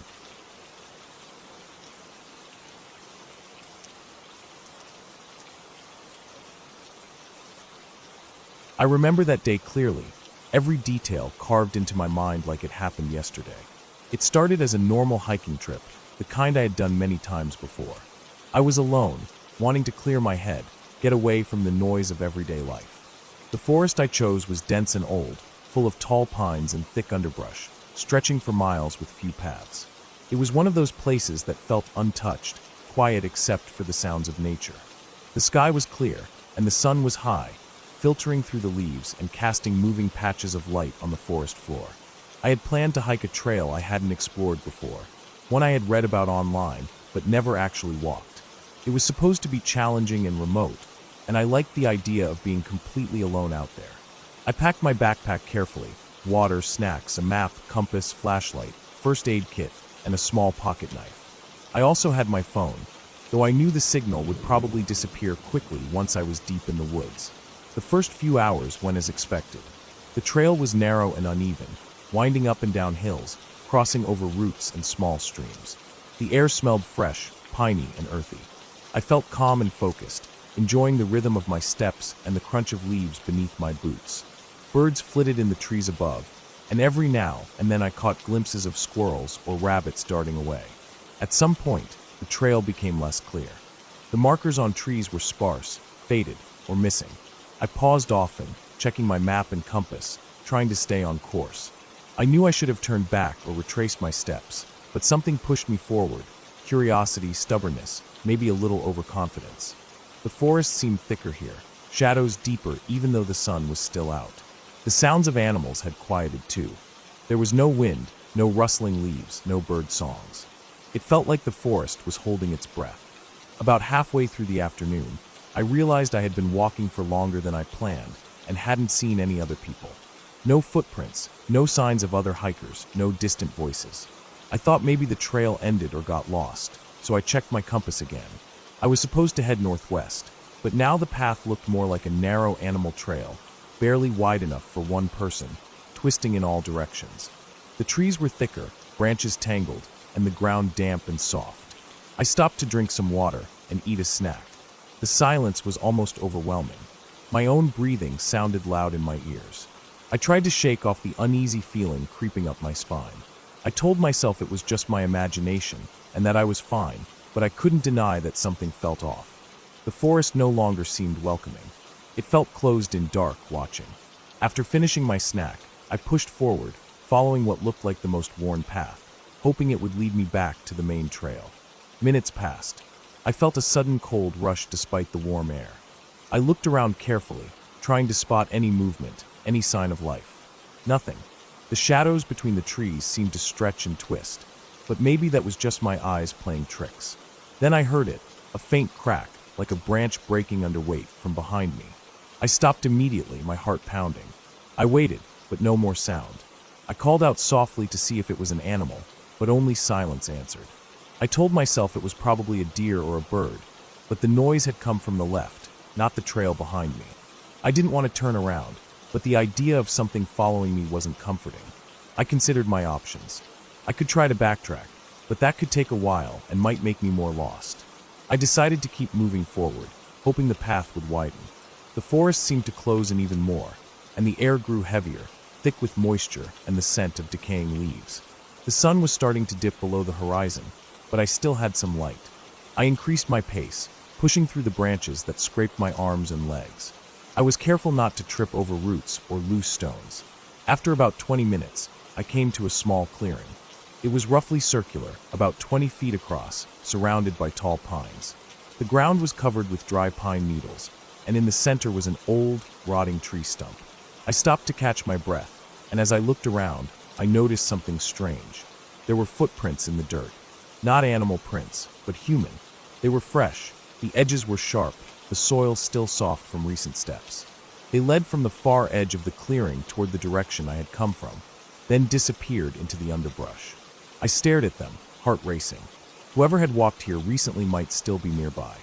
I pulled out my flashlight and scanned the edges of the clearing. The forest was growing darker with every passing minute. The footprints didn't lead into the clearing, only out, but I felt a prickling sensation, like eyes watching me from somewhere hidden. Suddenly, I heard the snap of another branch, this time much closer. I whipped around, flashlight beam cutting through the darkness. For a moment, I thought I saw a shadow moving between two trees. I froze, listening hard. The silence that followed was worse than the noise. I checked my phone. No signal. Battery was dropping fast. I realized I had no way to call for help if something happened. I knew I had to move. Staying still wasn't safe. I turned toward what I hoped was the direction back to the main trail. As I walked, I kept my eyes and ears open. The forest felt alive with unseen presence, maybe animals, maybe something else. My steps quickened, but I tried not to run because I didn't want to trip or make too much noise. After what felt like an hour, but was probably closer to 30 minutes, I stumbled upon an old dirt road. It was wide and clear, with tire tracks and faded paint lines. Relief washed over me. I knew this road connected to the main highway about 2 miles ahead. I started walking along the road, headlamp now turned on, shining down the path. The forest on either side was dark and silent, but the openness of the road made me feel safer. I told myself I just had to keep moving until I reached a place with people. As the minutes passed, I realized I was hearing noises again, distant barking, the faint sound of engines, maybe voices. I focused on that, quickening my pace. Then, I saw headlights in the distance. A car was coming down the road toward me. I felt a rush of hope. I waved my arms, shining the flashlight. The car slowed and pulled over. A man got out, looked worried, asked if I was okay. I nodded, almost trembling. I told him I was lost in the forest and had been walking for hours. He offered me water, called for a ride, and stayed with me until help arrived. Later, at the hospital, they ran some tests and kept me overnight for observation, but physically I was fine. The doctors said I was dehydrated and exhausted, but otherwise okay. That night, I kept thinking about those footprints in the clearing and the shadows I saw. I never found out who or what had been there before me, but I knew that if I hadn't found that road, or if the car hadn't come when it did, things could have ended very differently. The forest wasn't just trees and animals. It held something darker, something that watches and waits. I never went back to that trail, and I don't plan to. But sometimes, late at night, I can still hear the silence of those woods, the heavy, watchful quiet that's more frightening than any noise.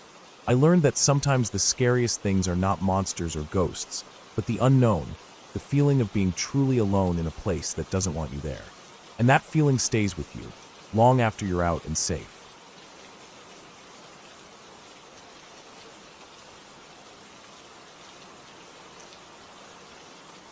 I didn't plan on being out here this late. The sky had been shifting colors all afternoon, the soft blue turning to gray, then darker gray, until it was a deep, heavy black stretched over the trees like a thick blanket. I was supposed to be back at the cabin hours ago, but something about the woods kept pulling me deeper, drawing me in with quiet sounds and the way the wind moved through the branches. I told myself it was just curiosity, that I'd turn around soon, but every step took me farther, and now I could barely see the path behind me. The trees were tall, older than anything I'd seen in my life before. Their trunks were wide, some gnarled with age, their bark rough and cracked. The forest floor was a mess of dead leaves, broken twigs, and moss that felt soft underfoot. As I walked, the air grew cooler, sharper. It smelled of wet earth and pine needles, mixed with the faint, distant scent of smoke, like a campfire far away. I stopped and listened. The only sounds were the wind through the leaves, the occasional snap of a twig beneath my boots, and my own breathing. Nothing else. No animals, no birds, nothing to break the silence. The kind of silence that feels too heavy, like it's waiting for something. I glanced up and saw the sky through the gaps in the canopy. The moon was rising, a pale circle that barely lit anything but the tops of the tallest trees. Shadows stretched long and deep, swallowing the path ahead and making it impossible to see very far. I wished I'd brought a flashlight, but I had only my phone, and the battery was nearly dead. My heart started to beat faster. I knew I should turn back. I knew I had no good reason to be here, wandering so deep in the woods after dark. But the thought of retracing my steps, of stepping into the dark unknown behind me, made my skin crawl. I had this strange feeling that something was following me. Not just the wind or the trees, but something alive. Something watching. I picked up my pace, trying to find the path again. I thought I heard a branch crack behind me, quick and sharp. I froze, held my breath, waited. Nothing. I told myself it was just a squirrel or a deer, something small, harmless. But the fear was there, gnawing at the edges of my mind. I wanted to keep moving, to get out of here as fast as possible. Then, without warning, the ground beneath me shifted. My foot slipped on a wet patch of moss, and I fell hard onto my side. The cold hit me instantly. I pressed my hands against the dirt, trying to catch my breath. When I looked up, my eyes struggled to focus in the dark. The trees seemed closer now, almost closing in on me. I reached for my phone to turn on the flashlight, but it was dead. The screen stayed black no matter what I did. Panic welled up inside me. I was alone in a forest with no light, no way to call for help, and no idea how far I'd gone. I forced myself to stand. My ankle ached, but it wasn't broken. The cold seeped into my clothes, chilling me to the bone. I scanned the ground for the path, anything familiar. My heart pounded louder with each step. Then I saw it, something on the ground that didn't belong. It was a shoe, old, muddy, worn at the edges, half buried in the dirt. I knelt down to get a better look. It looked like a hiking boot, but its color was faded and the laces were frayed. The sole was nearly torn off. How had it gotten here? And who did it belong to? A sudden movement caught my eye. Just beyond the boot, I saw something else, a small, dirty piece of fabric tangled in a bush. I pulled it free. It was part of a jacket sleeve, stained and torn. My stomach tightened. This wasn't just a lost shoe. It was a sign. Someone else had been here, and maybe something bad had happened. I forced myself not to think about it. I had to find a way out. I stood up and tried to remember the direction I'd come from. But the forest all looked the same. The same twisted trunks, the same thick underbrush, the same dark shadows. The moonlight wasn't strong enough to guide me. I started walking, hoping to find a trail, a clearing, or any sign of human presence. My ears strained for sounds, a stream, voices, a distant car. But there was nothing, only the wind and the heavy silence. Hours passed. I lost track of time. My legs ached, my throat was dry, and my hands trembled from the cold. I kept moving, guided by the faintest hope of finding the cabin or the main road. Every step felt heavier, every breath harder. At one point, I stumbled over a root and fell again.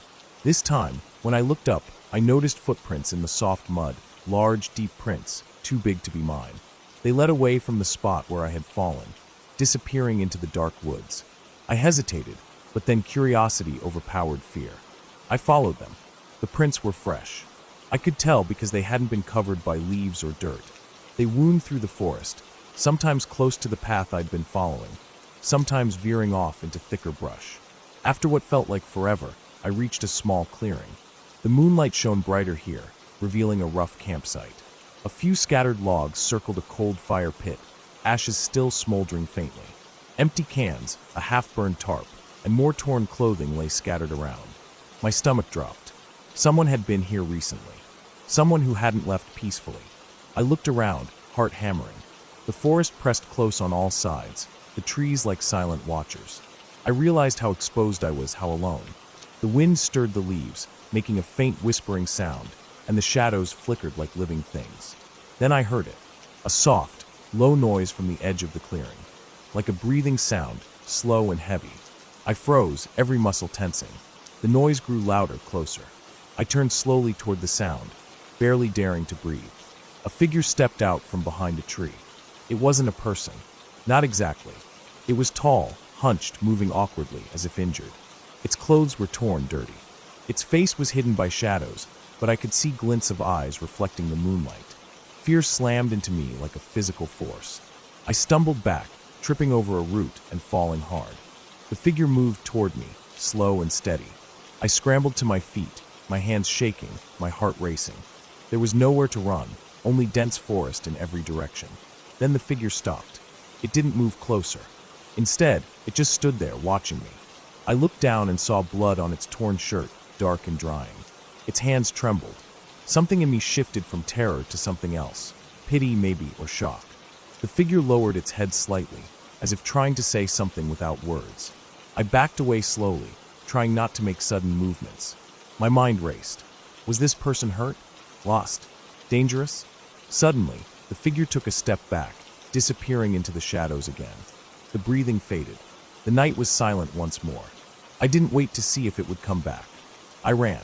I ran blindly through the trees, the cold biting at my skin, the rough ground tearing at my shoes. My lungs burned, my legs screamed, but I didn't stop. After what felt like hours, I saw a faint glow ahead. It was the cabin, its windows lit warmly against the dark forest. I burst out of the trees, into the clearing around the cabin. I slammed the door behind me, locked it, and collapsed against it, shaking. Inside, the warmth wrapped around me, and I finally allowed myself to breathe. I thought about the figure in the woods, the footprints, the scattered campsite. I didn't know who it was or what had happened to them, but I knew I had been lucky. The forest had shown me its dark side that night, something raw and real. Not stories or ghosts, but fear, loneliness, and survival. I stayed inside the cabin until dawn, listening to the soft sounds of the waking world outside. The sun came up slowly, burning away the shadows and bringing light to the woods. I promised myself I would never wander that deep into the forest after dark again, and that I would tell someone somewhere about the figure, about the person who was out there, lost and broken in the night, somewhere beyond the trees.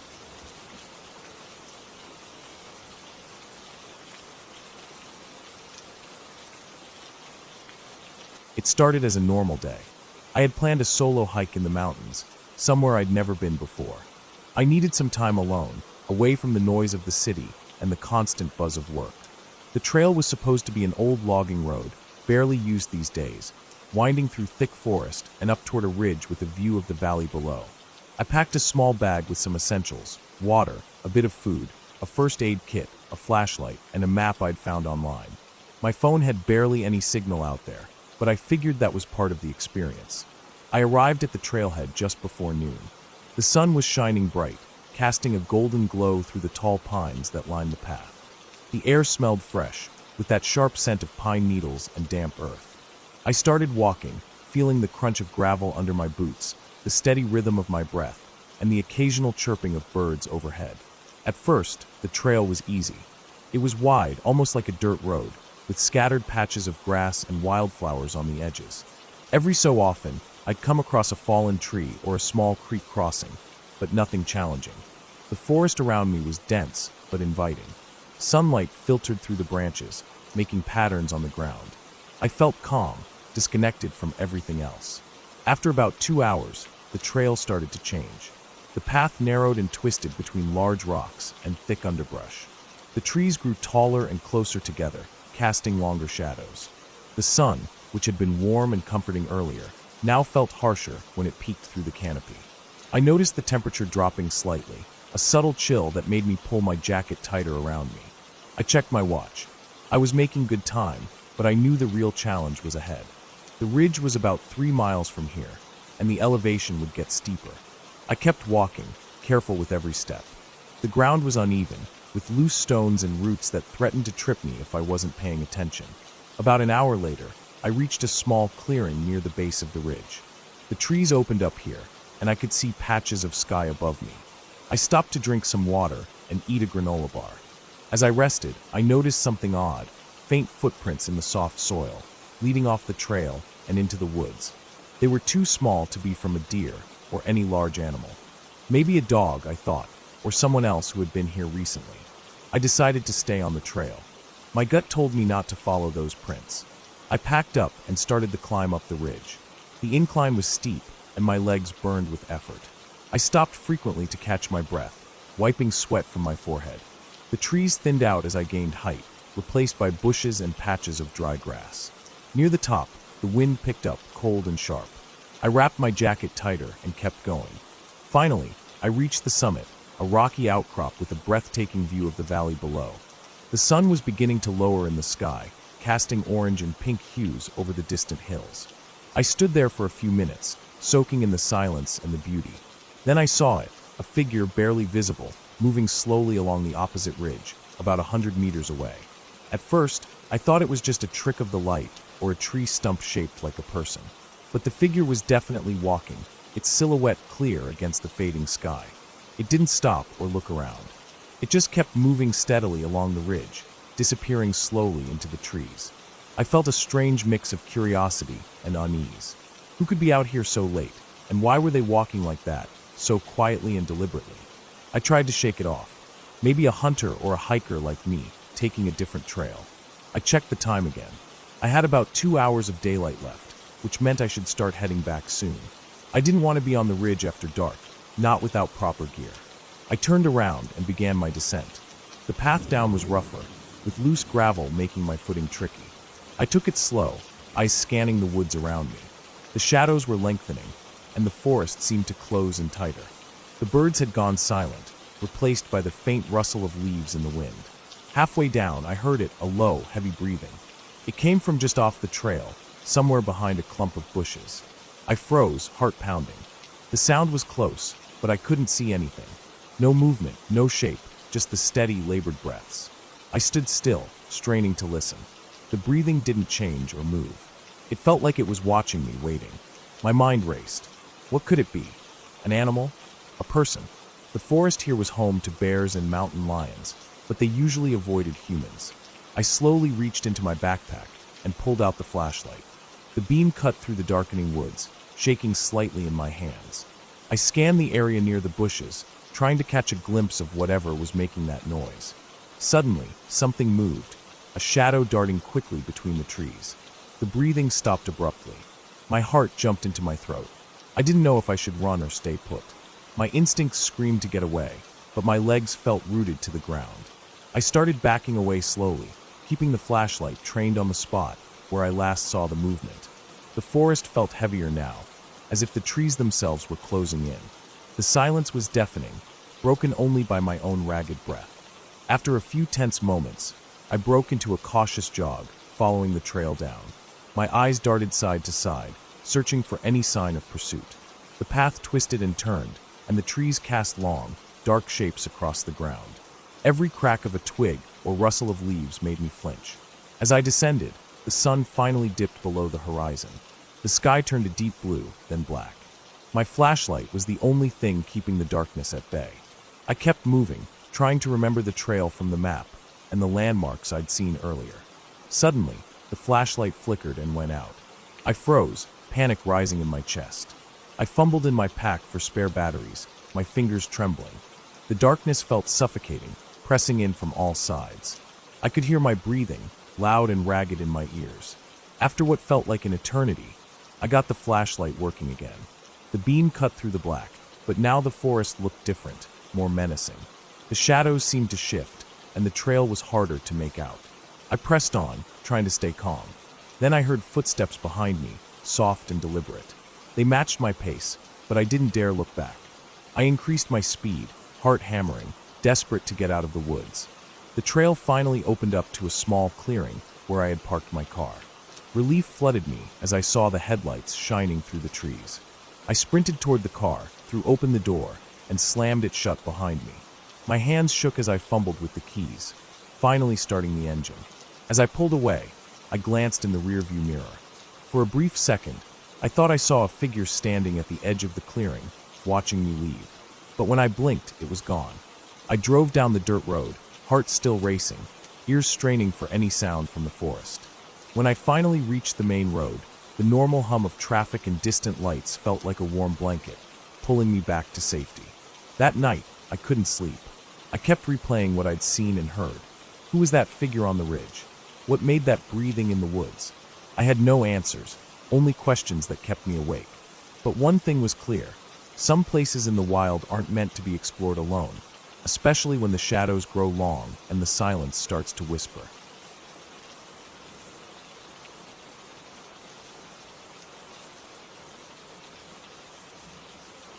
It started with what was supposed to be a simple walk in the evening, something to clear my head after spending most of the day indoors. The air was cool, and the fading light of late afternoon stretched shadows long across the ground. I wasn't far from home, maybe 2 miles at most, but the path I chose was one I didn't usually take. It led through a wooded area that was mostly quiet except for the occasional bird or the rustle of leaves when the wind moved through them. I had been there before during the day, but I had never walked it so late and never alone. The dirt trail was narrow, and the ground was uneven in places where tree roots had grown up through the surface. I moved at a steady pace, enjoying the solitude, but there was a strange stillness to the air that I couldn't quite put my finger on. It wasn't the normal quiet of the woods. It was the kind that feels like the whole place is holding its breath. My footsteps sounded too loud against the packed earth, and every time they landed, it seemed like the sound traveled farther than it should have. The deeper I went, the more the light thinned. The sun had dropped lower, and the forest canopy filtered out much of what remained. The path bent and wound between thick trunks, their bark rough and dark, and low branches sometimes reached in close enough to brush against my arms.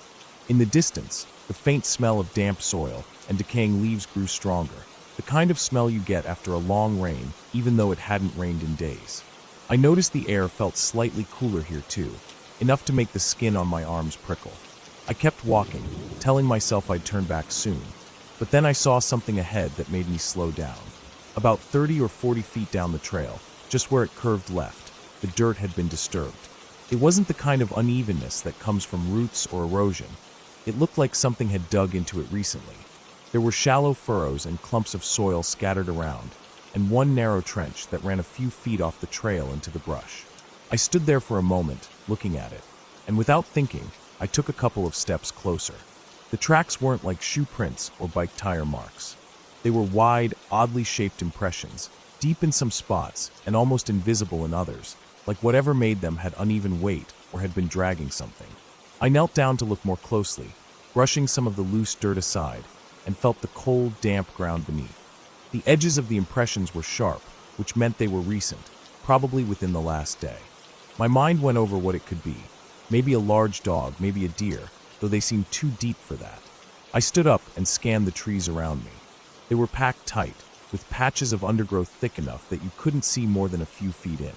Every now and then a breeze moved through, making the leaves hiss softly, but otherwise it was silent. Too silent. I realized I couldn't hear birds anymore, not even the distant ones, and that gave me a strange knot in my stomach. I decided I'd keep walking just a little farther, and then turn around, mostly because I didn't want to make it seem like I was spooked by nothing. A few minutes later, I started to notice small signs that something had passed through recently. A broken branch here, a patch of flattened grass there. In some spots, leaves were missing entirely from the ground, like they'd been brushed away by movement. I kept moving forward, but my pace slowed without me realizing it. My ears strained to pick up any sound, and my eyes kept flicking between the path ahead and the shadows off to either side. That feeling of being watched crept in. Not sudden, but gradual, the way cold water slowly seeps through clothes until you notice it's everywhere. Then I heard it. At first, it was faint enough that I thought I imagined it, just a soft, steady crunch in the leaves somewhere behind me. It stopped the moment I did. I waited, standing still, the only sound my own breathing. After several seconds, I moved again, slower this time, and there it was, another faint crunch, matching my pace but just out of sync enough to notice. I didn't turn around right away. I just kept going, listening. When it happened again, I glanced back, but the trail was empty. Whatever it was, if it was anything, was keeping just far enough back to stay out of sight. I tried to reason with myself, telling myself it was probably just an animal moving through the woods. But the thing about wild animals is they don't usually follow you at a steady distance. They either dart away or pass by, but they don't match your pace like they're keeping track of you. That thought sank in heavier than I liked, and I decided to turn back. The idea of continuing deeper didn't feel smart anymore. The moment I turned around, the forest felt different. The same path I'd walked minutes ago now seemed narrower, darker. My steps were quicker now, my eyes fixed on the trail ahead, but constantly scanning the edges of my vision. I passed the dug-up patch in the dirt again, and something about it felt worse this time, like it was connected to the reason I was uneasy. I didn't stop to look at it. I just kept moving. The sound started again, but now it wasn't behind me. It was off to my left, parallel to the trail. The crunch of leaves, then silence, then the faintest rustle like something brushing past low branches. I could only catch glimpses between the trees, a suggestion of movement, maybe a darker shape against the already dark forest, but never long enough to be certain. My heart rate picked up, and I could feel my chest tightening. I sped up, but so did the movement in the woods, keeping pace without hesitation. Every time I thought I might break into a run, I stopped myself, worried that running might trigger whatever it was to close the distance. I tried to keep my steps even, though my legs felt tight and ready to bolt. The trees seemed to crowd in closer, and the air felt heavier, almost humid despite the cool temperature. My mouth was dry, and my breaths came quicker. The last stretch of the trail was the worst. The woods there were thicker, and the light barely made it through. I could see the faint opening ahead where the trail met the road, but it felt impossibly far away. The sound to my left moved closer, and for the first time, I heard something else. Short, sharp breaths, like someone trying to stay quiet, but unable to control their breathing completely. They weren't animal sounds. They were human. That realization hit me hard enough that my control broke. I started running, my shoes pounding against the dirt, every step feeling slower than it should have. Branches whipped at my arms and legs, and the undergrowth on my left erupted with movement.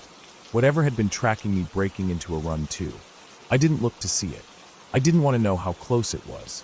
I burst out of the tree line onto the gravel shoulder of the road, my shoes slipping on the loose stones before I caught my balance. The movement in the woods stopped instantly, as if whatever was there had no intention of stepping into the open. I turned then, chest heaving, and scanned the tree line. There was nothing, no shape, no sound, just the stillness of the forest. I didn't wait. I walked quickly along the road back toward my house, glancing over my shoulder every few steps. The whole time, I could feel that same sensation, like eyes on me from somewhere just out of sight. Even when I reached my street, it didn't fade completely. When I finally got inside, locking the door behind me, my hands were trembling hard enough that I had to lean against the wall for a moment. Later, when I thought about it, the worst part wasn't the sound or even the breathing. It was the way it matched me the whole time, never rushing until I did, never letting me see it. It knew exactly how to stay hidden, exactly how close to come without crossing the line into the open. And that meant it wasn't random. Whatever it was, it chose me the second I stepped onto that trail, and it wanted me to know it was there.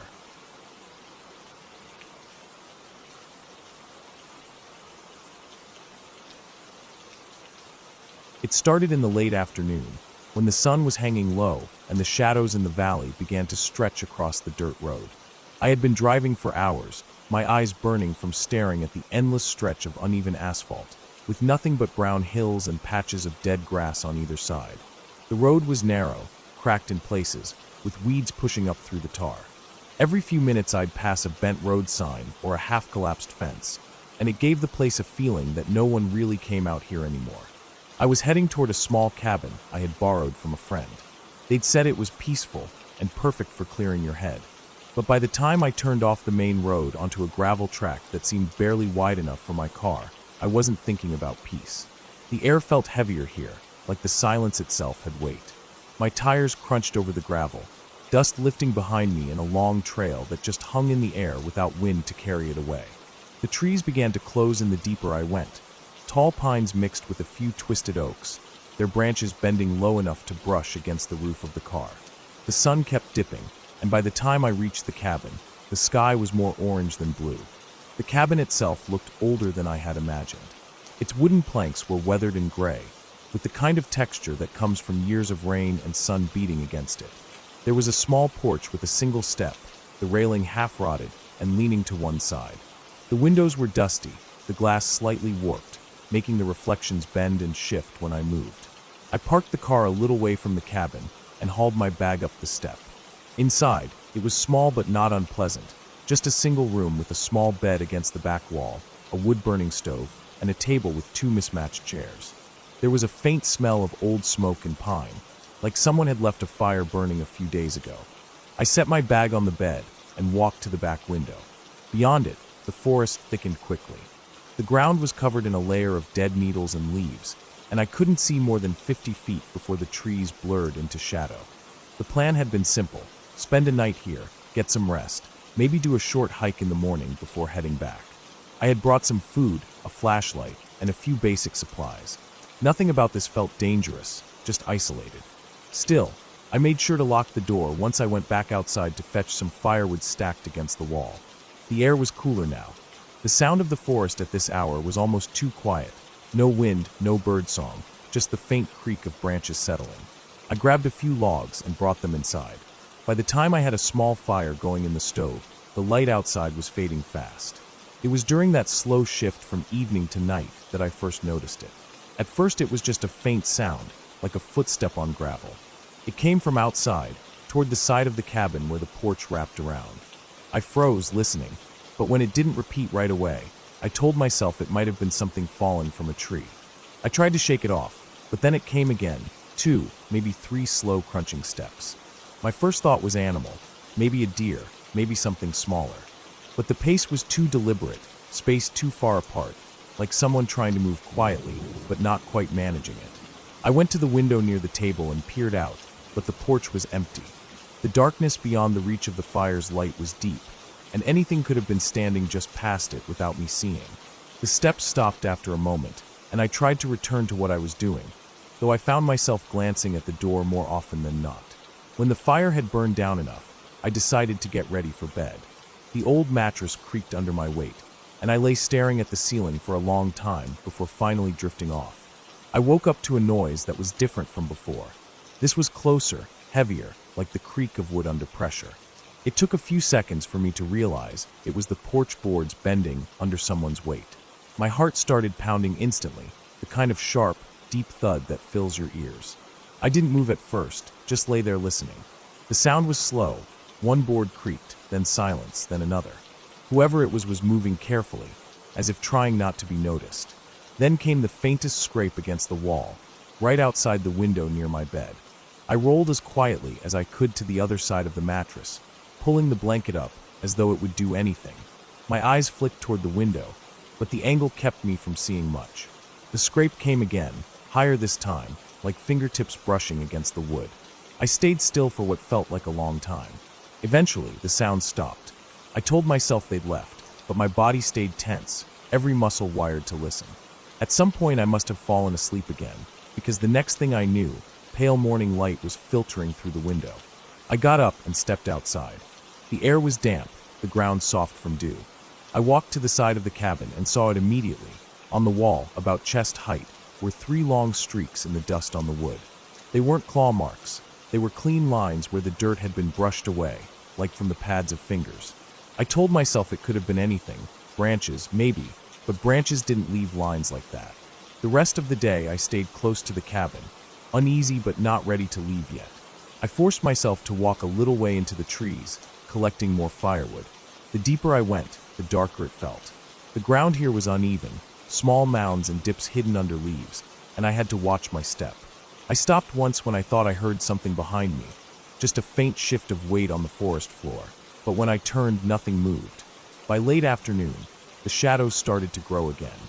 I sat on the porch for a while, watching the edge of the forest. That's when I saw it. A shape, standing just inside the tree line, not moving. It was too far to see clearly, but it wasn't an animal. The outline was wrong, tall, narrow still. My mouth went dry instantly. I stared at it for what must have been minutes, trying to see if it was a trick of the light. Then slowly, it turned and stepped back into the trees. That night was worse than the first. I didn't even bother trying to sleep.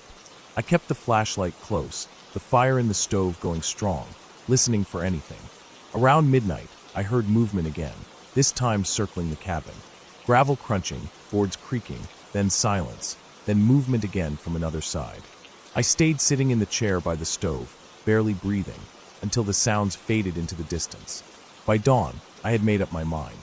I packed quickly, checking the windows every few seconds. The forest was quiet again, but the kind of quiet that felt like something watching.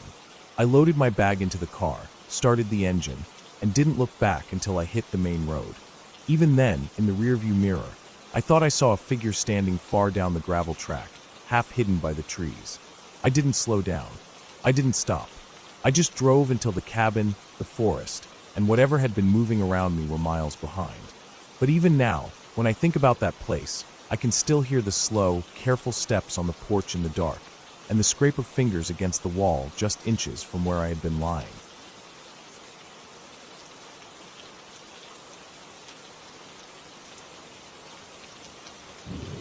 It was late in the afternoon when I decided to go for a drive outside of town. The day had been overcast since morning, the sky a dull sheet of gray that pressed down over everything. The air was heavy and still, almost too still, like the world had been paused. I didn't have anywhere to be and no real reason for the drive, but the quiet in my apartment had been making me restless. I wanted to get away from the sound of the ticking clock and the hum of the refrigerator. I wanted to see something different, even if it was just the empty countryside. I drove out past the edges of the city until the houses thinned out into scattered farms. The road wound between long, flat fields of dry grass and skeletal trees. There were no sidewalks here, no streetlights, just two narrow lanes of cracked asphalt cutting through land that looked abandoned. Every so often I would pass a weathered mailbox leaning at an angle, or an old barn with its roof sagging in the middle. The light was fading faster than I had expected, and the horizon was already taking on that dim, bluish tone that comes right before night. I thought about turning around, but the road kept pulling me forward. After another 15 minutes, the pavement turned into gravel without warning. The sound under my tires changed, the car rumbling and crunching over the uneven surface. Dust rose in the rearview mirror, hanging in the still air like smoke. I slowed down, scanning for a place to turn around, but the road was narrow, lined with overgrown ditches. The trees had closed in tighter now, tall and bare, their branches tangled together overhead like dark veins against the pale sky. I kept driving, thinking maybe there would be a wider spot ahead. That's when I saw the truck. It was an old, dark pickup parked on the right side of the road, facing my direction. The hood was dull with rust, and one of the headlights was cracked. There was no one in sight, and the driver's door hung half open. At first, I thought maybe it had broken down, but the way it was sitting there, just slightly crooked, gave me a strange feeling I couldn't place. I slowed down even more, my hands tightening on the wheel, eyes scanning the trees on both sides. No movement, no sound except the low hum of my engine. I passed it slowly, glancing into the cab as I went by. The seats were torn, and there was a dirty blanket thrown across the passenger side. On the floor, something metallic caught the light, maybe a wrench or a crowbar. The rearview mirror was missing. I didn't see any keys in the ignition. My stomach felt tight, and I pressed down on the accelerator, wanting to put distance between me and that truck. The road ahead curved slightly, and the trees seemed to press in closer. The light was fading so quickly now that it was hard to tell where the branches ended and the shadows began. I glanced in my rearview mirror out of habit. That's when my heart gave a hard, painful thud. The truck's headlights had come on. I gripped the wheel, eyes darting between the mirror and the road ahead. The truck wasn't moving yet, but the beams were bright and steady, cutting through the dimness. I told myself maybe someone had just come back. Maybe they'd been in the woods and were about to drive off. But then the headlights shifted slightly, like the front wheels had turned toward the road. I pressed the gas a little more, not wanting to floor it, and looked like I was panicking. The gravel rattled under the tires, and my car swayed slightly on the uneven road. In the mirror, the truck was moving now, slow at first, then picking up speed. I could see the dust rising behind it. The road was still narrow, and the ditches on either side looked deep enough to wreck my car if I swerved off. The trees were like walls now, blocking out any view of the sky except for a thin strip above. My chest felt tight, my pulse pounding in my ears. I kept my eyes forward, scanning for any sign of a turn or an intersection. Nothing. Just more road twisting ahead into the deepening shadows. The truck was closer now, maybe 100 feet back, its engine a low, steady growl beneath the sound of my tires. My mouth had gone dry, and I could feel sweat gathering at the base of my neck. Every instinct was telling me not to stop, not even to slow down. I thought about calling someone, but my phone was in the passenger seat, and I didn't dare take my eyes off the road long enough to grab it. The first sharp turn came up fast. I took it too quickly, the tires spitting gravel, and the back of the car fishtailed before I corrected it. In the mirror, the truck took the corner just as fast, its headlights swinging wildly across the trees before locking back on me. I pushed the accelerator harder, the engine straining. The speedometer needle crept higher, but the road seemed to go on endlessly, twisting and bending, never giving me a straight stretch where I could really open it up. Then I saw the dead deer. It was lying on its side in the middle of the road, its legs stiff, eyes clouded over. I had just enough time to swerve around it, the edge of my right tire dipping into the gravel shoulder. The truck behind me swerved too, missing it by inches. The sight of it made my stomach turn, not just because it was dead, but because it looked fresh, no signs of decay, no scavenger marks. Like it hadn't been there long at all. The trees began to thin slightly, and up ahead I saw what looked like an old dirt driveway breaking off to the right. It was narrow and half hidden by weeds, but it was the first chance I'd had to get off this road. Without thinking, I cut the wheel hard and turned into it, the car bouncing over ruts and rocks. Branches scraped along both sides, and the ground was uneven, making the suspension groan. I drove until the driveway curved sharply around a cluster of thick trees, and I pulled off to the side, cutting the engine. My hands shook as I killed the headlights. The sudden silence felt deafening after the constant roar of tires and wind. I sat there, gripping the wheel, eyes fixed on the narrow strip of driveway I could see through the trees. The sound of the truck's engine grew louder again, then passed by without slowing. The glow of its headlights swept across the woods for a moment, then faded. I stayed still, barely breathing, waiting. A minute passed. Then two. The woods were so quiet that I could hear my heartbeat in my ears. No crickets, no wind, nothing. Just heavy, unmoving silence. After what felt like forever, I started the car again, keeping the headlights off. I eased back toward the road, stopping just short of the edge. There was no sign of the truck in either direction. I turned left, heading back the way I'd come. Every bump in the gravel felt sharper now, every shadow darker. I didn't stop until I hit pavement again, and I didn't look in the mirror more than once. When I finally saw the lights of the city ahead, my chest loosened for the first time in what felt like hours. When I got home, I sat in the car with the engine off, staring at the faint reflection of my face in the windshield. My hands still felt unsteady. I kept thinking about that truck, sitting there on the side of the road with its door open, and how quickly it had started after I passed. Whoever was inside hadn't been broken down.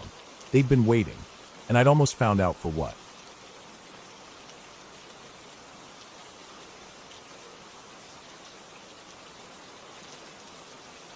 It started with a simple plan that I thought would be uneventful. I wanted to get away for a few days and clear my head, so I drove out to a small, isolated cabin I'd rented in the hills. It was tucked into the woods, far from town, reached by a winding dirt road that had no streetlights and no houses along the way. I arrived in the late afternoon, just before the sun started sinking behind the tree-line. The air was cool, carrying the faint smell of pine and damp earth. The only sounds were the occasional rustle of leaves and the distant creak of tree branches swaying in the breeze. The cabin was small but well-kept, with a porch that overlooked a narrow clearing. Beyond the clearing, dense woods stretched for miles, the kind of forest where you could get lost within minutes if you weren't careful. I unpacked my bags inside, noting the way the old floorboards groaned under my weight. There was no phone signal here. The place was lit by a couple of small lamps that gave off a warm, yellow light, and in the corner of the room was a wood stove for heating. After unloading my stuff, I stepped back outside. The air felt colder now, the sun barely visible between the tops of the trees. The shadows grew longer, stretching like dark fingers across the ground. I walked to the edge of the clearing and looked into the forest. It was quiet, unnaturally so. No birdsong, no chirping insects, just the sound of my own breathing. I stood there for a while, feeling a faint unease I couldn't quite explain. Eventually, I told myself it was just because I wasn't used to the silence. That night, after making a quick dinner, I sat out on the porch with a mug of coffee. The light from inside spilled across the porch floorboards, but beyond that, the darkness was thick. I could barely see past the first line of trees. Every now and then, I thought I heard something out there, a faint crunch of leaves, a shift in the underbrush, but it would stop as soon as I focused on it. I stayed out there for maybe 20 minutes before the cold and the quiet began to feel oppressive, and I went back inside. The cabin had a single bedroom, small and simple. I got into bed early, pulling the blanket up to my chin. I left one of the lamps on in the main room. I've never liked complete darkness. For a while, I just lay there listening. The woods outside were silent, but the kind of silence that feels heavy, like it's hiding something. Eventually, my eyes grew heavy and I drifted off. Some time later, I woke to the sound of something moving outside. At first, I thought it was an animal. The steps were slow, deliberate, spaced far enough apart that it didn't sound like a deer or anything small. I lay still, my ears straining. It circled the cabin, the sound of weight shifting over dead leaves and twigs. My heartbeat picked up. I stayed quiet, not daring to move. The footsteps stopped near the front porch. There was no knock, no voice, just stillness. I waited for what felt like minutes. Then came the sound of wood creaking under weight. Something was on the porch. I got out of bed slowly and moved toward the main room. The lamp was still on, its soft glow casting weak light toward the door. My shadow stretched across the floor. I glanced at the window but couldn't see anything outside. It was just black. The porch creaked again, this time closer to the door. I stood completely still, breathing as quietly as I could. After another long pause, the sound faded, replaced by the crunch of leaves again, moving away from the cabin and into the woods. I stayed frozen for a while longer before finally returning to bed, though sleep didn't come easily after that. The next morning, I stepped outside to check for tracks. The ground was littered with pine needles and leaves, but there were spots where the debris had been disturbed, leading from the edge of the clearing to the porch and then back toward the forest. The impressions looked too large and spaced out for a small animal. I told myself it could have been a black bear or maybe a stray dog, though deep down I didn't believe it. I tried to shake off the unease, but it stayed with me throughout the day. I went for a walk along the dirt road, keeping my eyes on the tree line. Every so often, I'd think I saw something between the trees, a quick flicker of movement, a shape, but it was always gone before I could focus. When I returned to the cabin, the light was already dimming. That night, I made sure the door was locked, the windows shut tight. I ate quickly and stayed inside, reading a book just to distract myself. The silence outside pressed against the walls, and I kept glancing toward the window, expecting to see something standing there. It was just after midnight when I heard the noise again. This time, it wasn't footsteps.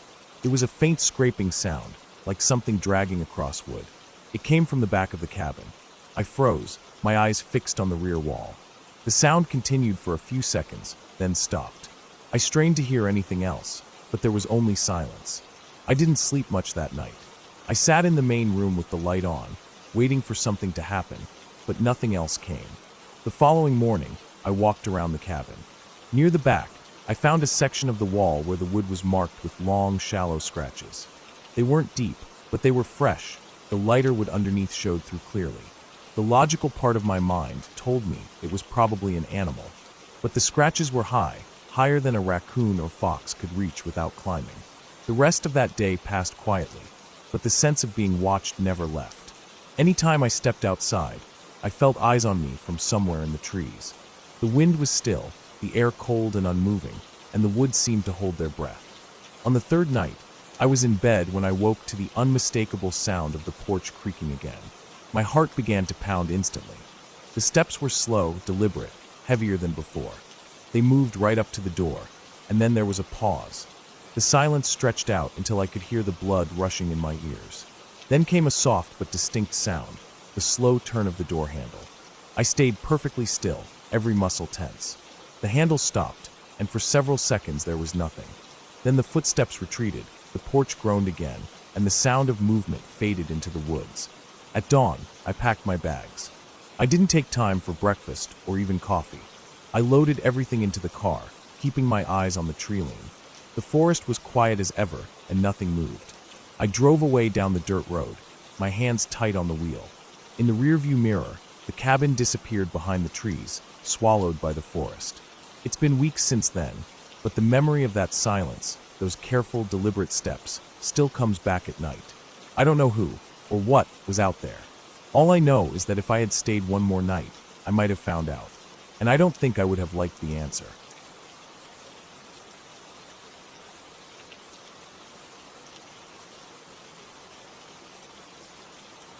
It was supposed to be a quick stop, just a short detour off the highway to stretch my legs before continuing the long drive home.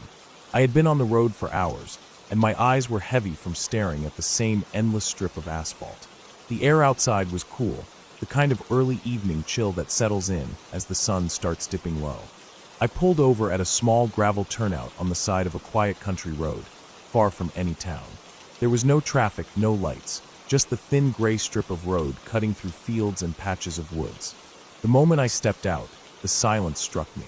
It wasn't the kind of peaceful quiet you might hear in a park or a backyard. It was deeper, heavier.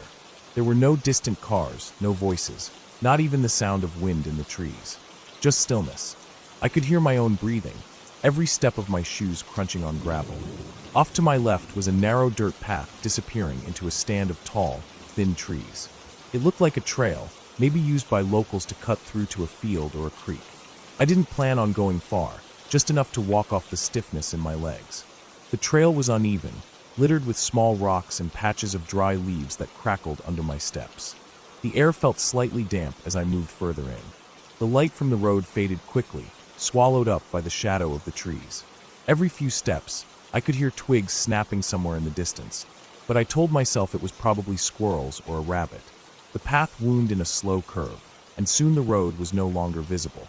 I glanced back a couple of times, half expecting to see the gleam of my car, but it was gone from sight.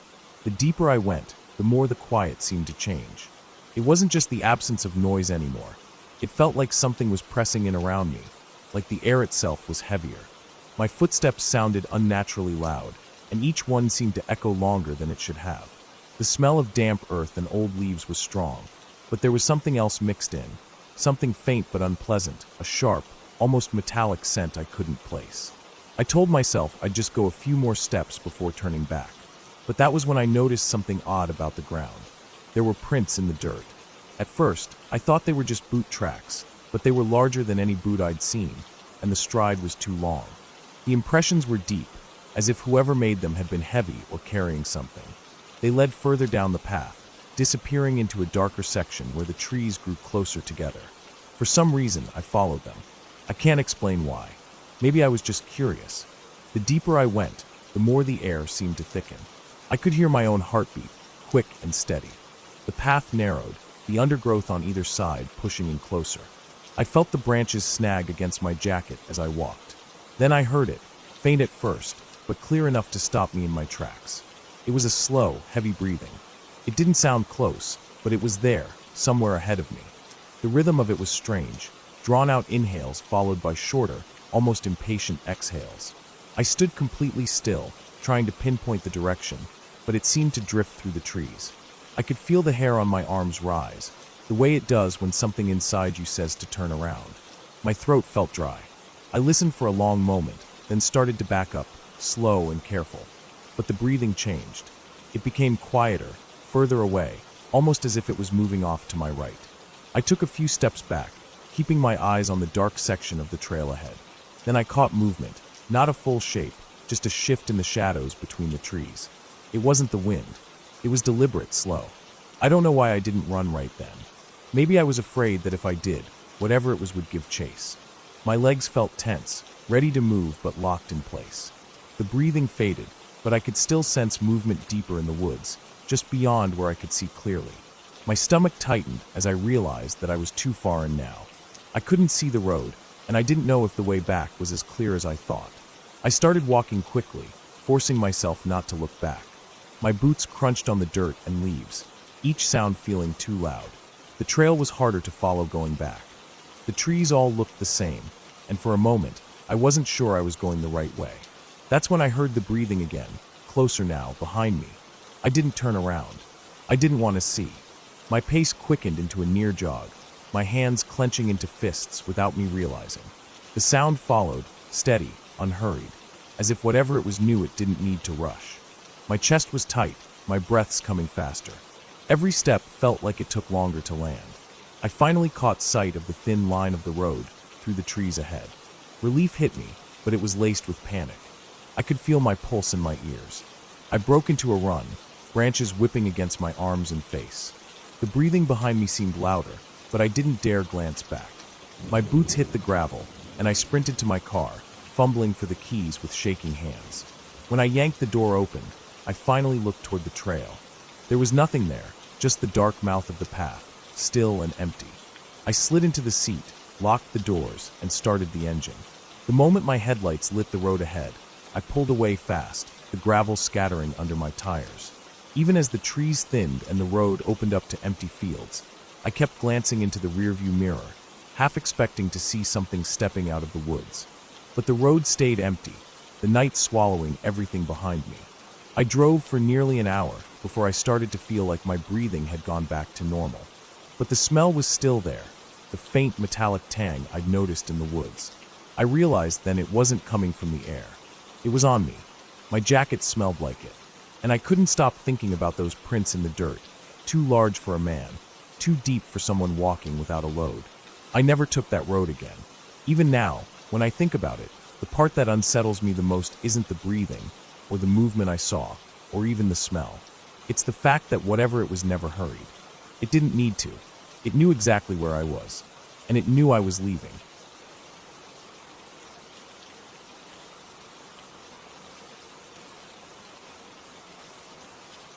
I still remember how everything felt that day.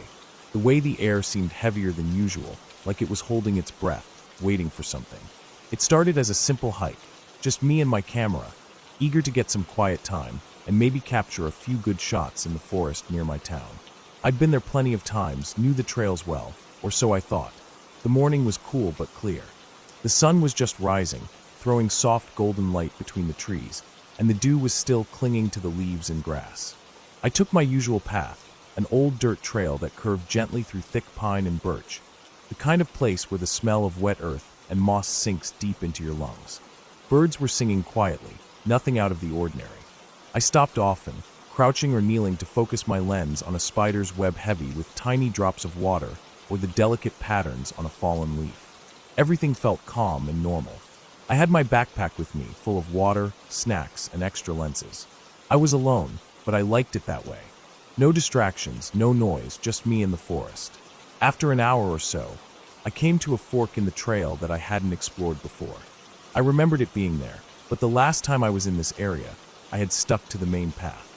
This side trail looked narrow, covered with fallen leaves and twigs, barely visible in some parts, as if nature was trying to erase it. I figured it might lead to a clearing or some interesting spot I hadn't seen yet. So, I decided to take it. The forest around me changed slowly as I walked. The trees grew taller and closer, their trunks thick and dark, the canopy above blocking out more sunlight. The air felt cooler and damper. The ground was softer, covered in a thick bed of pine needles and moss. I kept my camera ready, hoping for something worth capturing, but so far, there was nothing unusual.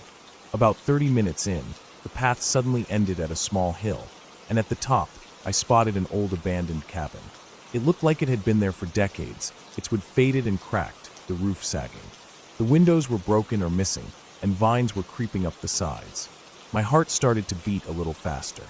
I had never noticed this cabin before, and it was strange to find it here, so deep in the woods. I took a few steps closer, feeling a mix of curiosity and unease. The air around the cabin was different, colder, heavier. It felt like the forest had shifted, like the quiet was too quiet. No birdsong, no rustling leaves, nothing but the sound of my own footsteps and breathing. I raised my camera to take a picture of the cabin, but the viewfinder seemed blurry, as if the lens was fogged up. I wiped it with my sleeve and tried again, but the same thing happened. Something was wrong, but I couldn't put my finger on it. I decided to move around the cabin, looking for an entrance.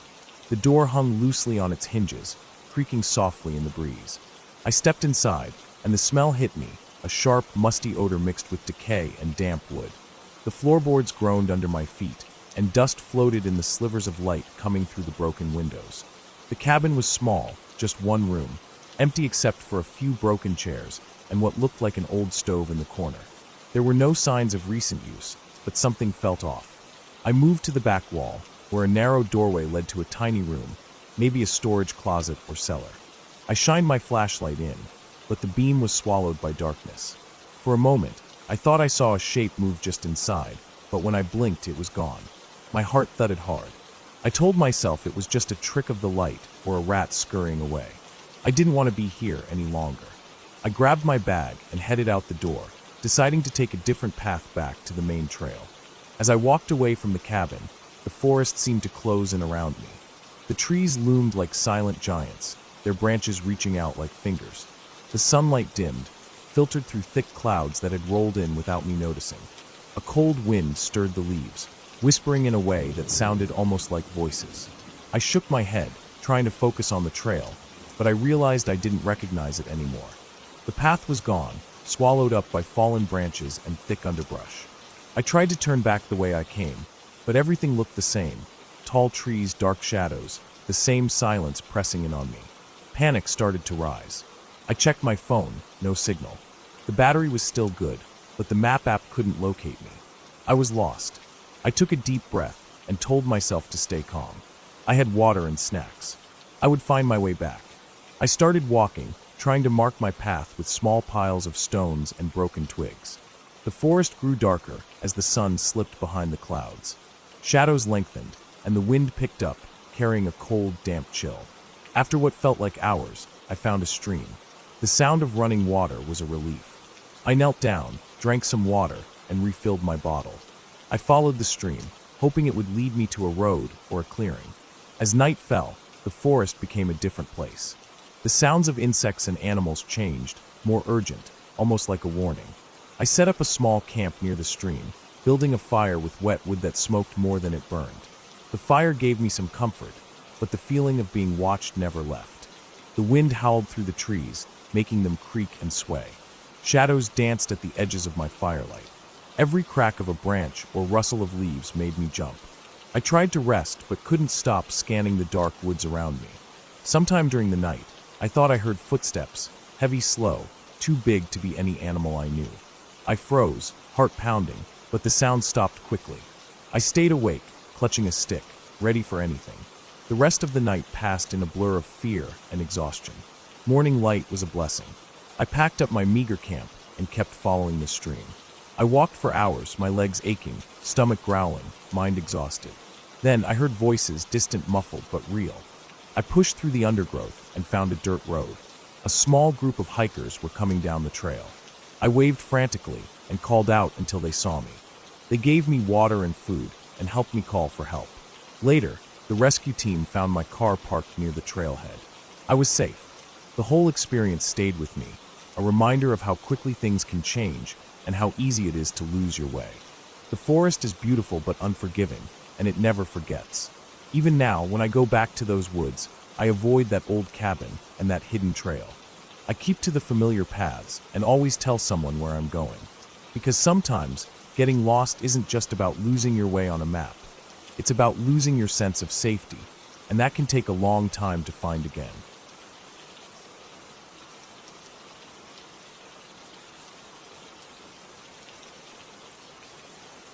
I woke up to the soft glow of dawn slipping through the thin curtains of the small cabin.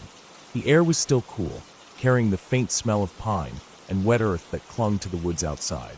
I had arrived the day before, alone, hoping to find some peace away from the noise of the city and the buzz of everyday life. The forest stretched all around me, thick with towering firs and twisted oaks, the ground blanketed in a soft layer of moss and fallen leaves.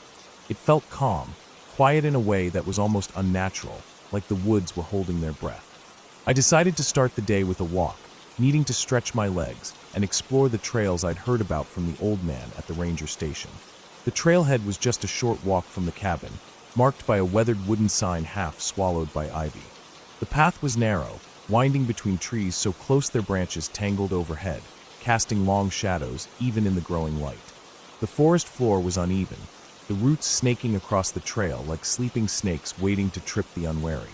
I moved carefully, boots crunching softly on the scattered needles and twigs. As I walked, I tried to ignore the feeling that I was being watched. It wasn't the kind of watching that happens in a busy street or at a crowded bar. This was something else, a silent, patient observation that seemed to come from the woods themselves.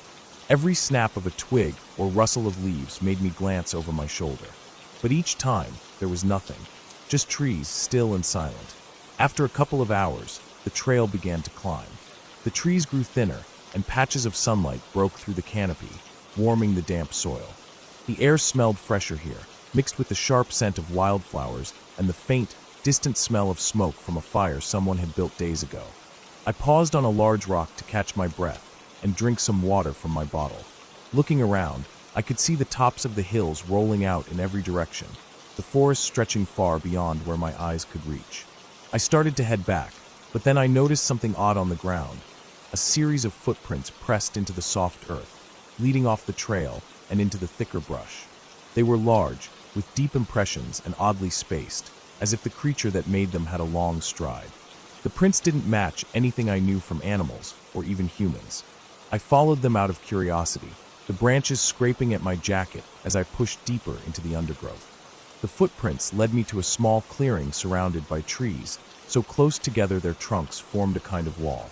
In the middle was a shallow pit, maybe a meter across, filled with broken branches and leaves, as if something had tried to make a nest or hide something there. I felt a strange chill run through me as I looked into the pit.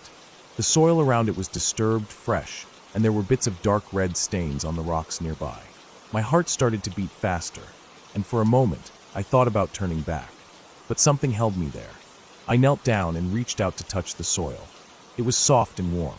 Then, the sharp snap of a branch nearby made me jump to my feet, spinning around. The forest was quiet again. No movement. No sound other than the wind whispering through the leaves.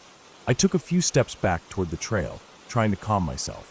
I told myself it was just a deer or some other animal that had made the prints and the nest. But deep down, I knew it wasn't. Whatever had been here was bigger, stronger, and not quite right. As the afternoon wore on, the sky started to darken with thick clouds rolling in fast. I checked my watch and realized I had been gone longer than I planned. I hurried back down the trail, the woods feeling heavier around me, the shadows lengthening and thickening until it seemed the trees were closing in. When I reached the cabin, the door was slightly ajar, swinging slowly in the breeze. My stomach dropped. I was sure I had locked it when I left. Inside, everything was the same except the small wooden box I had kept on the table was missing. It held my notebook and some photos, things I hadn't wanted to lose. Panic twisted in my chest. Had someone followed me here? Was I being watched? I locked the door again, pushed a chair against it, and tried to settle down for the night, but sleep didn't come easily. Outside, the rain began to fall in heavy sheets, pounding on the roof and windows. The forest seemed alive with sound, the steady drumming of rain, the groan of the wind, the distant call of an animal I couldn't identify. Every noise made me jump. Hours passed, and the storm intensified. Lightning split the sky, illuminating the trees in sharp, white flashes. Thunder rolled over the hills, shaking the cabin. I stayed close to the window, watching the rain blur the world outside, my mind racing. Then, just after midnight, the power went out. The cabin plunged into darkness. I fumbled for my flashlight and clicked it on, the beam cutting a narrow circle of light in the blackness. As I moved toward the door to check the locks again, I heard it, a soft scratching sound at the window. Frozen, I held my breath and shone the light toward the noise. Nothing but rain-streaked glass. The scratching came again, louder this time, like nails scraping wood.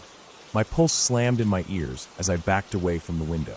The sound moved around the cabin, circling, scratching, sometimes pausing, then starting again. I wanted to call for help, but the phone had no signal. My only hope was to wait for daylight. Hours passed with the scratching continuing, until finally, just before dawn, it stopped. The rain eased, and the forest fell silent again. I didn't sleep. As soon as the sky lightened, I packed my things and left the cabin behind. On the way back down the trail, I looked again for the footprints but found only the rain-washed earth, smooth and untouched. When I reached the ranger station, I told them about the footprints and the noises. They looked at me like I was crazy, but said sometimes bears or large animals wander close to cabins during storms, drawn by the smell of food. But the footprints I described were nothing like a bear's, and the scratching around the cabin didn't match any animal behavior I'd heard of. I never went back to that part of the woods. The memory stayed with me, a quiet reminder that some places hold secrets you don't want to find. Even now, when the wind howls outside or the rain taps at my window, I think about those footprints and the scratching, and I wonder what was really watching me from the shadows, waiting for the storm to hide it.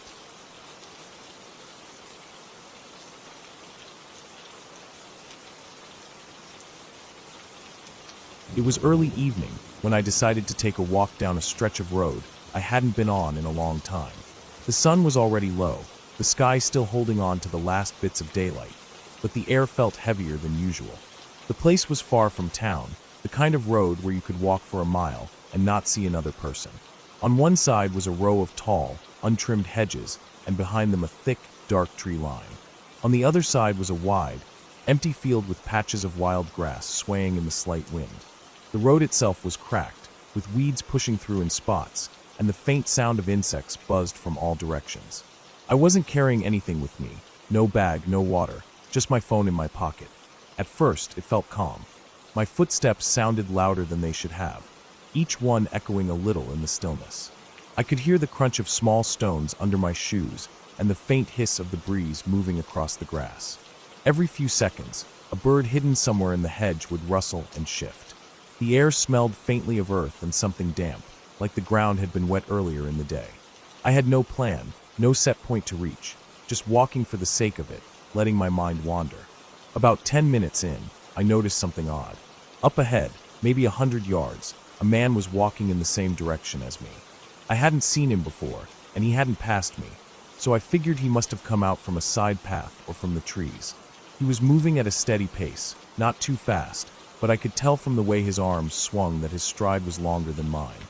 He wore dark clothing that made it hard to make out details from this distance. I didn't think much of it at first, just another person walking.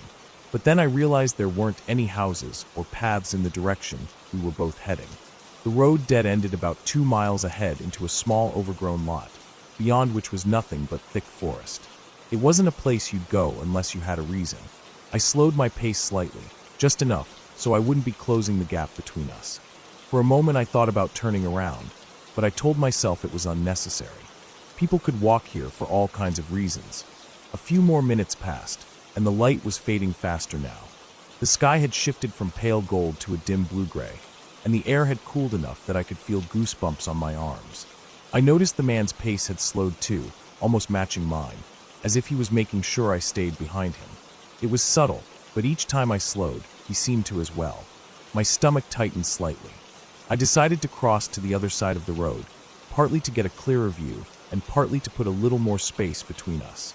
The asphalt was uneven, and I had to watch my footing. When I looked up again, the man had turned his head slightly, just enough for me to see the outline of his jaw in the dim light. He didn't look back for long, but long enough for me to feel that strange, cold awareness you get when you know you've been noticed. We kept walking. The hedges to my left grew thicker, the tree line behind them almost black now. The insects were louder, their high-pitched drone filling the air, so much it was hard to hear anything else. The man ahead of me shifted his shoulders, as if adjusting the way he carried himself. I began to notice small details, how his right arm didn't swing as freely as the left, how his head tilted slightly forward, how his steps were deliberate but not hurried.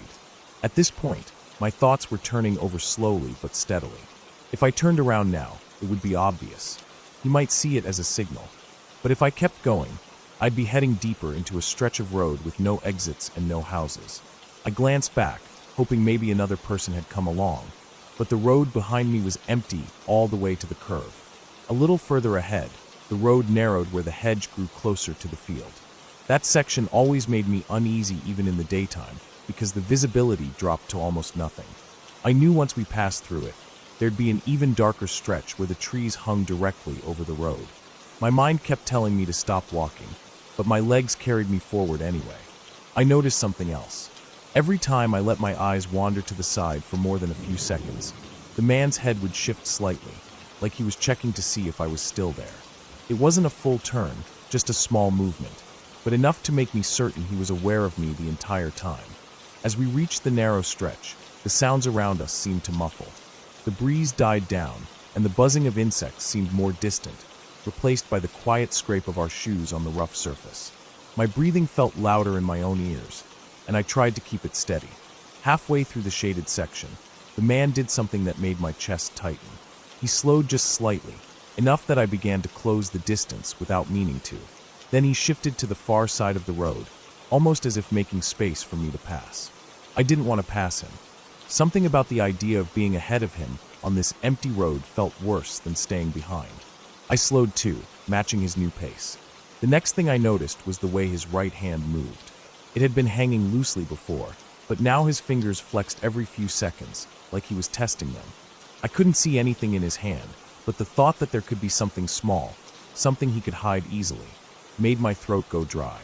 When the road opened up again, I expected him to keep going straight toward the dead end.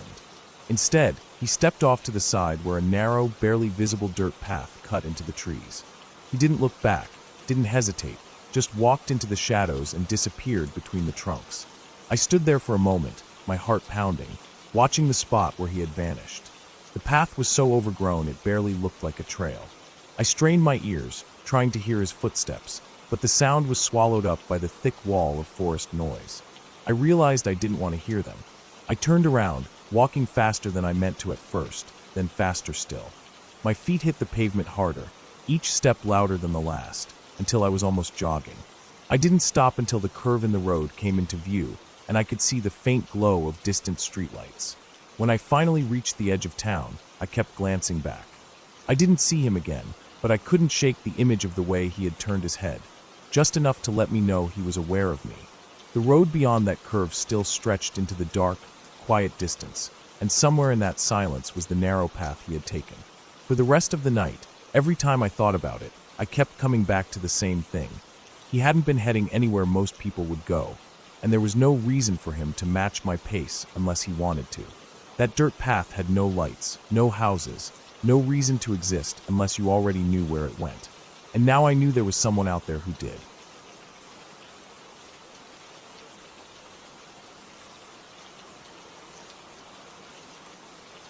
It was a little after 6 in the evening when I decided to take the long way home. The sun was already low, spilling a dull orange light over the horizon. The air was heavy, the kind of stillness that feels like it's waiting for something to happen. I was walking along the dirt road that cut through a stretch of woods I'd never gone deep into before. I usually stuck to the paved streets closer to town, but I thought the quiet and the fresh air might help clear my head after a long day. The road wasn't much more than 2 narrow ruts, with weeds and grass growing tall between them.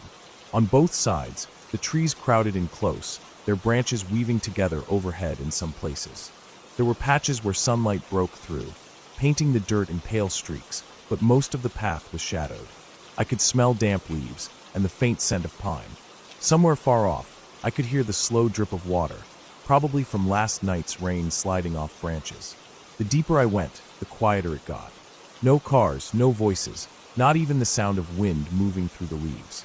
Just the steady crunch of gravel and twigs under my boots. After a while, I noticed the road started to slope slightly downward, and the trees on the left side leaned in at an angle, their trunks stretching tall before vanishing into the dim canopy.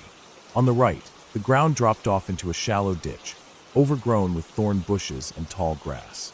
I figured it would level out eventually, so I kept going. It was when I reached the bend that I first felt something was off. It wasn't anything I could see, just a shift in the air. The stillness I'd noticed earlier felt heavier now, thicker, like the air was pressing in on me. My steps slowed without me even deciding to slow them. The road ahead curved out of sight, the shadows pooling thicker around it. I stood there for a second, looking at the dark bend, and realized I hadn't heard a single bird or insect in a while. Even the distant dripping sound had stopped. I pushed forward, telling myself I was just being stupid, that the silence was nothing.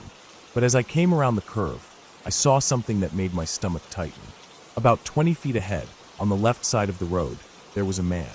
He was standing still, facing away from me, looking into the trees. His posture was stiff, like he was straining to hear something. He wasn't dressed for the woods, dark pants, a plain shirt, no backpack, no gear. I slowed my pace and tried to step quietly, though the crunch of gravel under my boots seemed far too loud in the silence. He didn't move. I kept walking, trying not to stare, my eyes scanning the trees like I was just looking at the scenery.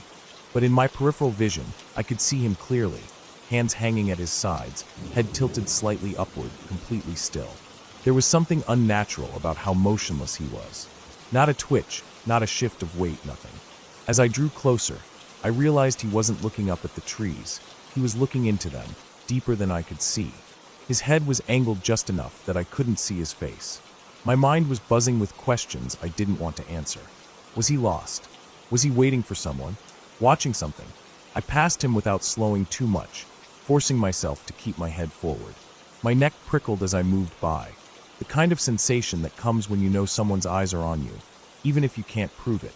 I told myself not to look back, but after I'd gone about 20 steps, I couldn't help it. He was still there. Only now, he was turned slightly, just enough that I could tell his head was following me. He still didn't move otherwise, just that tiny shift of his face toward my direction. I faced forward again, my heart rate climbing. I didn't run, not yet. Running felt like it would make too much noise, draw too much attention. I just kept my pace steady, each step feeling longer than the last. The road straightened out ahead, and I could see the light starting to fade faster as the trees thickened. That's when I heard it. Footsteps. Not mine. They were faint at first, like the soft crush of dirt under careful steps, matching the rhythm of mine but just a half beat off. I glanced over my shoulder. The man was gone. I stopped dead in my tracks, my eyes sweeping the road behind me. Empty.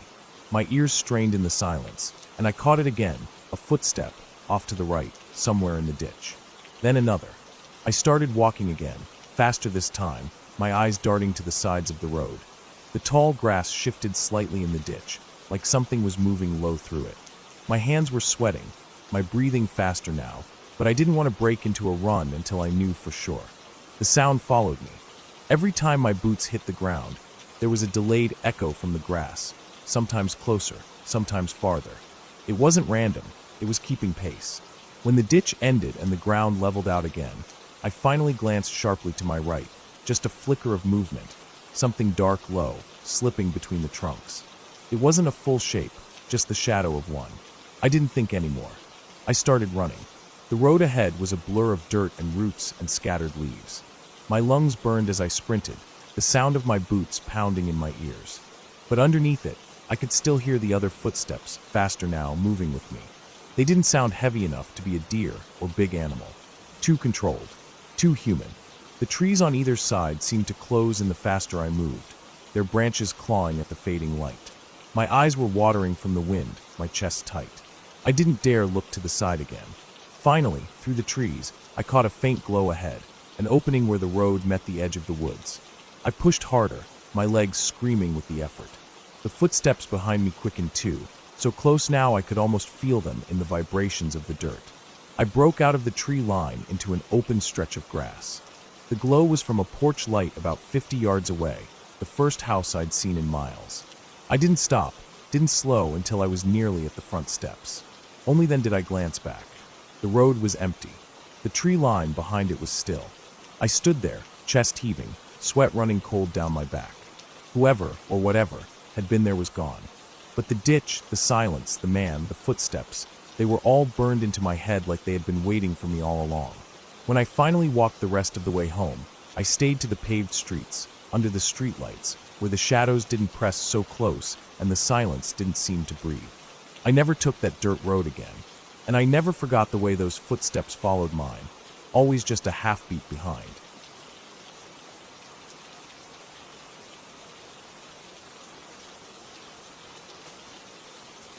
I remember the night clearly, the way the sky looked just before it turned completely dark, the smell of damp earth mixing with the cold breeze that crept through the trees.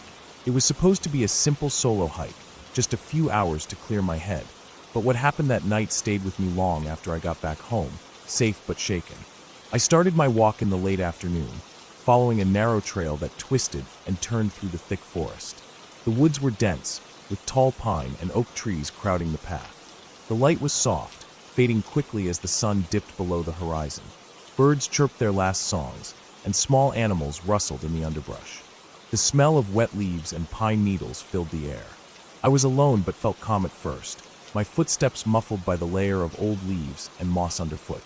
As I went deeper, the path became less clear. Branches blocked some parts, and fallen logs forced me to step carefully. The light grew dimmer, and shadows stretched long. I reached a small clearing near a creek. Thin water trickling over smooth stones, the sound steady and gentle. I sat on a rock, letting the quiet calm wash over me, trying to relax. After a while, I noticed something odd, a faint sound, almost like a low breath or a whisper carried by the wind. I stopped moving, listening closely, but it was gone. I thought maybe it was just the wind shifting leaves or some small animal moving far away.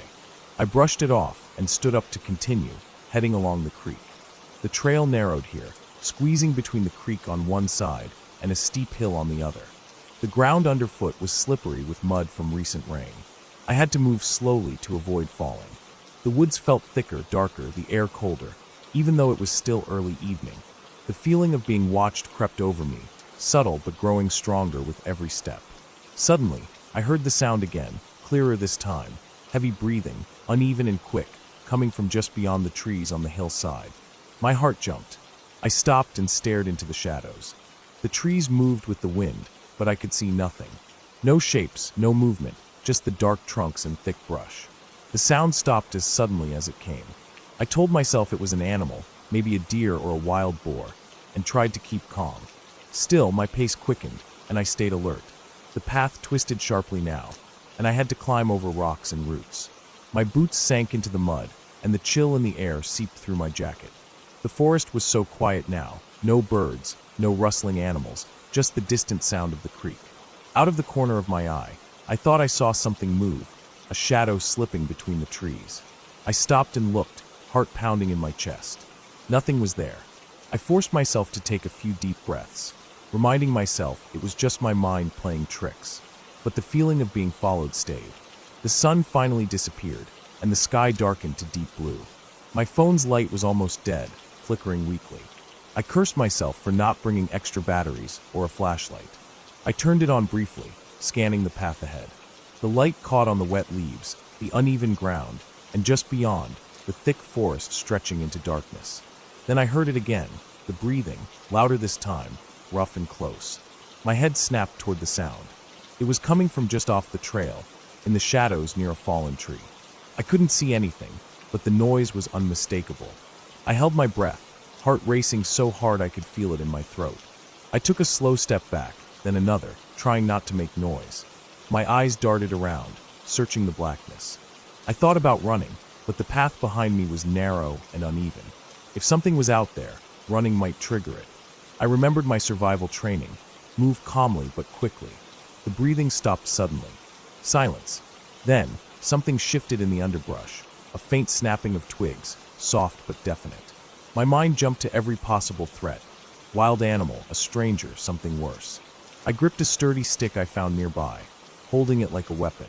I moved forward cautiously, shining the fading light of my phone into the dark trees. The beam caught on a shape, something large and low to the ground. My breath hitched. It was a big dog, a stray maybe, eyes reflecting the light. It growled softly, then took a few steps back, disappearing into the woods. Relief washed over me, but it was short-lived. I kept moving, but the feeling that something was still watching me never left. Every rustle, every shadow seemed alive, full of hidden eyes. Finally, I reached the edge of the forest. The path opened to a dirt road that led back toward the parking lot where I'd left my car. I quickened my pace, tired but desperate to get out. The cool night air felt cleaner, and the sounds of distant cars and voices made me feel safer. When I reached my car, I fumbled with my keys, hands shaking. I glanced back into the dark woods, still feeling eyes on me. I locked the doors, started the engine, and pulled away, the headlights cutting a bright path through the night. Driving back, I kept replaying the night in my head, the heavy breathing, the eyes in the dark, the silent shadows. I thought about how easily things could have gone wrong out there alone, how small and vulnerable I was in that endless forest. That night taught me something important. Nature can be beautiful, peaceful, even healing. But it's also wild, unpredictable, and full of things that don't want to be found.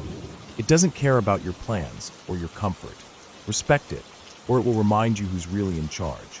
Since then, I never go out alone without proper gear and a plan. I learned to listen to those little warnings, the sudden quiet, the feeling of being watched. They mean something. They saved me that night, and I'm grateful I made it out, because not everyone does.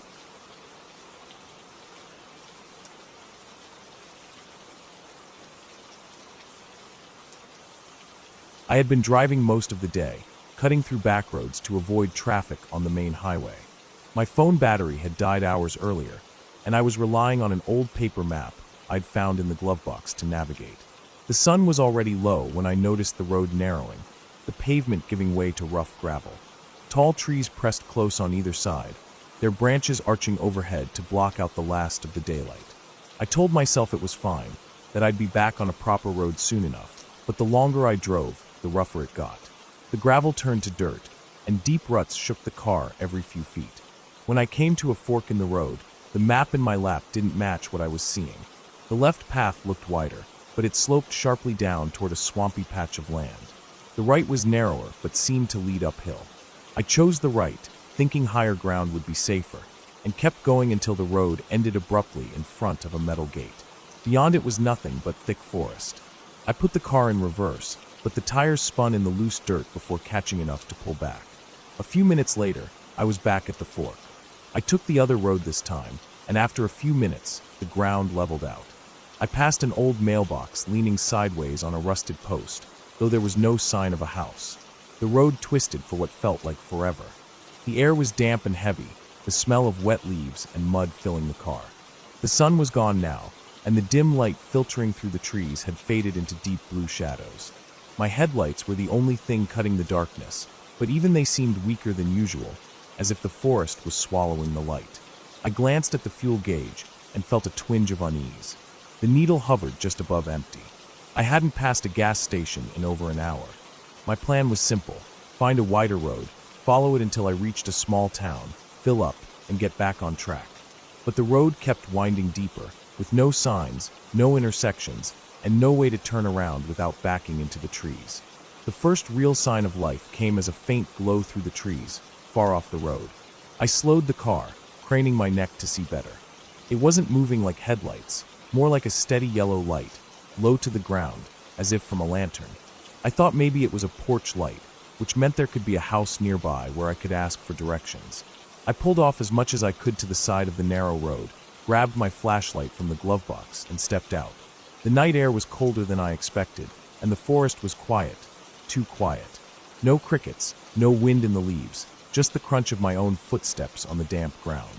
The light in the distance flickered faintly as I walked toward it, weaving between the trees and trying not to trip over the uneven ground. It took longer to reach than I thought. My legs were beginning to ache from climbing over fallen branches when I finally saw it clearly: a single, old-fashioned oil lamp hanging from a nail on the side of a shed. The shed was small, its wood gray and warped with age. The door hung slightly open, revealing only darkness inside. The strangest thing was how isolated it was. There was no path leading to it, no signs of a nearby house or driveway. Just this shed, sitting alone in the woods with a lit lamp on the wall. I felt an uncomfortable prickle run down my spine. It didn't make sense for someone to keep a lamp burning out here, unless they were close by. I waited, listening for footsteps or voices, but there was nothing. I considered calling out, but something stopped me. The quiet was too heavy, and my own breathing felt too loud. I decided to turn back. But when I retraced my steps, I realized I couldn't see the road anymore. The beam of my flashlight cut through the dark in a narrow cone, but the trees all looked the same. I walked faster, trying to follow what I thought was the way I came, until I stumbled into a shallow ditch. My ankle twisted painfully, and I nearly dropped the flashlight. I stopped to catch my breath, looking around, and saw something that made my stomach tighten. Just a few feet away was a boot print in the mud. It was fresh, edges sharp, water still pooled in the deeper grooves. But it wasn't mine. I swung the flashlight beam in a slow arc. About 20 feet away, between two trees, I caught the faint outline of someone standing still. My heart hammered. I couldn't see their face, only a vague human shape, unmoving, watching me. I froze, gripping the flashlight so hard my knuckles ached. For a long moment, neither of us moved. Then the figure shifted, stepping just out of the light, vanishing into the darkness. I heard nothing, not a snap of a twig, not a rustle of leaves. I backed away, keeping the light sweeping in every direction, until I finally caught sight of the road's pale dirt through the trees. Relief surged, and I limped toward it as fast as I could. When I reached the car, the driver's side door was open. I was certain I had shut it. My bag, which I'd left on the passenger seat, was gone. The keys were still in the ignition. I didn't waste time thinking. I jumped in, slammed the door, and started the engine. The car lurched forward, tires spitting dirt as I sped down the road, not caring about the ruts or the low fuel warning now flashing red. I drove until I saw the glow of a gas station sign through the trees. I pulled in, my hands trembling, and sat there for several minutes before getting out. I never told the attendant what happened. I just filled the tank, bought a new map, and took the main road home. Later, when I thought about it, what unsettled me most wasn't the figure in the woods or the open car door. It was the fact that I had walked in a straight line to the shed and a straight line back, or at least I thought I had. But somehow, the road was in a completely different place than where I expected it to be. And somewhere in those trees, someone had been close enough to take my bag without me hearing a single sound.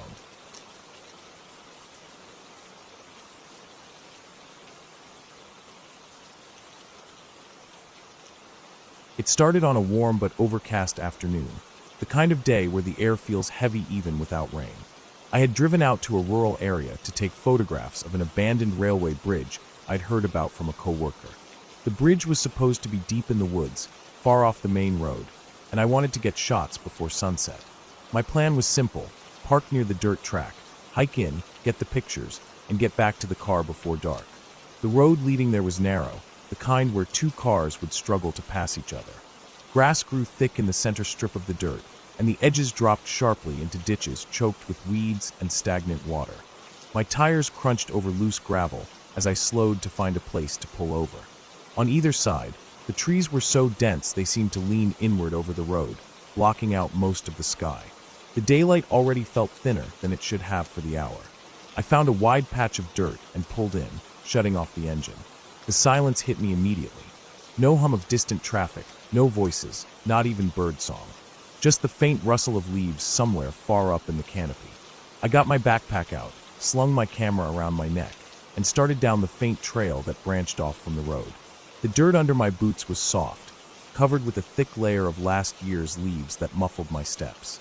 The path was barely visible in places, more a suggestion than an actual trail. It twisted between trunks, some so close together I had to turn sideways to slip through.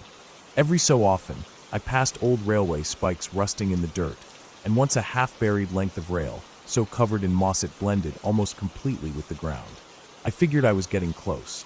About 20 minutes in, I saw the bridge through the trees. It was old steel, painted green once, but now almost completely stripped by rust and weather. It crossed a shallow ravine where a trickle of water glinted between dark stones. The air here smelled damp, the way it does after rain, even though it hadn't rained all day. I walked out onto the bridge slowly, the metal creaking faintly under my weight. From the center, I could see both ways down the ravine, just endless trees in every direction. I started taking pictures, focusing on the details. Peeling paint, the tangled vines climbing up from below, the graffiti scratched into the steel beams. That's when I noticed it. Down in the ravine, on the far side where the slope was steep and rocky, there was movement. I lowered the camera and squinted, trying to make out what it was. It wasn't an animal, not from the way it moved. It was slow, deliberate, not the quick darting of a deer or raccoon. I thought maybe it was another person, but whoever it was seemed to be crouched low, half hidden by a boulder. I waited for them to stand or come into view, but they didn't. They just stayed there, motionless except for the faint shift of their head, like they were looking right at me. The hair on the back of my neck prickled. I took a step back from the railing. It could have been nothing, maybe a hiker resting, maybe even some trash caught on a rock that my brain was turning into a shape. But I couldn't shake the feeling of being watched. I finished taking a few more photos quickly and decided to head back. On the walk out, I I kept checking behind me. The trail felt different now, narrower somehow, the trees pressing closer. Every creak of a branch or crack of a twig made me turn my head. I couldn't see anyone, but the sensation that I wasn't alone followed me all the way back to the car. When I stepped out of the woods, my relief was sharp and physical, like dropping a heavy weight. The car sat right where I'd left it, the metal warm from the lingering heat of the day. I climbed in, tossed my backpack into the passenger seat, and started the engine. I had just put the car in gear when something made me freeze. In the rearview mirror, just for a second before I pulled away, I saw the figure. Standing at the tree line where the trail met the road, completely still. Too far to see their face, but close enough to tell they were tall, shoulders slightly hunched, arms hanging loosely at their sides. I didn't wait to get a better look. My foot pressed the gas harder than I meant to, and the car jolted forward. I kept my eyes on the road, refusing to check the mirror again until I was miles away. That night, I went through the photos on my computer. Most were ordinary, rust, leaves, sky through steel beams. But in one, taken on the bridge, down in the corner of the frame, there was a blur of pale color against the dark rocks. Not enough detail to make out a face, but enough to know it was there before I'd even realized. I didn't go back to that place. I didn't even drive that road again. The photos went into a folder I haven't opened since. And still sometimes, when I'm walking alone, on a sidewalk, through a parking lot, even in daylight, I'll get that same prickling at the back of my neck. The same sense that if I turned quickly enough, I might catch someone standing perfectly still, just far enough away to make me doubt what I saw. And I know if I ever do see them up close, it won't be the first time they've seen me.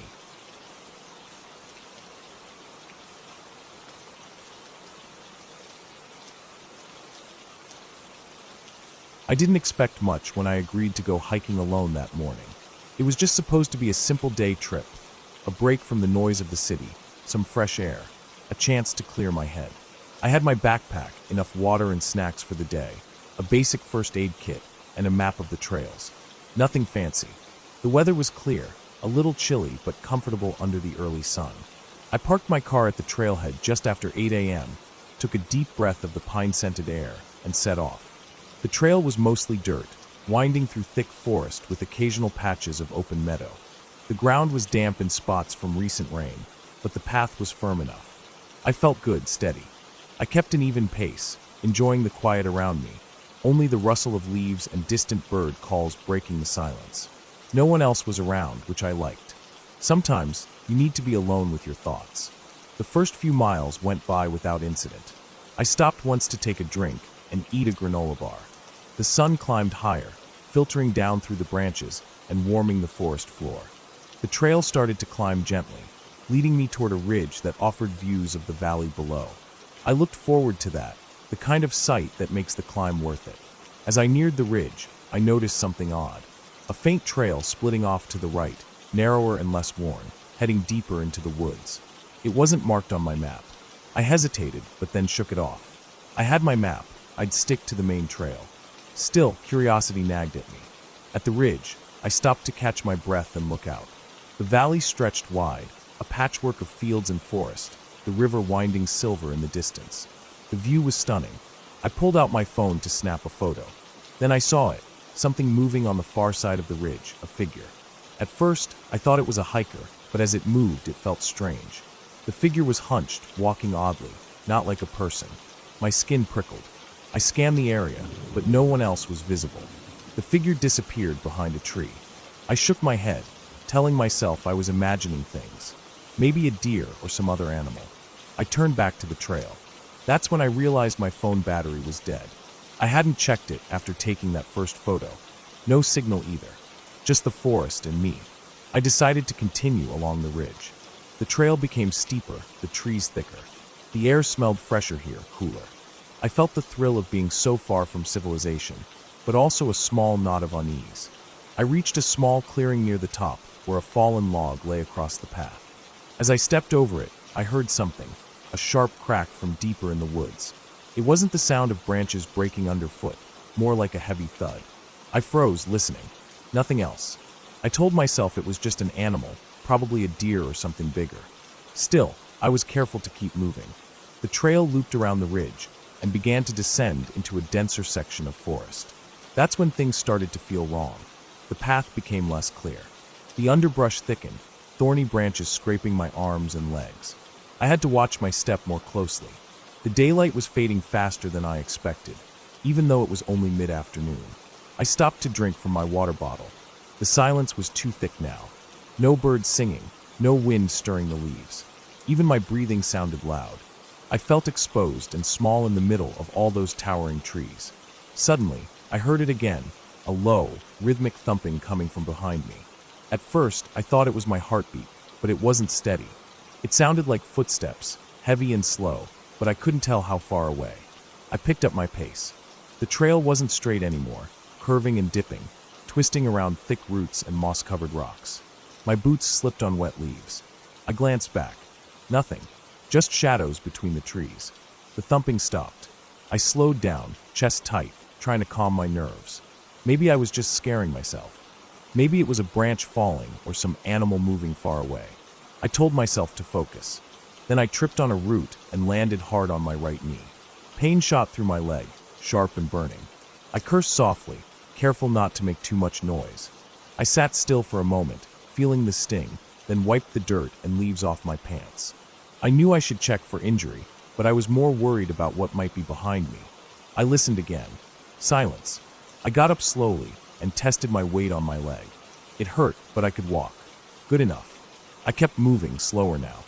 The trail curved sharply, and the trees thinned a bit, revealing a faint light up ahead, maybe the end of the trail or an opening. Relieved, I headed toward it. As I stepped into the light, I found myself at the edge of a small clearing, maybe 20 feet across. The ground was muddy and uneven, scattered with broken branches and flattened grass. Then I saw the footprints. They were large, deep impressions in the mud, bigger than any bear or deer tracks I'd seen. They led into the woods from the opposite side and disappeared between the trees where the shadows were thickest. My heart hammered in my chest. These weren't animal tracks I recognized. They were too big, too heavy. I swallowed hard and took a step back, but my foot slipped in the mud and I almost fell again. The air felt colder, heavier. I glanced around, trying to find a way out, but the path back was blocked by fallen branches and thick bushes that hadn't been there before. Panic surged. I started moving faster, looking for another route. The forest was dense, tangled with vines and trees packed close together. The light faded, leaving me in near darkness. I stopped to catch my breath and pulled out my flashlight, but the batteries were dead. I cursed again. No phone, no light, and no way to find my way. I remembered the tracks and thought maybe whoever, or whatever, made them might still be nearby. I listened. The forest was quiet again. Too quiet. I took a deep breath, trying to steady myself, and moved forward blindly. I stumbled through the undergrowth, branches scraping my face and hands. My clothes were torn and muddy. Suddenly, I heard it, a deep, heavy breathing right behind me. I froze. The sound was close, slow, and labored. I turned quickly, but saw nothing except thick trees and shadow. The breathing stopped. I stood still, heart pounding, trying to decide what to do. I decided to climb a tree, any tree, to get a better view and maybe stay safe for a while. I found a sturdy pine with low branches and started climbing. My leg ached, but I pushed up, pulling myself higher until I was about 10 feet off the ground. From here, I could see a bit better. The moon had risen, casting pale light through the canopy. I spotted the trail leading back toward the ridge, but it was far and winding. I could hear twigs snapping below. Then I saw it, a large figure moving slowly among the trees. It wasn't running, just walking with heavy steps. It stopped and looked up at me. I could see the shape clearly now. Huge shoulders, thick arms, but not quite human. The way it moved was awkward, lumbering, almost animalistic. Fear gripped me. I was trapped up here with no way down that felt safe. The figure stayed below for what felt like an hour, pacing and sniffing the air. I didn't dare move or make a sound. Eventually, it started to move away, disappearing into the shadows. I waited another long time before climbing down slowly. My leg was stiff, but I managed. I took the trail back toward the ridge, careful and quiet, my senses on edge. The forest seemed different now, darker, colder. I walked for what felt like miles, the trail getting steeper as I climbed back. At last, I reached the top and saw the parking lot far below, lights from cars and buildings shining faintly. I ran down the last stretch, my breath ragged. my legs screaming with every step. When I finally got to my car, I slammed the door shut and locked it. I sat inside, shaking, my mind racing. I thought about what I'd seen and heard, the footprints, the breathing, the figure. I realized that whatever was out there wasn't just some animal or lost hiker. It was something wild, something that belonged deep in these woods. I started the engine and didn't look back as I drove away, my hands gripping the wheel tight. The memory of those heavy footsteps and that quiet breathing stayed with me for days afterward. I never went back to that trail. Some places are better left alone.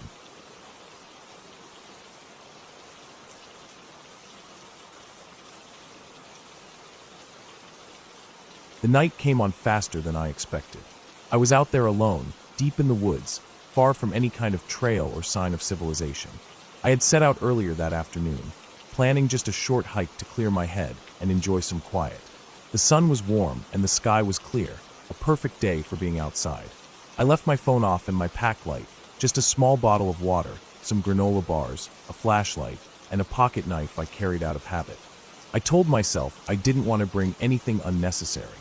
At first, the walk was peaceful. The forest around me was thick with tall pines and maples, their leaves whispering softly in the breeze. The ground was carpeted with pine needles and fallen leaves, soft under my boots. I could hear birds chirping, the occasional rustle of a squirrel in the branches, the distant sound of a creek flowing somewhere off to my right. The air smelled fresh, with a sharpness that only the woods can carry after a dry day. Everything felt calm and safe. As the afternoon slipped toward evening, I found a small clearing beside a shallow creek.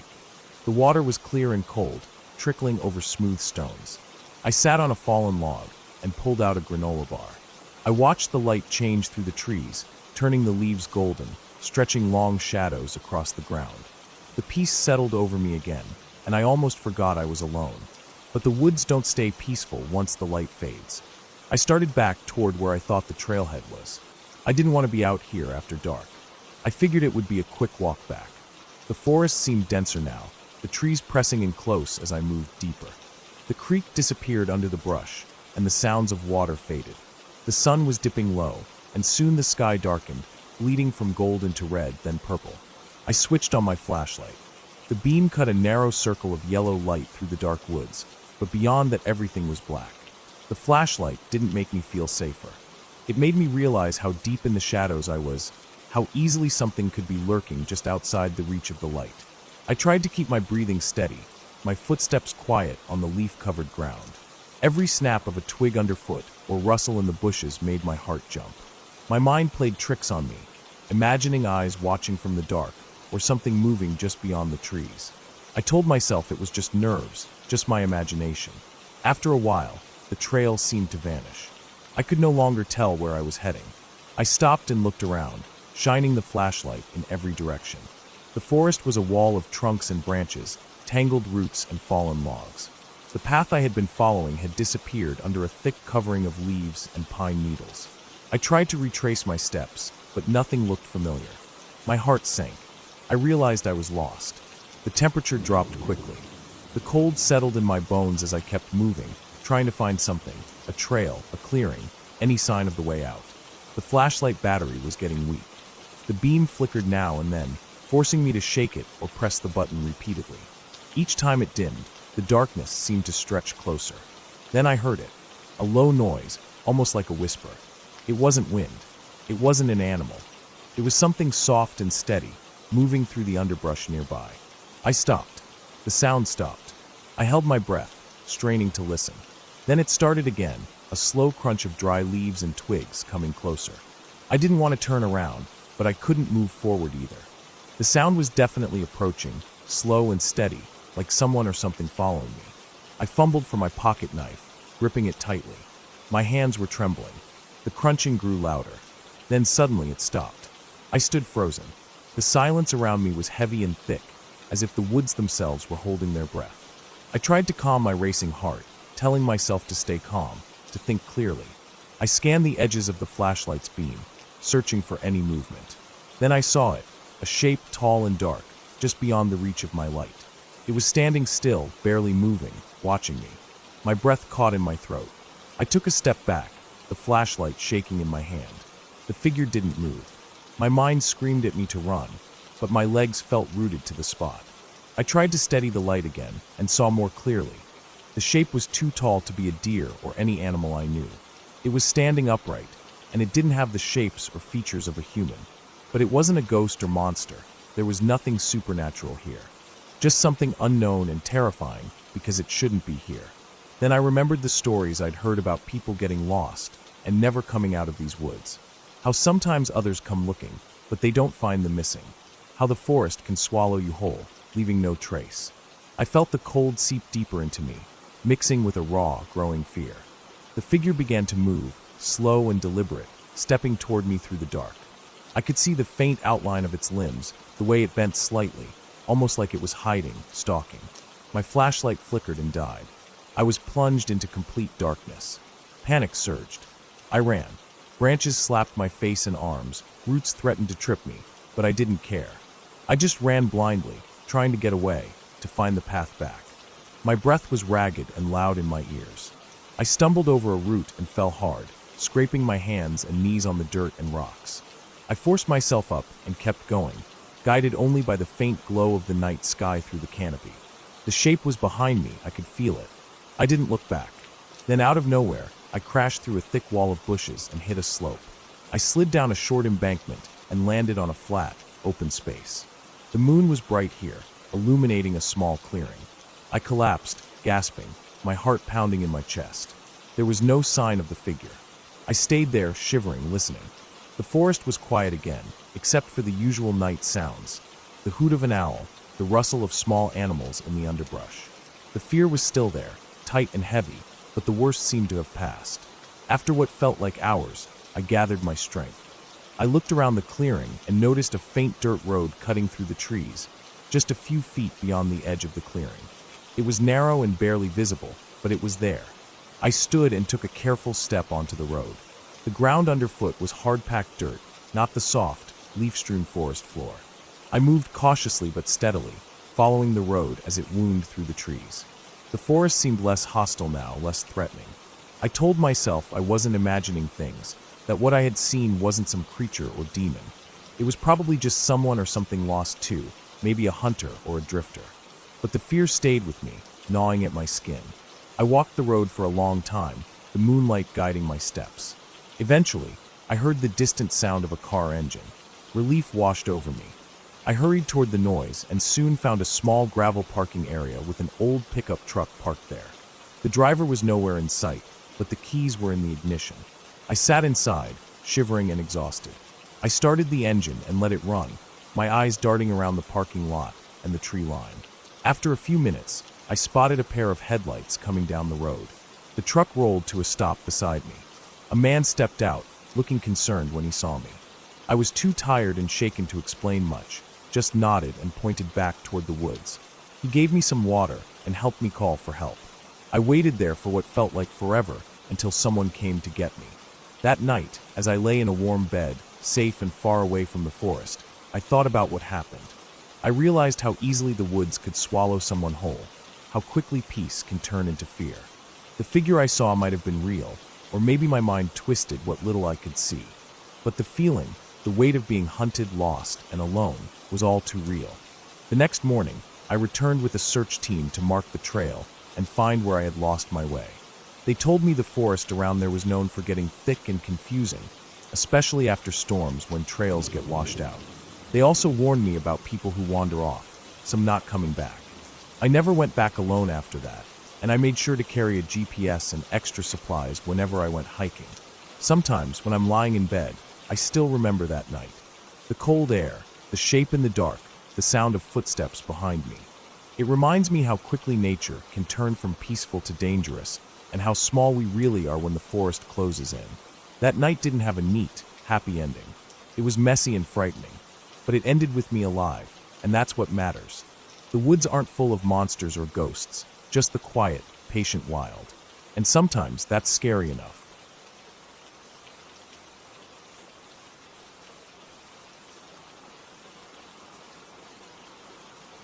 I remember the day started like any other. I had been planning this hike for weeks, a chance to escape the city noise and spend some time alone in the wilderness. The sky was clear, the sun bright but not harsh, and the air held that fresh, earthy smell that only forests have after a light rain. I parked my car at the small trailhead, pulled my pack tighter, checked my map one last time, and stepped onto the dirt path that snaked its way through towering pines and thick underbrush.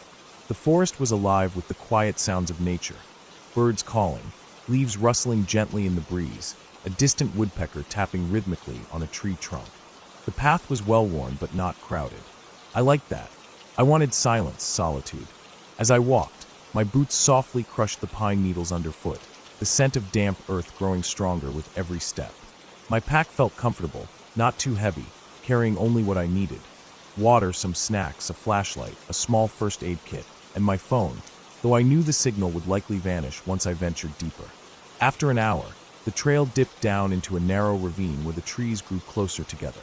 The sunlight struggled to filter through the thick canopy, casting long, shifting shadows across the moss-covered rocks and twisted roots.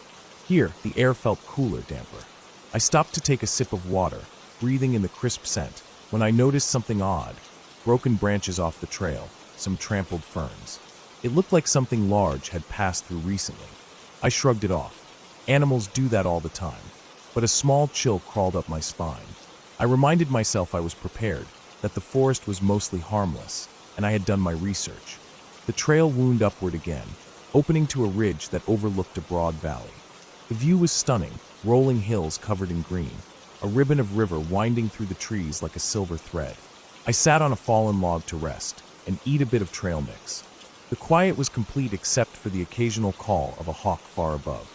It was while I was packing up that I noticed a figure moving along the ridge on the far side of the valley. At first, I thought it was another hiker, but something felt off. The person walked steadily, almost too deliberately, and didn't seem to be following any obvious trail. They wore dark clothing that blended with the trees, and their movements were slow and controlled, like they were watching or searching for something. I squinted, trying to make out details, but the distance was too great. Unease began to creep in. I told myself it was probably just someone else enjoying the hike, maybe lost or taking an odd route. I took a deep breath and stood up, deciding to keep moving rather than dwell on it.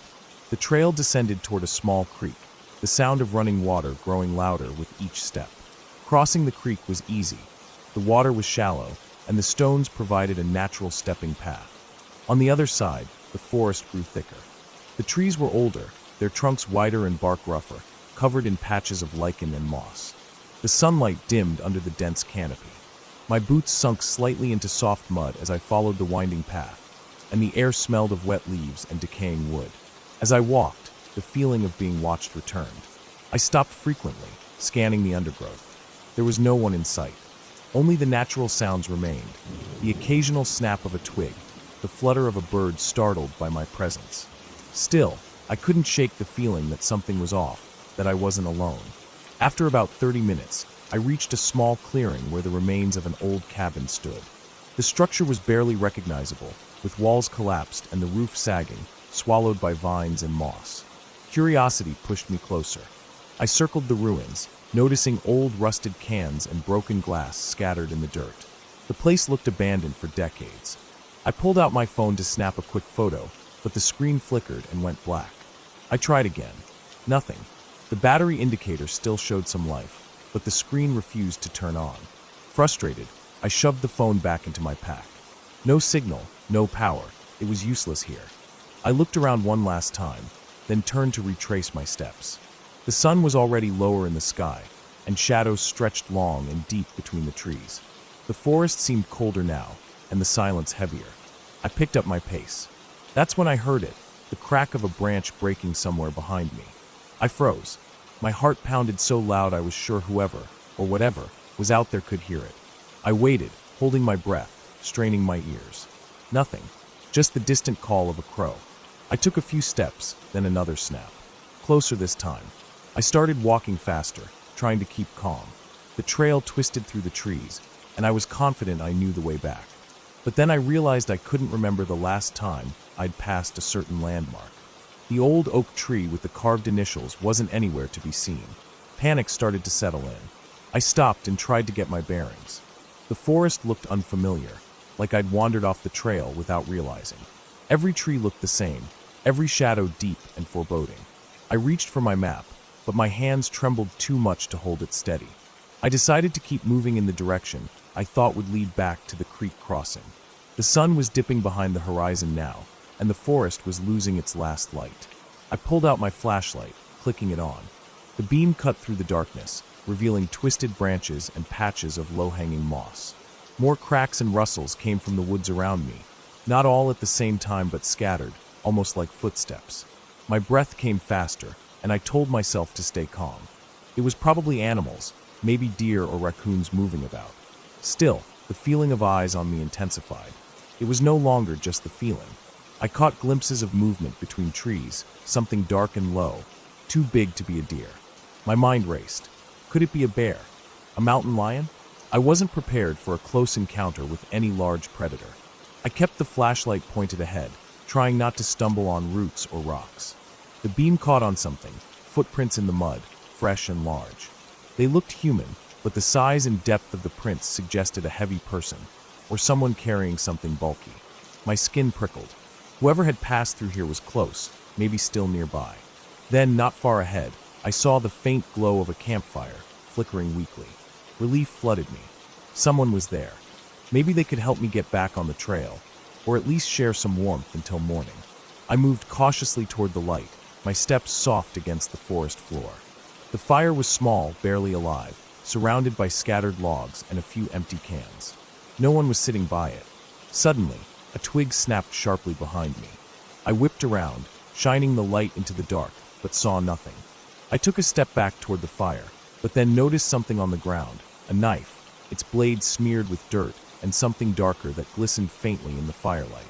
Fear gripped me tightly. This wasn't just a lost hiker. Something else was going on here. I stuffed the knife into my pack, not wanting to touch it, and scanned the surrounding woods again. The sounds were closer now, the rustling, footsteps, snapping twigs.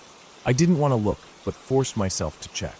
In the dim glow, I thought I saw a shadow moving swiftly behind a thick tree trunk, vanishing before I could get a clear look. I swallowed hard and knew I had to get out of there fast. I turned away from the fire and started running, using the flashlight to guide my steps. The trail was rough and uneven, and my feet stumbled over roots. The heavy breaths I took mixed with the pounding of my heart. Behind me, I heard running, quick, uneven, like someone chasing but not trained. I dared a glance over my shoulder. A figure, tall and dark, was closing in, moving between the trees with surprising speed. The face was hidden in shadows, but the body language screamed danger. I ran harder, adrenaline pushing me beyond exhaustion. Branches slapped my face, thorns tore at my jacket, but I didn't stop. The forest blurred around me, a maze of dark shapes and noises. Then, my foot caught on a root, and I fell hard. Pain shot through my wrist and knee. I scrambled up, ignoring the stinging cuts, and kept running, tears stinging my eyes. The footsteps behind me grew louder, closer. I reached a steep incline and scrambled up, hands clawing at loose soil. Near the top, the ground gave way slightly, and I slid partway down but caught myself on a low branch. Breathing heavily, I looked back. The figure was below, just starting to climb, but slower now. The slope was too steep, the footing poor. I knew I couldn't keep running forever. Then I spotted something, an old service road running along the ridge, barely visible under leaves and branches. If I could reach it, I might find a way back to the main trail, or at least get higher where Cell's signal might return. I forced my legs to move, scrambling up to the road. My flashlight flickered, then died, leaving me in near-complete darkness. Panic clawed at my throat, but I forced myself to stay calm. I pulled out my phone, pressing the power button, still nothing. I was truly alone.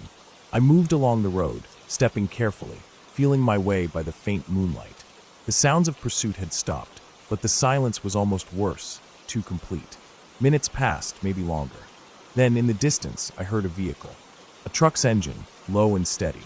I quickened my pace, hoping to catch sight of it. The road curved, and suddenly headlights cut through the trees. I waved my arms, shouting silently, hoping they'd see me.